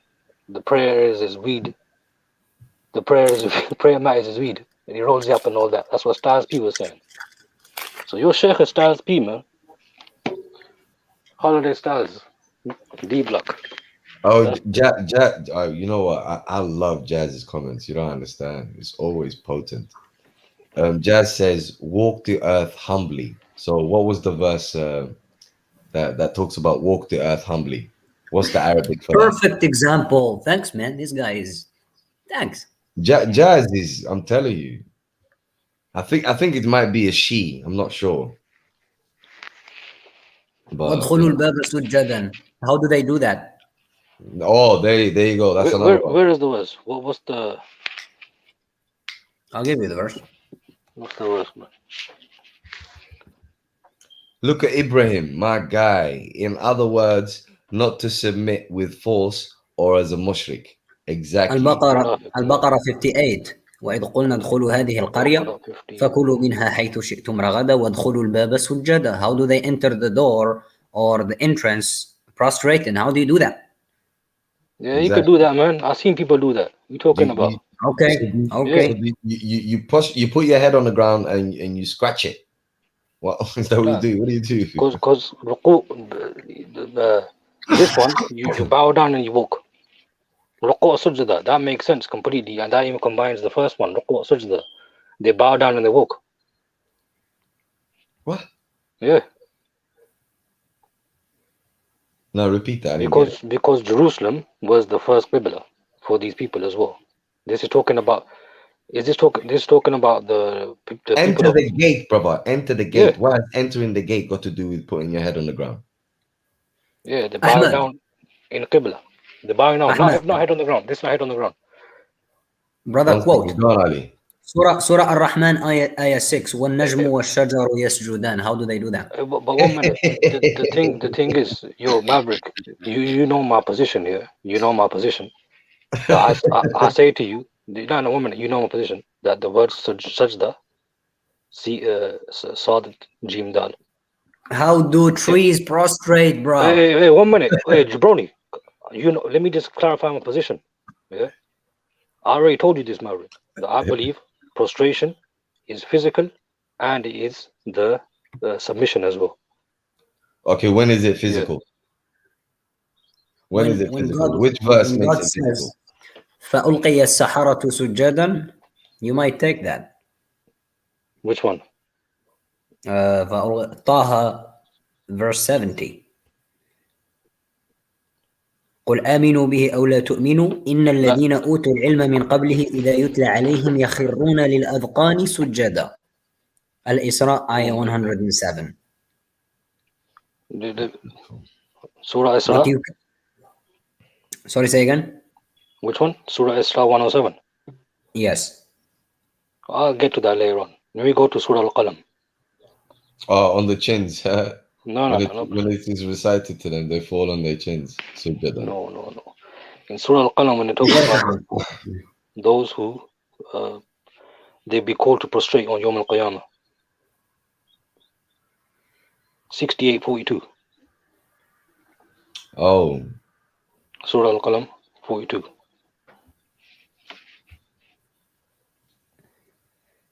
Surah Al-Qalam, which verse? Sorry. 42.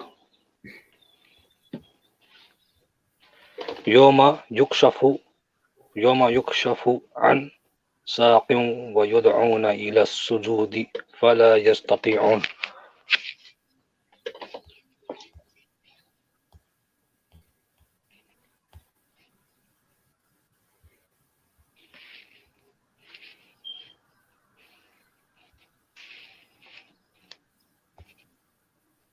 No, 40. 68:42, man. Every verse you find it like this. What happened to your Wi-Fi, bro? 68:42, man. Keep the same consistency, blood. Like, I'm slowing down. You need to be keep the same consistency, innit? Have some patience, man. إن الله مع الصابرين. Come on. Alright. يوم يكشف عن ساق ويدعون إلى السجود فلا يستطيعون. What is the question? Alright, so what the meaning of sujood is to submit.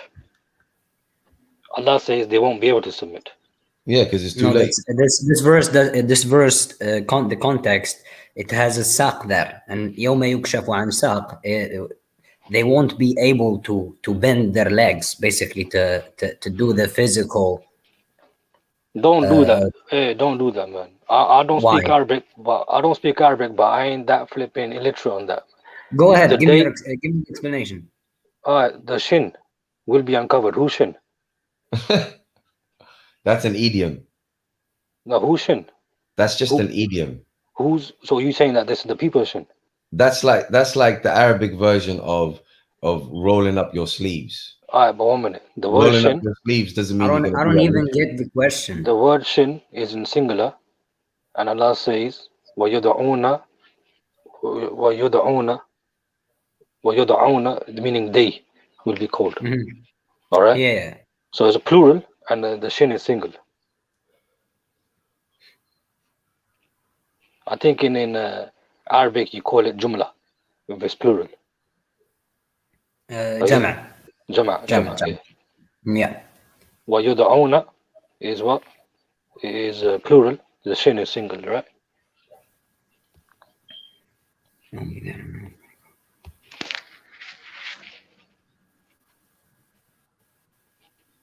Can I quickly just point to Do you think? verse? You know that verse that you're referring to about disbelievers not being able to prostrate. Mhm. If you look at 32 verse 12, 32 verse 12 about the look at 32 verse 12. mountains. No, just look at 32 verse 12. Why are you rushing for? ولو ترى إذ المجرمون ناكسوا رؤوسهم عند ربهم ربنا أبصرنا وسمعنا فارجعنا نعمل صالحا إنا موقنون. This one? Yes. ناكسوا رؤوسهم عند ربهم. So they will lower their heads in the presence of their Lord. That's what the other verse said. خاشعة أبصارهم ترهقهم ذلة. They will be looking down of humility. Yes. So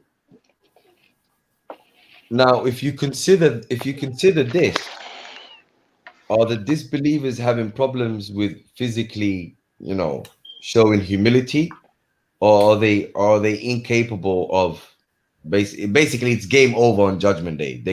They can no longer say we now submit. They can't sujood. They can't sujood. But everything submits to Allah. If you go to chapter 13, verse But you 15. have free will here. No, On chapter Judgment Day you don't. chapter 13, verse 15 says everything submits to Allah willingly or unwillingly. Brother Ali, Surah Yes. Ar-Ra'd, verse 15. Surah Ar-Ra'd. ولله يسجد ما في السماوات والأرض. Carry on. Surah Al-A'raf, which verse? No, Surah Ar-Ra'd. Al-Ra'd. Which verse, please? 15. Wait. Before you move on, yeah, go staying in 32:12. After it says Nakisuru Usum Unda Rabbihim, they lower their heads in the presence of their Lord. They will say, "We saw and we heard, so send us back. We will do righteous deeds. Indeed, we are now those who are certain." And they will be told they can't. So doesn't that prove they want to submit, but they can't? Yeah, but Allah says in chapter 13, verse 15, everyone submits to Allah willingly or unwillingly. No, but you're talking about laws, man. Abraham just said it. You're talking about completely different context. Please deal with this one. Because you see the verse that you always bring up about the disbelievers will be unable to prostrate on Judgment Day. Like, even physically, you got to understand the physical is simply a representation of the submission. That's all it is. It's just a symbol of the submission. So yeah, go on, brother. Yeah, just like when you greet someone, you either smile or shake a hand or do a high five. It's a symbol. Punch in the head. Hey, Exactly. وَلِلَّهِ يَسْجُدُ مَنْ فِي السَّمَاوَاتِ وَالْأَرْضِ طَوْعًا وَكَرْهًا. This leaves you stuck, man. Well, what is the problem with everything is humbly submissive to God? No, the correct, the main point of طَوْعًا وَكَرْهًا. So what is even the problem with that? Do you think something overpowers God? Yeah. No. That's the. No, that's the point. Hey, that's the point. Because on Allah says, إِلَى السُّجُودِ فَلَا يَسْتَطِيعُونَ in Yawm al-Qiyamah. Yes, which is fair. Yes. Okay, they will not be able to do what? Sujood. To do the sujood. But Allah says in 13:15, everything submits to Allah, طوعا وكرها, willingly or unwillingly. But what does that have to do with the point? You have free will, brother. You can either do that or refuse to do that. Okay, no. Allah says that they do it. What's the problem with that? Listen, 13:15. Allah says everything, everyone submits, prostrates, sujood. Not everyone. He said everything. No. It says man. وَلِلَّهِ, and there's a verse وَلِلَّهِ يَسْجُدُ مَا فِي السَّمَاوَاتِ وَالْأَرْضِ. Yeah, but this one says وَلِلَّهِ يَسْجُدُ مَنْ فِي السَّمَاوَاتِ وَالْأَرْضِ. It says they're there, bro. Okay? Man. Yes. It says man. Just give me the verse 50. Verse 15, 13:15, Sahib. Okay, له دعوة الحق والذي he's talking about God. له دعوة الحق والذين يدعون من دونه لا يستجيبون لهم بشيء إلا كباسط كفيه إلى الماء ليبلغ فاه وما هو ببالغه وما دعاء كافرين إلا في ضلال ولله يسجد ما في السماوات والأرض طوعا وكرها وظلالهم بالغدو والآصال. Where's the issue that you have with this verse? Which verse did you just read, man? Which verse did you read? I still don't get what's your problem. Which verse did you read, brother? Verse 15. وَلِلَّهِ يَسْجُدُ مَنْ فِي السَّمَاوَاتِ وَالْأَرْضِ طَوْعًا وَكَرْهًا وَظِلَالُهُمْ بِالْغُدُوِّ وَالْآصَالِ. طَوْعًا وَكَرْهًا, meaning everyone submits, whether willingly or unwillingly, by force or they do it themselves. All right, prostrates. Sujood. But in 68:42, Allah says that the kuffar won't be able to do sujood on Yawm al-Qiyamah. Are you trying to I find still don't. contradictions I still don't or get you. Do you think there's something that doesn't humbly submit to God? No. He's trying to Everything. contradict the Quran. No. What I'm saying No, to is you do you is think? No, brother. That's your point. It has only that sight. You can't see anything out of that window except for that. no, but I told you in the beginning, my window is sujood, is prostration or submission. It's both. Yes. Yeah. So It's- الركع السجود Yeah. السجود So- and the ركع السجود doesn't mean the physical that you're talking about now. No. What I'm saying to you is there's a physical prostration. This 168.42 is a physical prostration. 13:15. Nobody disagrees with you. 13:15. No. It's a symbol, yes.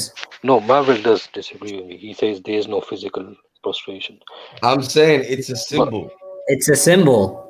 No, It I'm don't saying mean much. it's It's a just a physical. symbol. It's a physical prostration. 'Cause- It's a symbol. Irregardless, it's a But symbol. this It's what I'm a- telling. Okay, this what I'm telling you is a warning from the Prophet sallallahu alaihi wasallam. It's a warning from Nabi sallallahu alaihi wasallam. Yeah.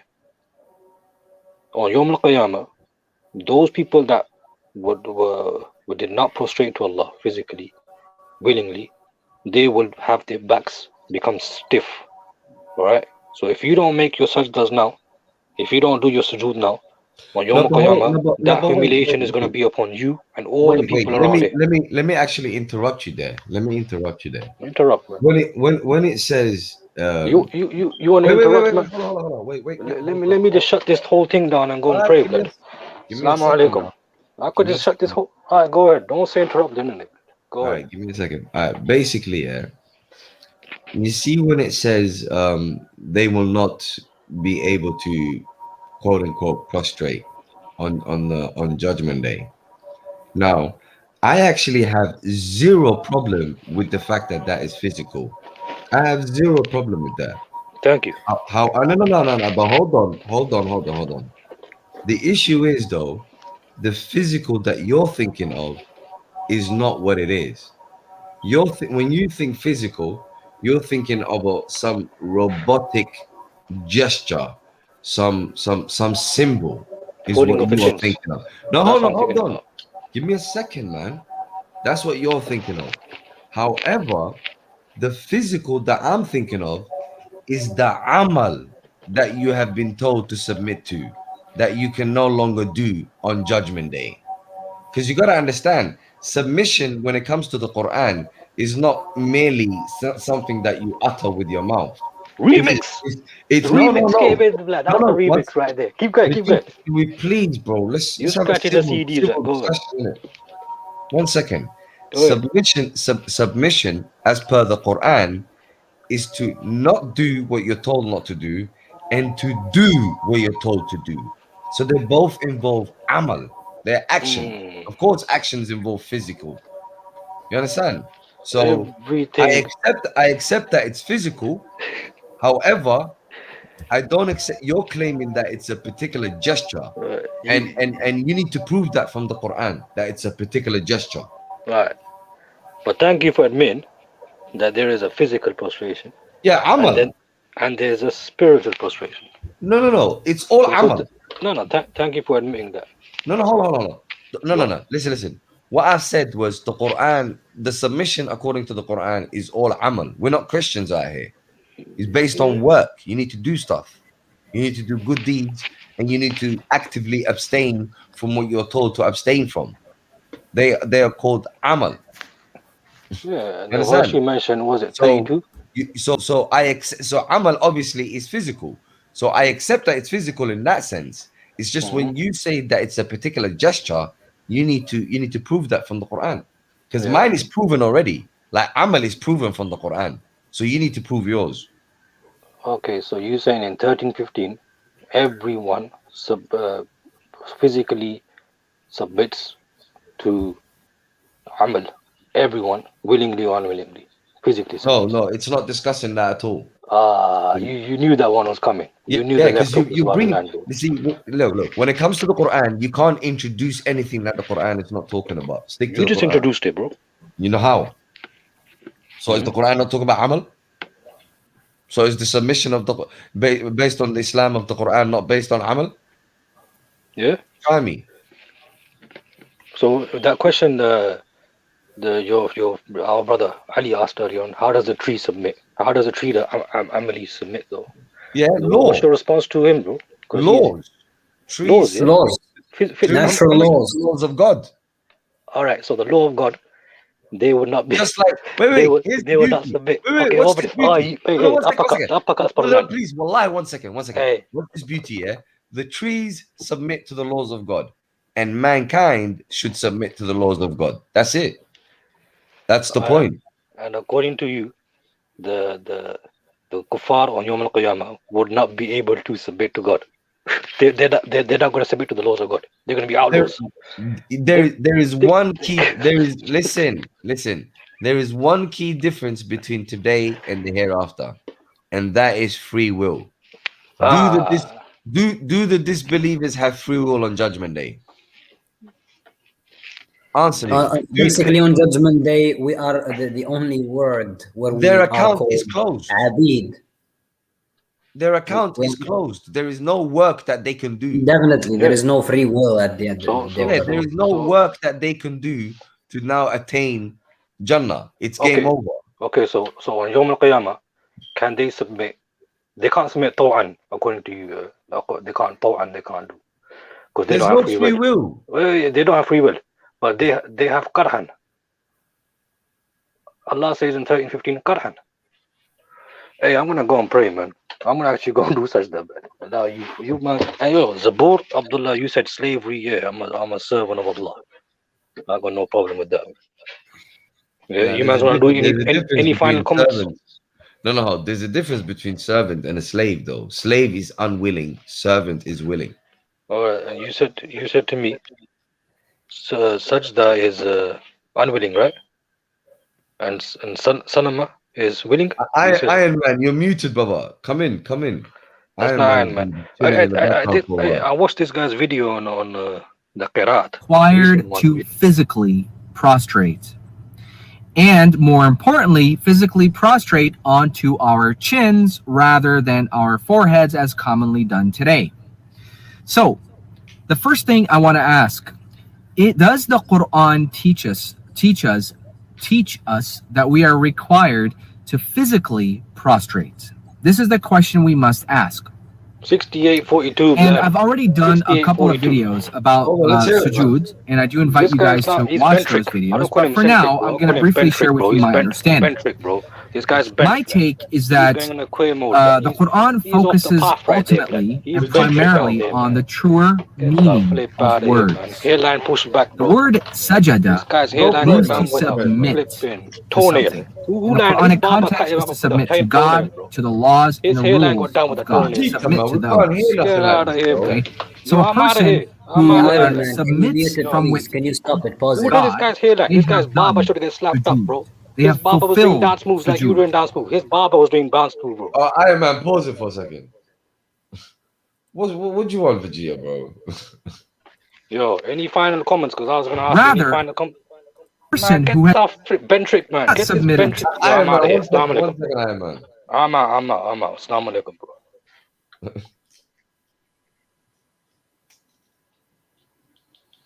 Yeah. Don't worry about putting on the video. We've seen it anyway. But yeah,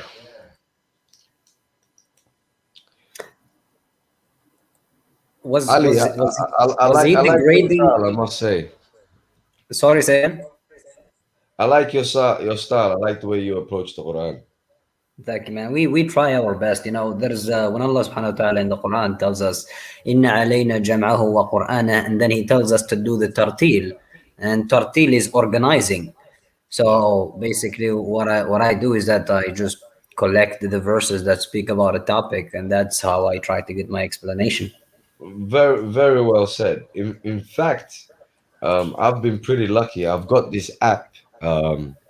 I use it for one specific reason, and that's because. Same, I use it too, man.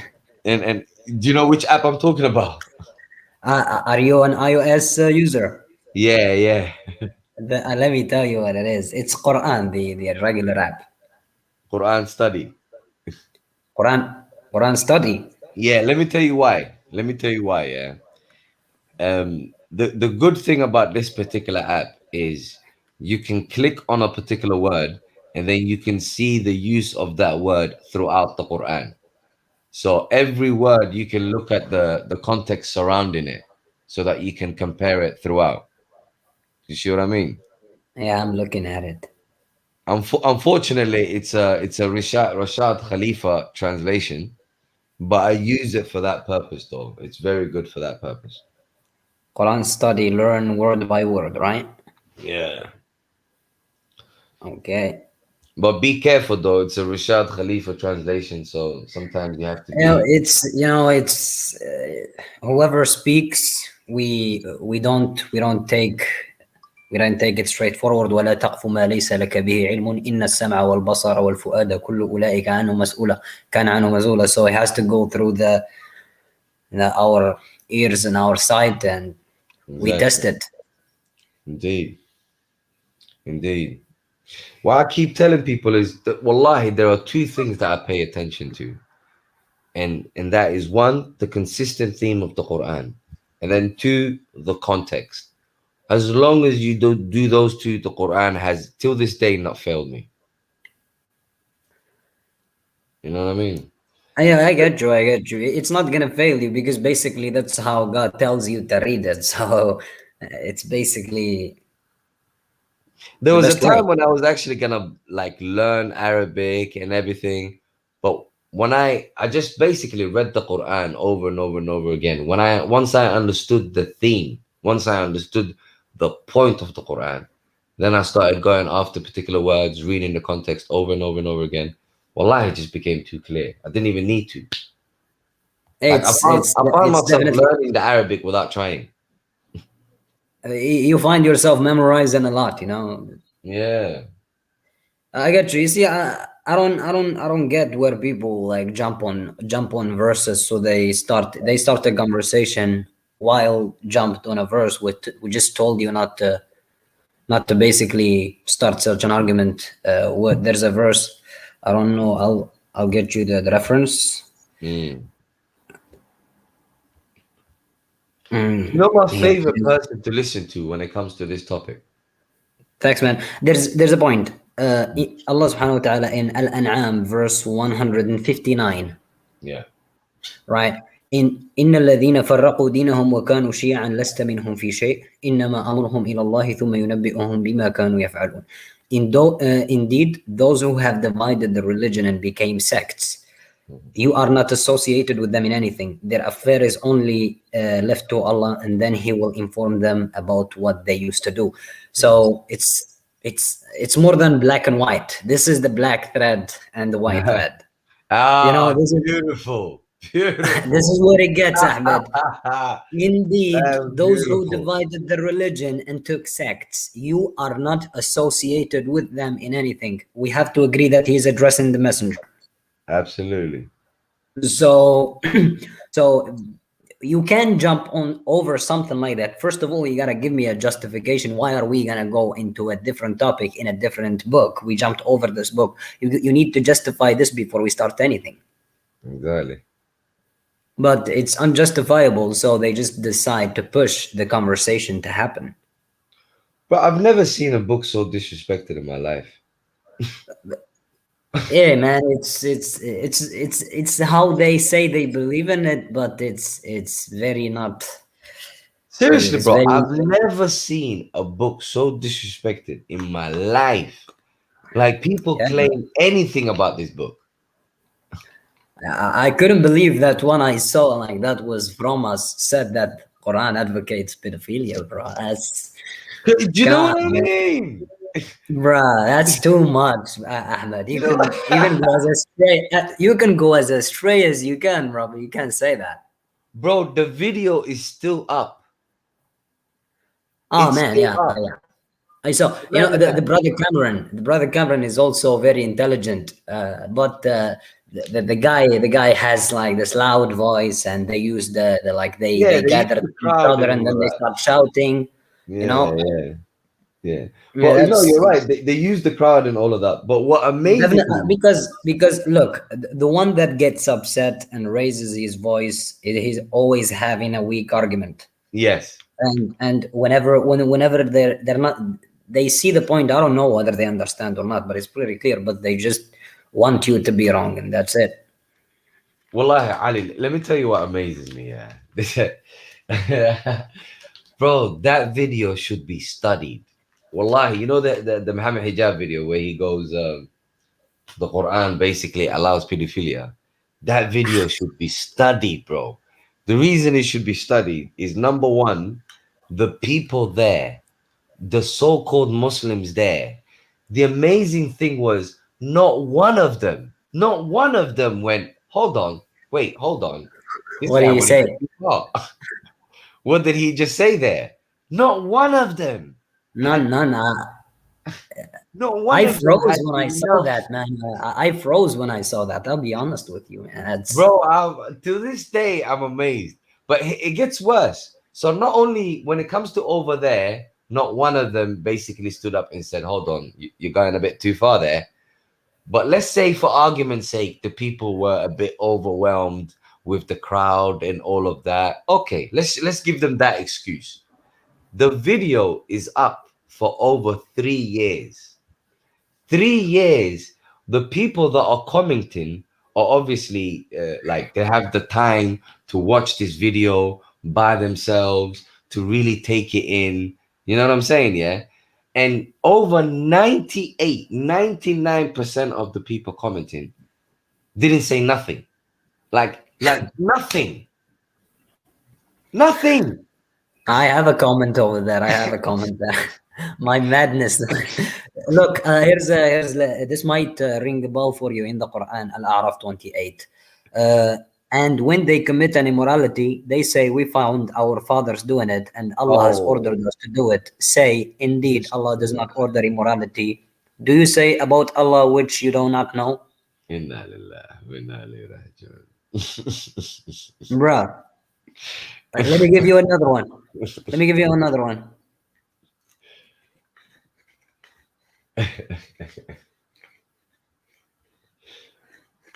Here's the first one. And when it's said to them, come to what Allah has revealed and to the messenger, they say, sufficient for us is that upon which we found our fathers, and then stops and starts, even though their fathers knew nothing, nor were they guided. Unbelievable. There's a different one. Unbelievable. We can go all night, like. Bro, speaking of going all night, yeah, you just reminded me. The other day, I was at Speaker's Corner, and there was this guy, a non-Muslim guy, and a Sunni guy, basically discussing about the Deen and all of that. I don't know. I came there. I don't know how I got into the conversation, but we started talking about the Quran.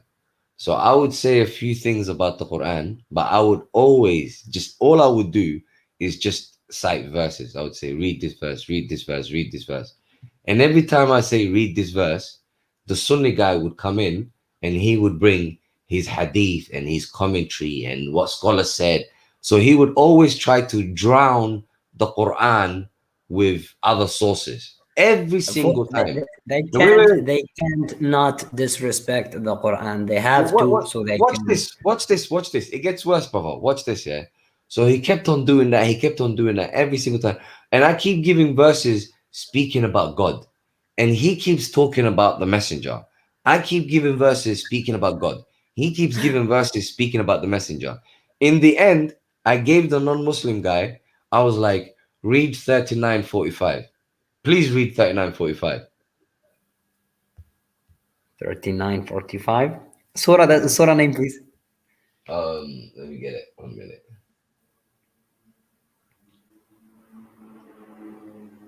Az-Zumar. Verse 45. Az-Zumar 45.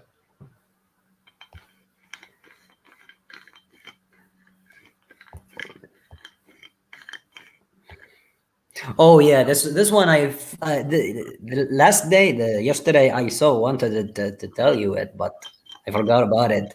It's I'll give you another one. This one is very Bro, the non-Muslim guy. hits. Bro, the non-Muslim guy, when I gave him this verse, wallahi or billahi or tallahi, he was in shock.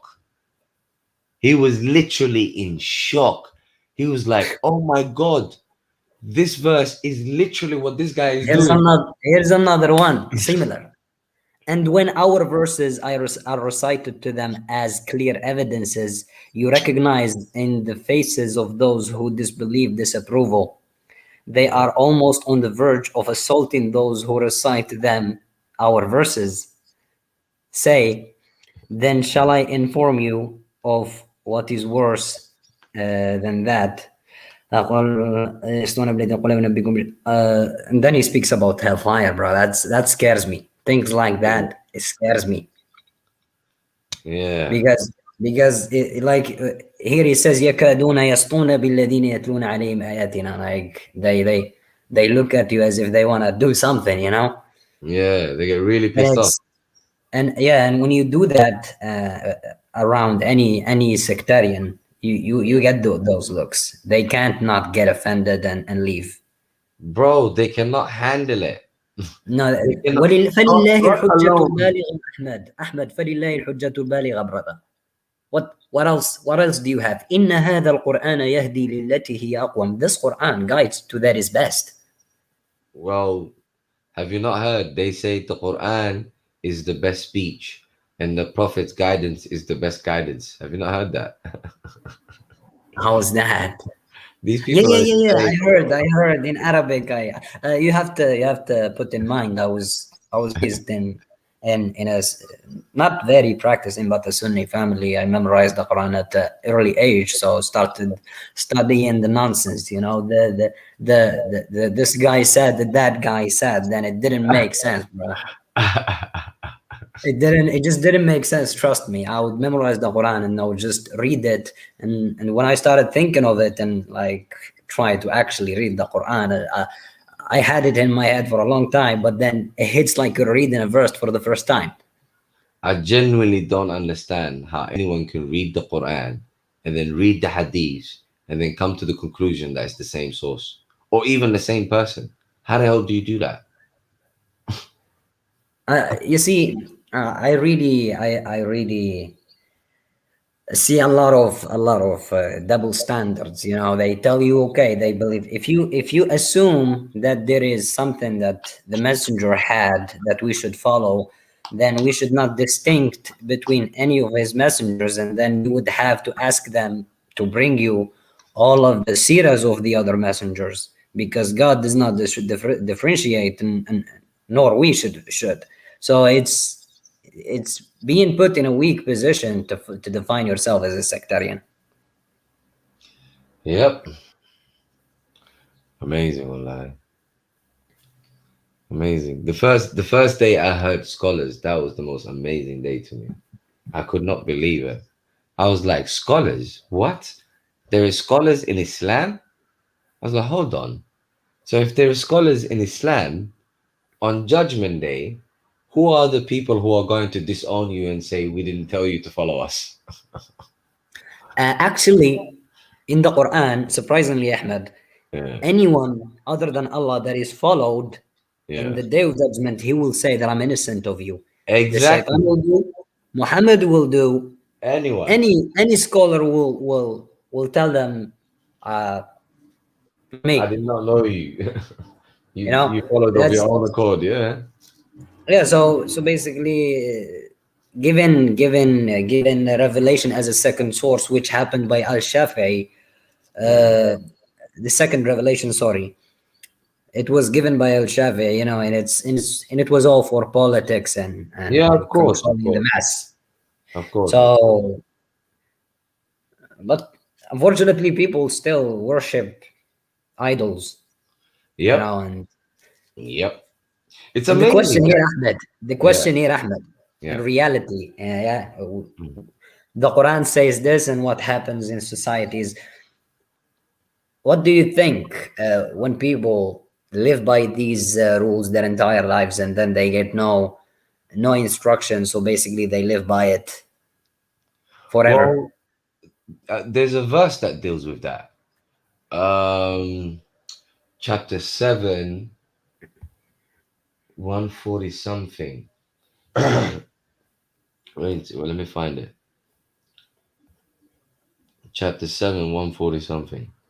Because really and truly, belief in God is something that Allah has created within us. It's the fitrah, which we يا find فطرة الله التي فطر الناس عليها ذلك الدين القيم ولكن أكثر الناس لا يعلمون.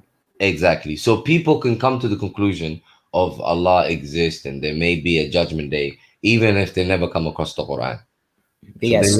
So there may be millions of people that already do that, and then what they would do is they would simply be they would follow their conscience, like, because this morality that we are taught in the Quran, that's something that we already have within us. It's not something new. Yes. You know what I mean? The Quran It's- already addresses that when it Yeah. says ذلك الدين القيم. It's universal. You see what I'm saying? Yes. So Yes. so the way the Quran deals with yeah, here it is. Where is it? I need to find the verse. It is the purgatory. I have to find it.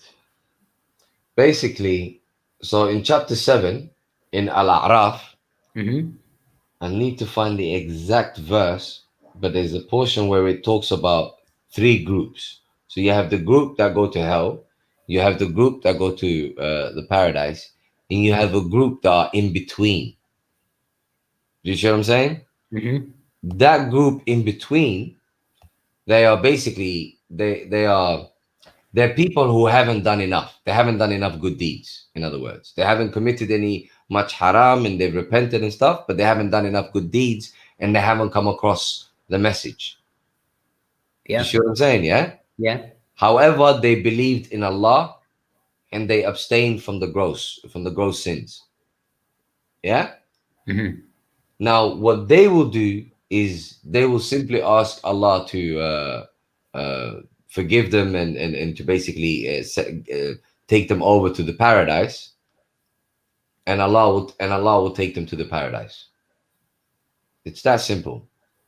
So the third group, if they have not come across the message, provided they have stayed true to their fitrah, they will be in the middle position, and then they will make a dua, and then Allah will send them to the paradise. You get it? I got you. I'm still trying to translate this into a verse. I just can't. Yeah, let me find the verse. It's definitely in chapter 7. Let me find the verse. Because I was quite shocked when I came across the verse myself. And those who committed misdeeds and then repented after them and disbelieved, indeed, your Lord thereafter is forgiven and merciful. Is that the one? No.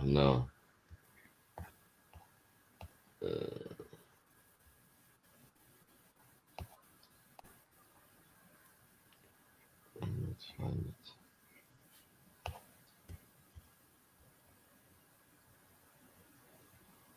I feel like the people in the chat might know about it. Help us out, peeps. Wait, I might have actually put it up.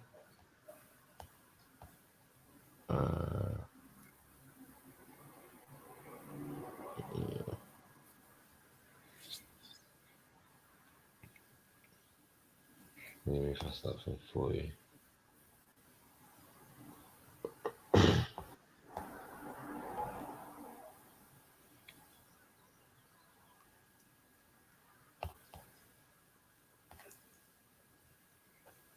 Oh yes.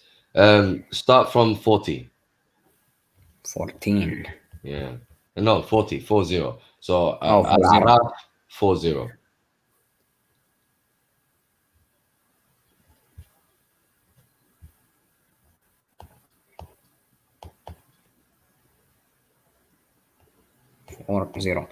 إن الذين كذبوا بآياتنا واستكبروا عنها. That's the one. That's the one, sir. لا تفتح لهم أبواب السماء ولا يدخلون الجنة حتى يلج وكذلك نجزي المجرمين لهم من جهنم مهاد. والذين آمنوا the second group وعملوا الصالحات لا نكلف نفسا إلا وسعها أولئك أصحاب الجنة هم فيها خالدون ونزعنا ما في صدورهم وارتموا بما كنتم تعملون. And then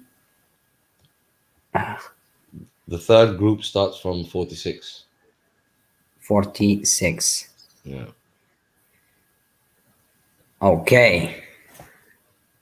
Okay, yes.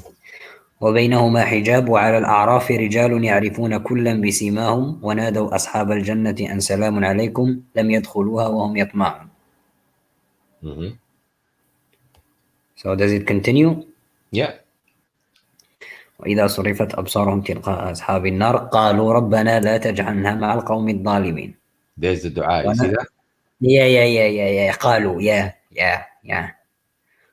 ونادى أصحاب الأعراف رجالا يعرفونهم بسيماهم قالوا ما أغنى عنكم جمعكم وما كنتم تستكبرون هؤلاء الذين أقسمتم لا ينالهم الله برحمة Yeah. ادخلوا الجنة. True. أن أفيضوا علينا من. You see that? This makes them 3. That makes them 3 groups. Yeah, the disbelievers, the one that did good and they believed, and then Ashabul A'raf. Yeah. Okay, so they're called Ashabul A'raf. Yeah. Okay. Yeah. Clear? Yeah, couldn't be better. Couldn't be better. And it makes sense. I mean, why would someone did not get revelation or did not get clearer understanding suffer? Exactly. Shows I the got rahmah of God. Yeah, and this is something else I wanna point out. You see, the rahmah thing is, for me, is the Quran. Allah subhanahu wa ta'ala says, وَمَا أَرْسَلْنَاكَ إِلَّا رَحْمَةً لِلْعَالَمِينَ. So, and we have sent you nothing but a mercy for mankind. So when we're being religious with other stuff that is not the Quran, we if we're honest to each other, it's not rahmah. Not at all. I agree. It's not at all. So if it isn't rahmah, then why do we do it?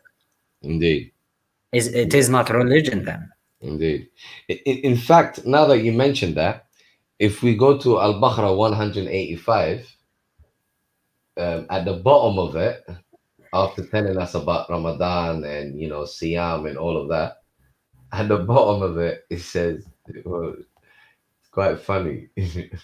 It's quite funny if you translate it as fasting, because the bottom says, God wishes for you convenience, not hardship.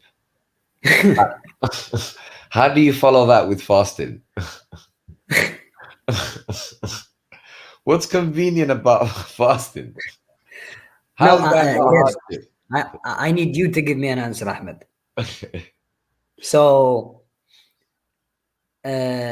فليصوم كان مريضا أو على سفر فعدة من أيام أخرى. So not in this verse, but usually in verses we have it optional with feeding the poor.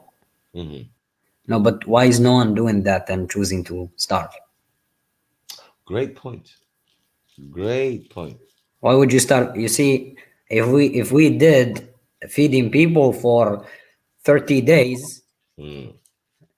That would make much more sense. Oh, and I believe it has a bigger value, a better value. Without a doubt, that's demonstrable. That is absolutely demonstrable. And it is to attain taqwa. Unless if we do something else to attain taqwa, then we can talk.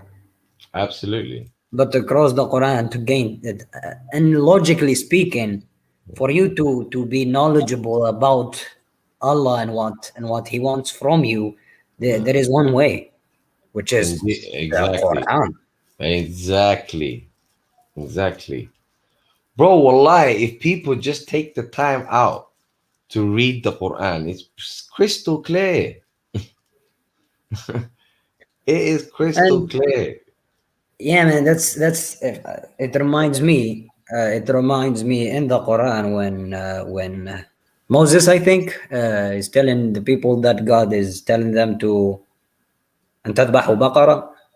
And then they go on and ask him, what is the color? What is this? What is that? Yes, I mean, yes. Perfect. If it was me, I would straight, boom, here's the cow.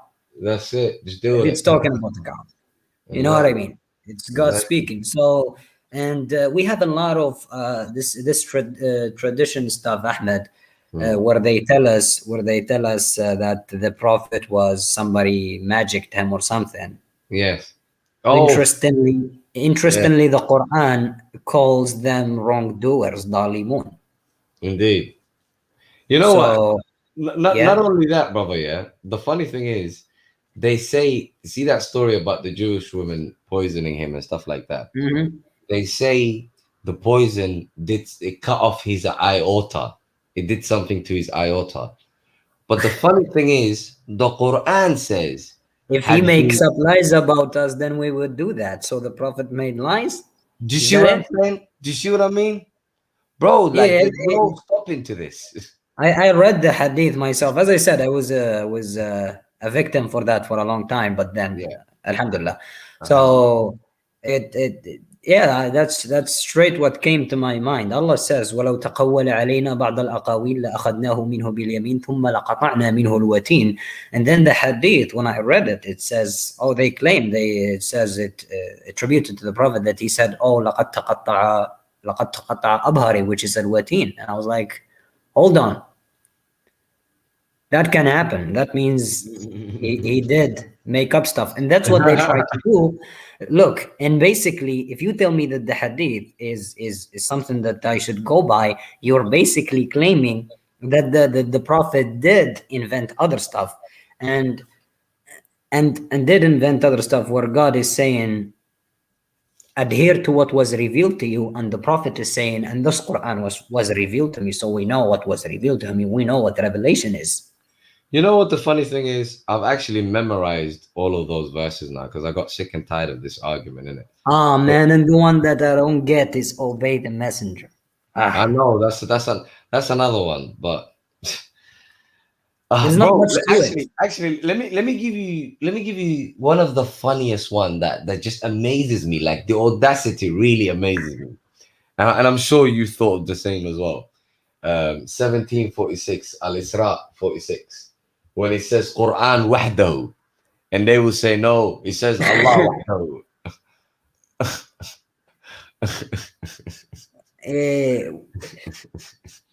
And here's another one, Al-Isra. Yeah, that's وَلَّوْا عَلَى أَدْبَارِهِمْ نُفُورًا. And then الزمر وَإِذَا ذُكِرَ اللَّهُ وَحْدَهُ اشْمَأَزَّتْ قُلُوبُهُم. And then غافر ذلكم بأنه إذا دعي الله وحده كفرتم وإن يشرك به تؤمنوا. There's many ones. Yeah. And then there's one ويخوفونك بالذين من دونه. You know that one? Which one was that? الزمر 36. They want you to bring another one. Is it that one? Yeah. It says, is not Allah sufficient for his servants? Exactly. You know, that's... So how can you jump over all of these so you can start a conversation with me about what Al-Bukhari says? You know what the funny thing is, brother, yeah? Wallahi or billahi or tullahi, I did not think ill of my community. Do you know what I'm saying? I didn't think ill of them or anything like that. They did this. They are the ones who basically they thought they can make whatever claims they want since no one is challenging them. And then what happened is the Quran just exposed them. That's it. That's all that happened. I did not get involved. I did not get involved. Wallahi, billahi, tallahi. Like, I was just all innocent, just asking questions and stuff like that. And then I see them come up with like dumb stuff like, obey Allah, obey the messenger. Obey Allah means the Quran. Messenger means what is attributed to him. And then I'm like, hold on. Can you at least say what is attributed to him? Don't say it's obeying the messenger. Like, if I obey what is in these hadiths, it's not obeying the messenger. It's obeying what is attributed to the messenger. Can you at least be honest enough to say that? They wouldn't. No, they wouldn't even be honest enough they to do wouldn't. that. They look, Ahmed, they always make the Quran look less than the hadith. They cannot do one without the other. Well, here's where I noticed that they make the Quran less than the hadith. So what they would do is they would come up with words like the wisdom. They would say the Quran and the wisdom So I'm Yeah. like, hold on. Yeah, What do you mean yeah. to tell me that the wisdom is not the Quran? There's no wisdom in the Quran. What do you mean? But how are you speaking about the wisdom as if it's anything but the Quran? Like the audacity. It's many things. It's many things that they bring to us, Ahmed. Like for example, I've seen it. I've seen it happening so many times. The thing of you have to bear witness that Allah is Allah, and then the messenger is the messenger of Allah. Where that formula exactly. Let me get you the verse. There, here it is. بسم Well, الله الرحمن الرحيم. إذا جاءك المنافقون ما قالوا شاء الله. نشهد إنك لرسول الله والله يعلم أنك لرسوله والله يشهد أن المنافقين لكاذبون اتخذوا أيمانهم جنة فصدوا عن سبيل الله إنهم ساء ما كانوا يعملون. Yeah. So these people took their oaths that they made with him. They joined him so they can gain reputation. Yeah. So that's what happened, and Yeah. nobody can just come to me and have certainty. Oh, the companions. You have no idea who are the companions. Who's the hypocrites? You don't know them. Who's The these and Prophet who's didn't know them. those? The Prophet didn't know who the hypocrites were. How do you? Of course, لا تعلمهم. Allah told them لا تعلمهم نحن نعلمهم. Yeah. So how do you? You know No, what, that's brother? Let me tell you another thing that amazes me. This is why I say I don't need to get involved. It's just the Quran that's exposing these people. I'm glad that you brought up this chapter, yeah? Think about it. So this is the only time in the Quran that we find people testifying to the messenger. That's the only time in the Quran. Yeah? yeah. And Allah calls those people hypocrites. Yes. So they're showing us themselves. Yeah, because they're showing off basically. Yeah, they're saying, "Oh, Yes. look, I'm part of the club," sort of a thing. Look at me. Yeah. And then it says, under the guise of their apparent faith, they repel the people from the path of God. Miserable indeed is what they do. This is Yes. precisely what the people do today. Like if you don't follow their version, they'll tell you a kafir and blah blah blah. You see what I'm saying? Oh yeah, I got that many times, man. Now, I now, got now that. watch this. It gets worse. And then it says, this is because they believed, then disbelieved. Hence, their minds are blocked. They do not understand. How is that not a perfect description of the people we're dealing with There's today? another verse about that where Allah says, "Inna sharra ad-dawabi 'inda Allahi as-summu al-bukmu alladhina la ya'qilun." Those who do not use logic But and brother, reason. it gets worse. It gets worse. Please check this out. The very verse after, look how detailed it is, yeah? Which one? When you see them, you may be impressed by their look. Oh yeah. And when they speak, you may listen to their eloquence. They are like standing logs. They think that every call is intended against them. These are the real enemies. Beware of them.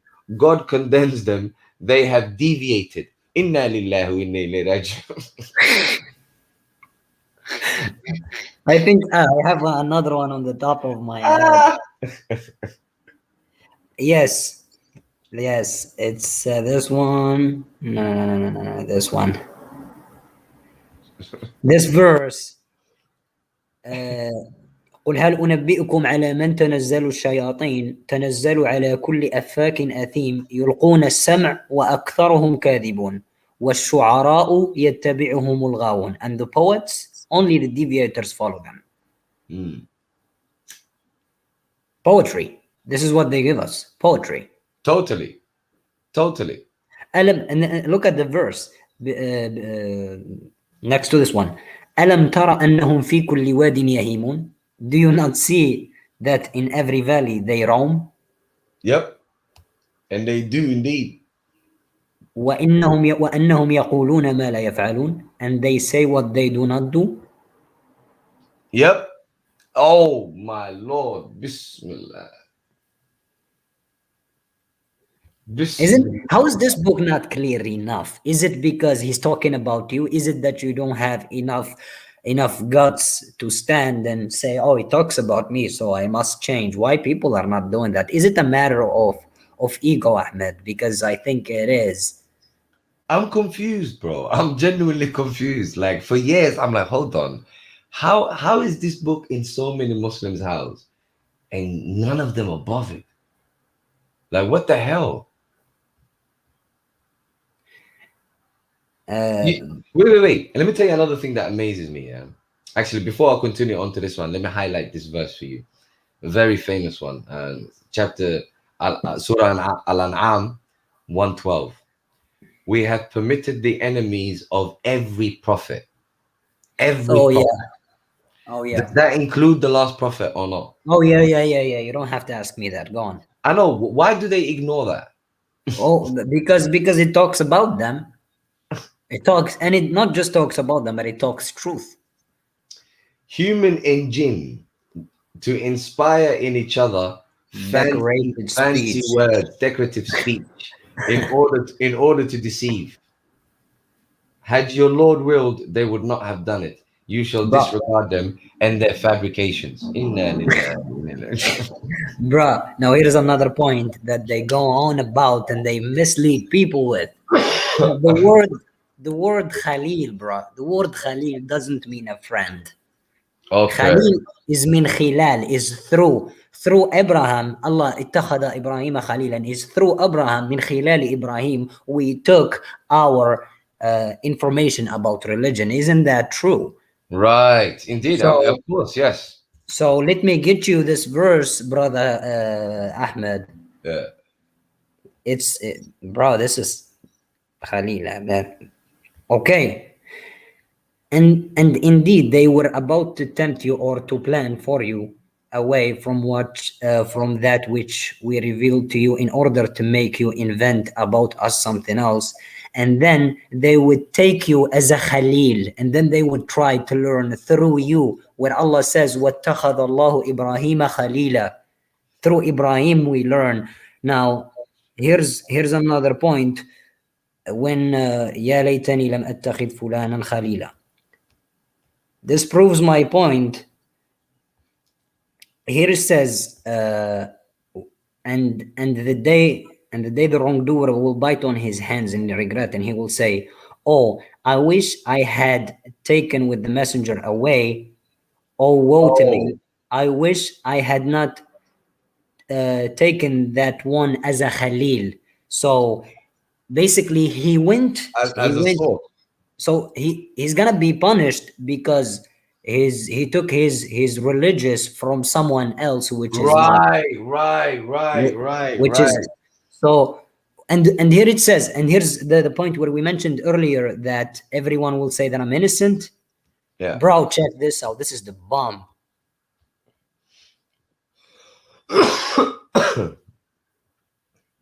Oh, bro. You know, Khalil, the plural of Khalil is أخلاء. And here's this one. الأخلاء يومئذ بعضهم لبعض عدو إلا المتقون. The Khalils that day will be enemies to each other, except for them. Right.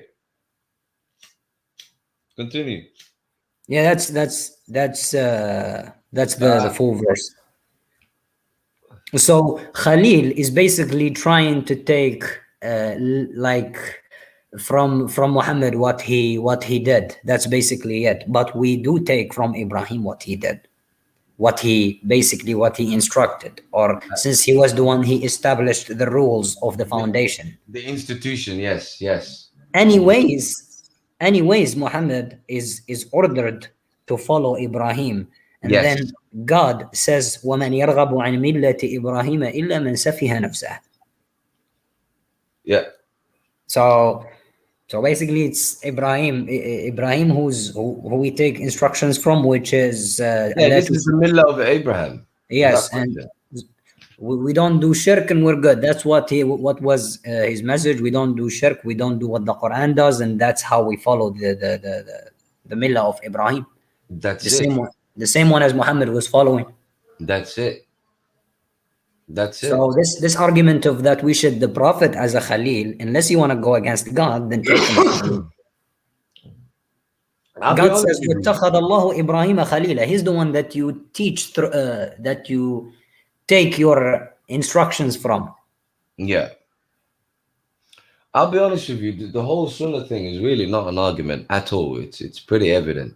The people now want to because the Sunnis, they've made up their mind. There's really not much you can do. You know, here and there you might get one or two persons that will listen, but most of them, you know what you're gonna get. You're just gonna get dismissed. Sad, man. It's kind of it's you see, here's a point that I always say. I mean, if this is the word of God, then it has to be of value. This is what we need to understand. I mean, God isn't just gonna send us this book for nothing so we can put it on the shelf. I mean, you can live your life with zero doubts. Zero I don't- doubts. I honestly don't understand it, but the amount of people I've tried to speak to, I've reached a level now where I'm like, you know what? I will not give you a single word of mine. I'm just gonna cite verses for you. Just read them. They won't read it. No. It's when you read verses, you can see what's in their faces. You can see their faces. It says in the Quran. It's Allah's law. It's the Sunnah of Allah. What can we do? Let me It's give you an the Quran. example. Let me give you a beautiful example the other day, which really amazed me. You know the verse that they constantly use, 1644, An-Nahl, when they say the Prophet is to Lutabayin, the messenger is to Lutabayin. Just read one verse behind, and then you get it that he had the. I gave them even from an even simpler angle, So check this out. This guy, he brought the verse to me, and I said, okay, so you want this word litubayin to mean explain? He says, yes, the word means explain. The revelation was sent to the messenger for the messenger to explain to the people. No, explain is litashrah. I know, but hear me out. He's insisting on that. So I was like, all right, cool. So the word litubayin, so I showed him a few verses in the Quran where the word litubayin can also mean to proclaim. Yes. Yeah? To proclaim, to convey, etc. So I said to him, when the messenger, as it says in the verse, the messenger receives the revelation. So when he receives the revelation, does he proclaim it first or does he explain it first? He proclaims it. Do you see how simple it is? That's what he's supposed to do. If so, those are the only two choices you have. He either explains it first or he proclaims it first. You can eliminate explain because you have to proclaim what you're explaining. Do you see what I'm saying? So proclaiming has to come first. And here's the thing. Wait. And if proclaiming comes first, then not only is there no explanation, but there can't be, because you only have one word here. So the word can only mean proclaim or explain. So take a pick. So you're only left with proclaim now. And then it gets worse. And then it says, so that they may give thought. So are they to give thought to what is proclaimed or what is explained? You can't think on something explained. It's explained. So you'd have to give thought to what is proclaimed, right? Yes. There you go. It's Wallah. كتاب أنزلناه إليك مباركا ليدبروا آياته, so they can reflect on its verses. There you go. You're So- not supposed. So you can't say the Quran was revealed to the messenger for the messenger to explain it, and then for the Here's the people. point, Ahmed. Sorry to cut you. I want to cut you here. Yeah. Now we have to put into the understanding that where Muhammad lived, they spoke the same language. Bro, they why don't is do he- logic. They don't do logic. Why is he gonna explain when they all speak the same language? They don't do logic. I've tried that one. Logic, forget about it. They But can't. then do how are we logic. gonna talk? They're like, "Hmm? How am I gonna talk to you if you take off logic? I know, bro, but this is the people we're dealing with. So this is why I try to at least deal with the Quran. They can't even deal with that.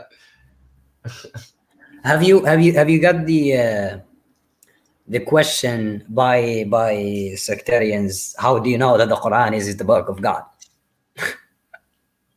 Yeah, bro, I get it all. I get Like, can you serious attacks, Can you bro. imagine a Muslim I know, bro. And then they'll say, first it starts with, how do you know it's from God? And then they'll say, how do you know nothing's been added? Ah, you know something was taken off. It's and then try to ask them, how do you know that the prophet is really a prophet? And then they're gonna tell you the Quran says so, and then basically that's small circle. Because when you question the prophet, it's really triggering. It's amazing. But Yeah. the real amazing thing is that every single argument comes down to context. That's what amazes me. Like they always isolate verses. It's so illiterate. It's crazy. Yeah, like wallahi lam yahid. Yeah, all of them. Now, wallahi You lam know what I've yahid. noticed? That's the verse You know that what I've they. noticed, Ali? Yeah, they actually make the same arguments about the Quran that Islamophobes do. So, for instance, Yes, I know. if you try to question the hadith, they'll say, "Oh, but the Quran tells you to beat your wife. The Quran tells you to chop off the thief's hand." You know what Okay, I mean? so I have a question. Does the Quran tell me to strike an example, like punch it? I know, bro. But for some odd see, if you say you accept the Sunnah, then they'll listen to that. But the moment you question the Sunnah, then all of a sudden they say, "Oh no, it means strike. It cannot mean anything else. It means strike. How are you going to strike? At least we know to strike with a miswak. So how are you gonna strike?" Strike with a miswak. That's what you know. What amazes me the most, yeah, is the lack of effort that they've put into their bullshit. That's what annoys me the most. At least try. Put some effort. Yeah, I mean, put something that is ambiguous, something You know that what I mean? that needs effort to find out. It's easy. This is ridiculous. No, one point that I want to understand, Ahmed. We know that time evolves. Yeah, the knowledge is growing, information is spreading more. If how can we rely on someone that lived centuries ago with the limited as much as they had of knowledge with now? When we see someone now studying the Quran, for example, I know some of them who were studying only the Quran for 50 years, 50, and then when you try to represent it to someone, because they mostly tend to listen to people who are known, and that person, for them, he basically studied more than al-Bukhari. Bukhari did not go beyond 30 years. Yeah. And this guy is 50 years. He's only in the Quran. So how can they, with all arrogance, just decide that someone 600 years ago has better knowledge than now? Bro, not only that, they say, what do they say? The four righteous generations. Inna lillahi wa inna ilaihi raji'un. Now here's what who made makes me them the upset. judge? Who's like look here. The prophet, does the prophet in the Quran say, "I do not know the unseen. I do not know what's gonna be done to me or to you"? Does he say that? He does, but I honestly believe the Quran is decoration to these people. Ugh. You just read it, you just recite it for the sound and hasanat. Yeah. No, that's what it's really come down to now. Bro, I'm telling you right now, I can go to any Muslim circle and I guarantee you I can count with one hand, if I'm lucky, the amount of references they make to the Quran. That's if I'm lucky. Earlier on today, I was watching a program that was made in Somalia. It's called Barad Tal, meaning learn your deen. So this guy was just walking around town and basically questioning the people about the deen. Yeah. Now, these questions that he's asking the people about the deen, how much percentage do you think was to do with the Quran? His questions? Yeah. How much were they? About 1%. No way. 1% was the Quran. What was the rest? Hadith. The rest was weird things like, oh, which Sahaba did this? What's the name of that Sahaba? Which Sahaba had fought? I'm like, God damn. No, here's an interesting verse. Surah Al-Qasas. It starts Bismillah ar-Rahman ar-Rahim Alif Lam Mim. أحسب الناس أن يتركوا أن يقولوا آمنا وهم لا يفتنون. Do the people think that they will be left to say we believe and they will not be tried or tested? Yep. But we have certainly tried those before them, and Allah will surely make evident those who are truthful, and He will surely make evident the liars. Yep. The descriptions fit, man. Beyond belief. Beyond belief. Wallah. But it goes in one ear out the other. Bro, I'll be honest with you. Ever since I've like actually understood that this is actually going on, I can't think of anything else. Like, I'm amazed that this is happening. Yeah, like truly, like you can't get enough understanding. It keeps on going. Have you noticed that as much as you want to know, it just keeps on going? Yeah, bro. Check this out. Yeah. Let me give you an example. We've discussed the lemming, brother. We're about to end soon anyway. It's 5 o'clock, 5 a.m. We're ending soon. Check this out, Ali. Yeah. What was I saying? You see how we've dealt with 1644 and Nahl 44, which is the common one they always use. Another one they always use. This is their favorite one. Is An-Nisa 59. Obey Allah, obey the Messenger, or ulil amri minkum. You know they love that verse. Yeah? Yeah, I know, but Now, wait. I'm going to show you how beautiful the Quran is. Like, you don't need to say anything to these people. Now, so they say, obey Allah, obey the Messenger, and those in authority. Therefore, you know, you're supposed to refer it to the Messenger, etc., etc. Now, the interesting thing is, in the same chapter, An-Nisa, if you go to 83, please go to 83. is it وَلَوْ رَدُّوهُ إِلَى الرَّسُولِ? Yes. I saw that one. Please read that verse for them.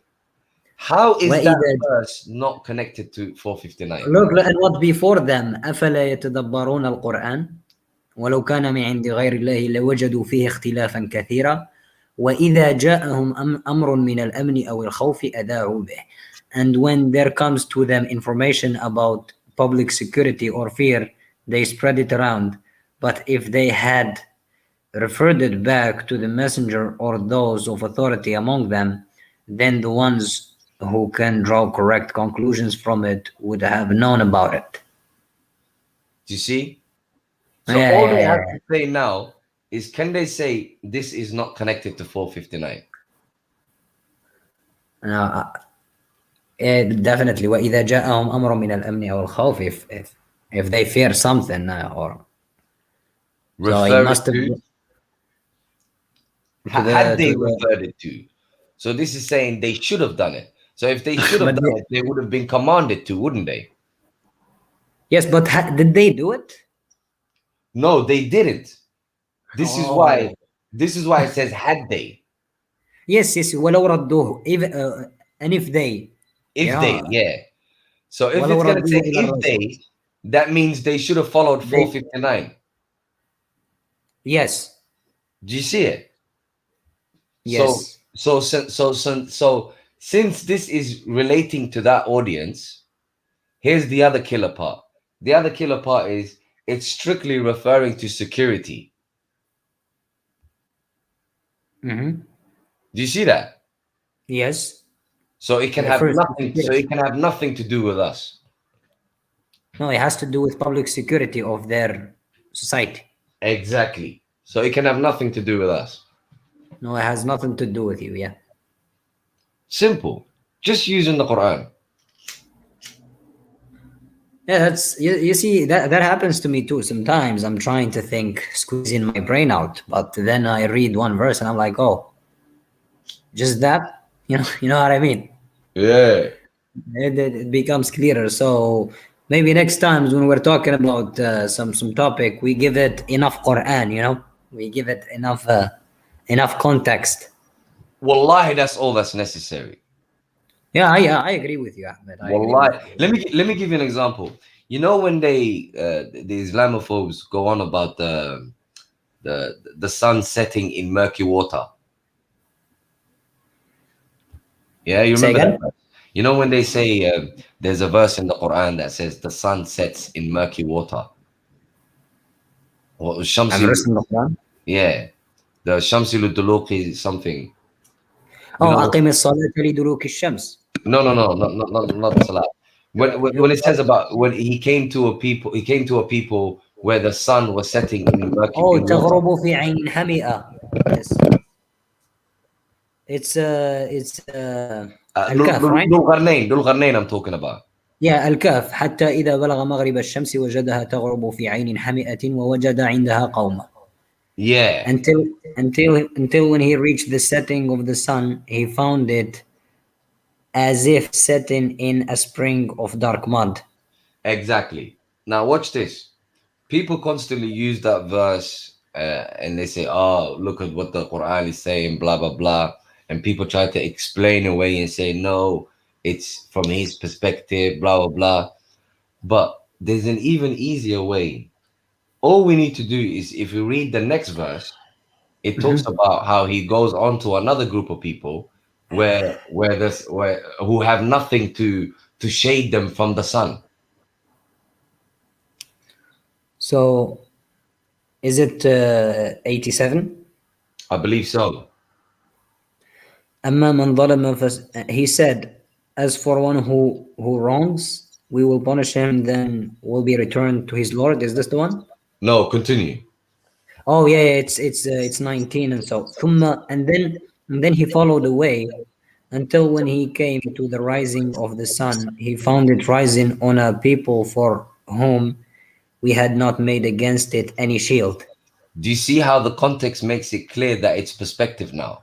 It's showing you two perspectives. And one, do you see it? Like in one area, the sun was setting in a particular way. In the other area, the Yes. sun was rising in another particular way. Do you see it? Yes. Like when you have the contrast. Yes, so he was seeing it this and then he saw that. Exactly. They never use the second part to say, "Oh, the Quran says the sun rises upon people with no shade," do they? They never use that. No, but that was when he went there. Because they understand that it's perspective, it's clear. But again, you see these people go into verses and just question verses. What really do they want from this verse?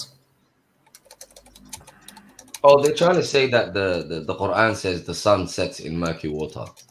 Literally. They're basically taking a piss, as usual. Man, they taught them to isolate verses and divorce them from context. This is what amazes me. They both have the same tactics. The Islamophobes and the Sunnis, they have the same tactics. They both isolate verses. I had people come to me, wallahi, I'm not joking to you. The videos are actually up. I had people come to me and say, with the Quran alone, you can follow ISIS. Ah. Literally. Yeah, and I was told that the Quran alone will take me to hellfire.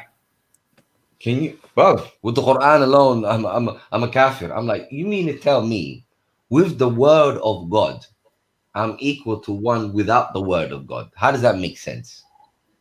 I don't understand the machine that they have in their head, bro. Like, you remember the guy, he was speaking in the live about the cattle and the ears and cutting. Yeah. When he said like make them randomly believe or blindly believe or something in that context, in that meaning, that kind of makes sense. The فَلْيُبَتِّكُنَّ أَذَانَ الْأَنْعَامِ part. Yeah. Yeah, which is what you see now. Sects, their heads down and they say we believe and they think that's it. No, totally. The truth was given to them on a silver plate, and all they have to do is to accept it, and then they will not be tested. That's what basically Ad said. That's what Bro, basically said. they've basically traded the entire guidance for rituals. That's it. That's all they've done. You Simple know, what was the common theme of the time? So basically, since the message says obey Allah, Inni ana Allahu la ilaha illa ana fa'budni, so which is basically to worship one God. So basically, they were doing more than that. They were worshiping more than that, idols and stuff. You know what? Speaking It's so of difficult that, to change. yeah. Go on. Yeah, no, continue. No, go ahead, brother. No, I stopped. Really. I was gonna say, you see, what confuses a lot of people is the word worship. And another thing that confuses a lot of people is the word idol. You see, when we think about the word idol, if we're talking about a statue of some kind, that's only in the time of Abraham. That's what those people did. However, if Yeah, I agree. we talk about idolatry in terms of what the Jews did, in terms of what the Christians did, and in terms of what the Mushrikeen did, then what they did were they wrote things, they made up things. أشركوا بالله ما لم ينزل به سلطانا. There you go. They did the haram basically. There you go. I get it. Now I want to point at the word abada in Arabic, not that it's a superior language or anything. No, of course. Basically it has opposite meanings. Mhm. So it has obey and disobey at the same time. Just like the word Ar-Rahman, we know that Ar-Rahman is most merciful, but Ar-Rahman also tortures, right? Yeah. Like in Ya Abati inni in Ibrahim, which we are speaking about, inni akhafu an yamassaka adabun min ar-Rahman. Yeah. So there's words that have two definitions. When Allah says وَمَا خَلَقْتُ الْجِنَّ وَالْإِنسَ إِلَّا لِيَعْبُدُونَ, if we take it as worshipping, then basically that verse is not correct because it's an exception there. So we would be only worshipping, which is obeying. But if we take to the consideration the double meanings, then it makes perfect sense. Absolutely. And like in Surah Al-Kafirun, قُلْ يَا أَيُّهَا الْكَافِرُونَ لَا أَعْبُدُ مَا تَعْبُدُونَ وَلَا أَنْتُمْ عَابِدُونَ مَا أَعْبُدُ, and then it repeats. Yeah. Why is the repetition? We know that the Quran has no repetition in it, but the first one is I don't obey, and the second one I obey. Yeah. And it's both used as abad. and then the Prophet speaks and he says in the Quran, and he says, قُلْ إِنْ كَانَ لِلرَّحْمَنِ وَلَدٌ فَأَنَا أَوَّلُ الْعَابِدِينَ. You're familiar with that verse? Yes. So he says if Allah had a son, then he would be the first rejecter. Mm-hmm. So here's again, it proves a point. Abidin, if you translate it as the traditions do, abada is obey. Absolutely. And then they don't differentiate between. They think salah is within the ibadah, which is not really true. The problem is they're not interested in the message. They're not interested in the guidance. They're only interested in an organized religion, and that's it, really. That's why because Ahmed, it's easy. It's easy to kind of be tied to something that is physical. You know what I mean? Yeah. Something that's visual, symbolized. There you go. You know what I mean? And here's a point which I think is the problem. Whoever had the chance to look at the Quran and to see that basically the Quran is against all of this, it's a matter of identity. A lot of cultures were affected by Arabic identity, Arab identity. So Totally. basically, when you see someone in the UK who is white, Yeah. with no nothing to do with colors, and Yeah. then they grow the beard and all of that, and then they start speaking Arabic. Why is that? What are you doing? Yeah, it's a belonging thing. It's definitely a identity thing. I've noticed that. So Yeah, but the problem is, like, the problem is, if you want to have certain rituals and whatever, just don't say God said so. You know what I mean? It's not the rituals itself that's a problem, but it's when you claim about God that which you have no warrant to claim. definitely, I mean, you can find me prostrating and bowing the way Yeah, no culture problem. goes. But if I tell you that this is how I choose to show, this is my form of salah to God, then you have Yeah, nothing against that, not you at know. all. Yeah, but if you like claim and insist, like the brother earlier, that the sujood is the ruk'ah sujood means that, and it's the same thing that the disbelievers cannot have, then that's a strong claim, needs to be proved from the Quran. Absolutely. To be honest with you, it's pretty obvious. The Sunnis have made their very own Jesus in the form of Muhammad. Ironically, brother Ahmed, when we say Quran tells the stories, what's the benefit of Jesus' story? What's the lesson, Good bruh? point. Good point.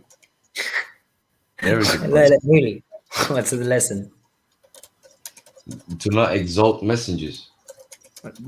And here's another verse, which I said we can go as much as you want. أربابا.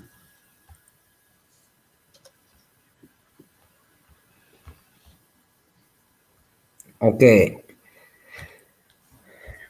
Say, O people of the scripture, come to a word that is equitable between us and you, that we will not worship except Allah and do not associate anything with Him and do not take one another as lords instead of Allah. And then there's another verse where Allah says, وَمَا كَانَ لِبَشَرٍ أَنْ يُؤْتِيَهُ اللَّهُ الْكِتَابَ وَالْحُكْمَ وَالنُّبُوءَةَ ثُمَّ يَقُولَ لِلنَّاسِ كُونُوا عِبَادًا لِي مِن دُونِ اللَّهِ ولكن كونوا ربانيين بما كنتم تعلمون الكتاب وبما كنتم تدرسون. Do not take any messenger or angel, a lord beside Allah, but be religious with what do you have and what you know and what do you study of the Quran. Indeed. Actually, you know, when people hear the word mushrikeen and they think about, let's say, quote unquote, the Meccans, God knows where they were from. The mushrikeens, people think that they used to worship, as in bow down and prostrate to rocks. To rocks and different quote unquote gods. However, according to the Quran, they done two things. Number one, they made claims about God without warrant. Namely, they would claim that the angels of God are females. Yes, So agreed. that, yeah, so that's when it talks about Marut, Allat, what are they called? Yes. Yeah, so those are the names of the female angels that they made up. So that's one of them. So that's one. Yeah, Allat wal Uzza. Yeah, that's one of the. So that's one of the wrong things that they've done. The second wrong thing that they've done is found in chapter 60, 150. I'll read it for you guys. It's very explicit what they've done. So, say, bring your witness who would testify that God has prohibited this or that. If they testify, do not testify with them, nor shall you follow the opinions of those who reject our revelations, and those who disbelieve in the hereafter, and those who stray away from their Lord. So they started to make prohibitions. So they've done two things. One, they made claims about God without warrant, and two, they would make prohibitions and attribute them to God. This is Yes. this is what every religion on earth does. So mushrikeen has nothing to do with worshiping different gods. It's just basically associating yourself as though you're a Yeah. partner with God and make Yes. prohibitions and stuff. It continues that verse. It proves that point where it says, قل إنما حرم ربي الفواحش ما ظهر منها وما بطن Exactly. الإثم والبغي بغير الحق وأن تشركوا بالله ما لم ينزل به سلطانا. So here's the thing. It's a shirk and it's haram and it's unforgivable. There you go. So shirk is what every organized religion does, because they all make claims about God without warrant and they all make prohibitions. That's all religions. Has nothing to do with worshiping different gods. Yeah, I agree with you. There are no different gods. There's only one God. Just like there are no different religions. Exactly. You know, when people ask me, oh, deen means religion, blah, blah, I always remind them of Fatiha. أعوذ بالله من الشيطان الرجيم بسم الله الرحمن الرحيم الحمد لله رب العالمين الرحمن الرحيم مالك يوم الدين. So who would translate that as religion there? Yeah, Yawm al-Din, yeah. What do you think of the verses where it speaks about these type of people and says they do not believe in the hereafter?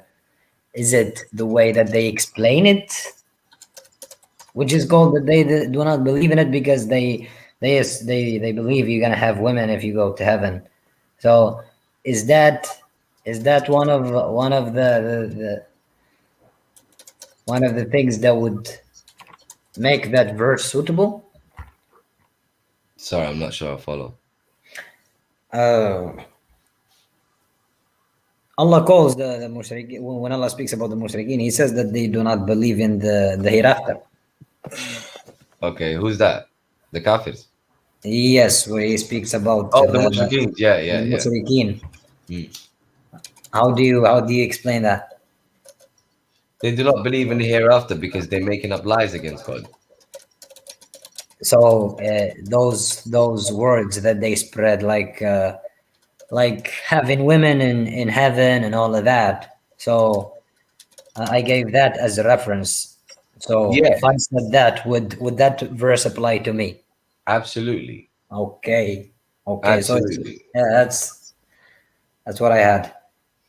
Well, I'll be honest with you. Like, you see,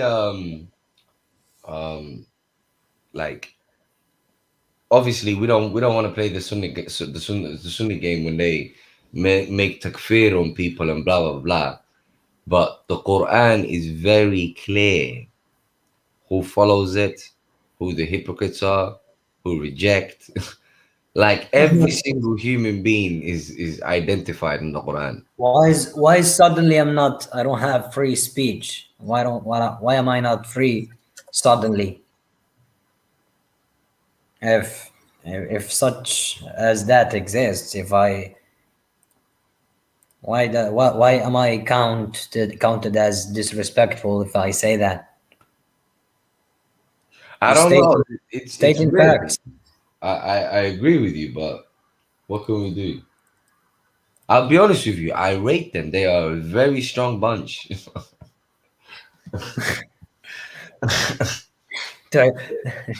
You would like the way they look, right? As the verse says.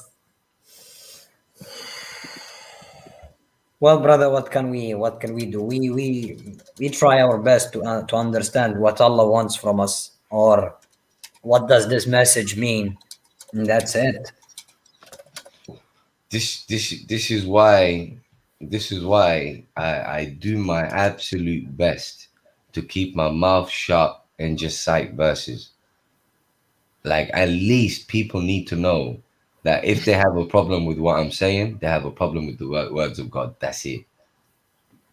Because I'm keeping my mouth shut. It's like that they need a translator, Ahmed. When you tell someone about the Quran, you don't have knowledge. You don't have the beard, man. I know. That's why like, you can't say that if I'm just citing verses now, can you? I don't even cite translations. I just give them the Arabic. There you go. You translate however you want. I get you. I mean, Well, hopefully it makes sense. What we have discussed. look at what Iron Man put up. Look at what Iron Man put up. Do you see it? What is it again? Do you see what Iron Man put up? Perfect verse. Iron Man. Yeah. 461. No, 12106. He put up right next to the. He's on the screen with us. Oh.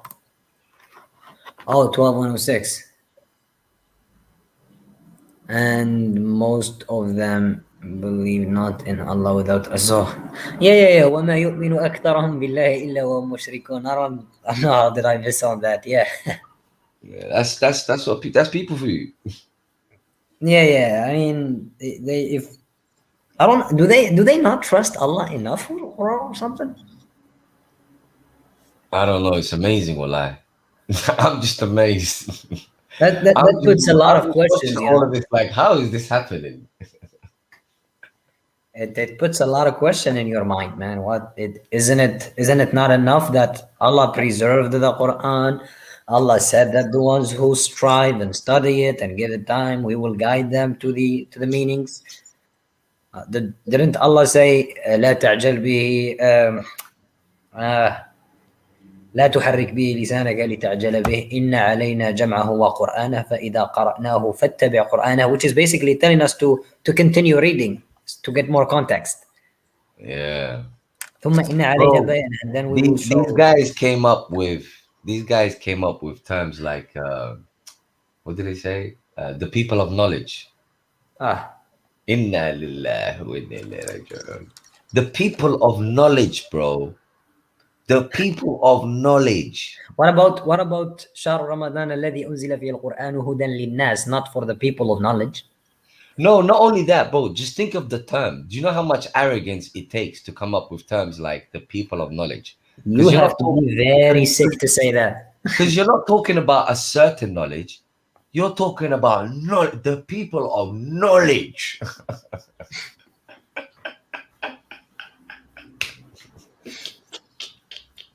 How's the Christians wrong in this perspective then, Ahmed? What? How can a Sunni accuse a Christian of being wrong? Bro, Sunnis rely on the Quran when it comes to Christians, and then they switch to Hadith. They use the Quran like a bait and switch. When it comes to they show you the Quran and then boom, here you go, the Hadith. And then boom, here you go, come in the club, you're in. Say ashhadu an la ilaha illallah. Yeah, amazing, bro. Amazing. Wallah, I'm amazed. I don't know how they could have thought of this over 1,000 year ago. Like 1,000 years ago. Ahmed, you have to put in mind, brother, that it's not that people did not think of it. A lot of people tried. Trust me. A lot of people that I met personally. Yeah. That I met personally. I knew one of them for a long time. He was trying. He was trying to spread it, but boom, he's gone, bro. There's a lot of them gone. You know, it's. No, that is true. It's not that easy. You're against an entity. You're literally against. That is very true. But damn, this entity is strong. Like imagine, like imagine in Morocco, it's shit happening, but everyone is worried and complaining that the mosques are closed. Yeah. I know. Do you know what's happened? Yeah, basically, people are using Islam like a pillow.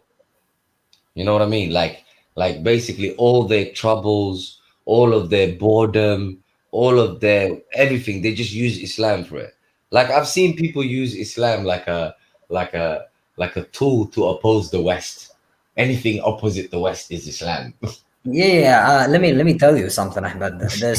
This misleading that happened created a lot of terminologies that actually defined lives of people, man. The lives of people. One of them is you are destined to be somehow, and whatever was destined for you is gonna happen to you. That makes free will useless. Yeah, but they've done that with the so-called 6 articles of faith. You see, the Yeah, Quran talks about 5, and you find all 5 in Al-Baqarah 177. So there is no predetermination in the Quran. no, it So isn't. they added that. Wow, man, the nerves, man, the nerves to go against God. I know, bro. I know. What amazes me is the nerves to go against God when He warned you about the people who did that previous to you. But here's the thing, yeah. How can you believe in God, believe in the word that He say, claim to believe it at least? Oh, we follow the Quran and Sunnah. But then when I tell you that basically being a Sunni is being a sect, and being a sect means that according to the Quran, the Prophet is not associated with you in anything. So basically, you and this book have nothing in common. So who do I believe? Do I believe you or the book? Because It's you that yeah. it's even worse than that. It's even worse than that. Because I've really, really, believe me, I swear to you, I've tried to give them a chance. Like I've really, really tried. Because I mean, for a billion people to be following, to be falling for this, it's got to be somewhat convincing, in it. So I'm like, come on, just give me your best shot. You know what I'm saying? Yeah. I'll tell you how it is, Ahmed. I'll tell you how it is. I lived within it in a society that had it, and in an environment where that was the thing, which is they'd be proud of you if you go and study hadith and all of that. When they were teaching us the Quran, they like a cassette, like you record it in your head, and then you go blah blah blah blah and so on. Alhamdulillah Rabbil Alameen till you finish it. So that's how it Yeah, goes. Where the luxury start, and where you go to study hadith and all of that, and you see all of yeah, those, yeah, you yeah. see the entity, you see the real entity. So basically, in during my entire life, where dealing with the Quran, we never sat and spoke about the Quran. Trust me, I'm telling you this, based on experience. No, I I never understand that. I I was never definitely with a group of so-called hafiz and all of that discussion what they remember. I know people remember the Quran for 50 years, brother, and Yeah, still yeah. I've nothing is no being idea. done regarding it. Hear me out. Hear me out. I totally hear you. Yeah. Here's what amazed me. I tried to give them a chance, like I said. Yeah. But what really, really shocked me is every time I've said, "Go on, like tell me why the hadith should be followed," etc. Every time I've said that, they would denote the Quran. The Yeah, Quran would be basically put down. I'm like, yeah, we need the hadiths because it explains the Quran. So the Quran is put down. We need the hadiths because there's certain things the Quran doesn't tell us. We need the hadiths because we need the messenger. God is not enough. Bottom line yeah. is, to justify the hadiths, they would always bring down the Quran. So I said to a couple of them, do me a favor, because I don't feel right with you guys constantly putting down the Quran and saying the Quran is lacking this and lacking that and lacking this. Why don't you tell me why the hadith should be followed without disrespecting the Quran? Just leave the Quran alone. Just tell me why the hadith should be followed. You get the hadith and open your book. Yeah, no. Wallahi, they couldn't. Every single time they would tell me you should follow the hadiths, they would say, "Oh, it explains the Quran." Leave the Quran alone. Just tell me why I should follow the hadith. Oh, because the Quran doesn't have this. So I'm like, oh, so to follow the hadiths, I have to lower the Quran.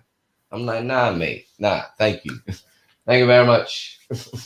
Bro, I mean, it came from the lack of challenging questions, or growing up in an environment just like anyone who would grow up on any certain way or religion, and then they would be insisting that that's the truth, even though you can rock it with few questions.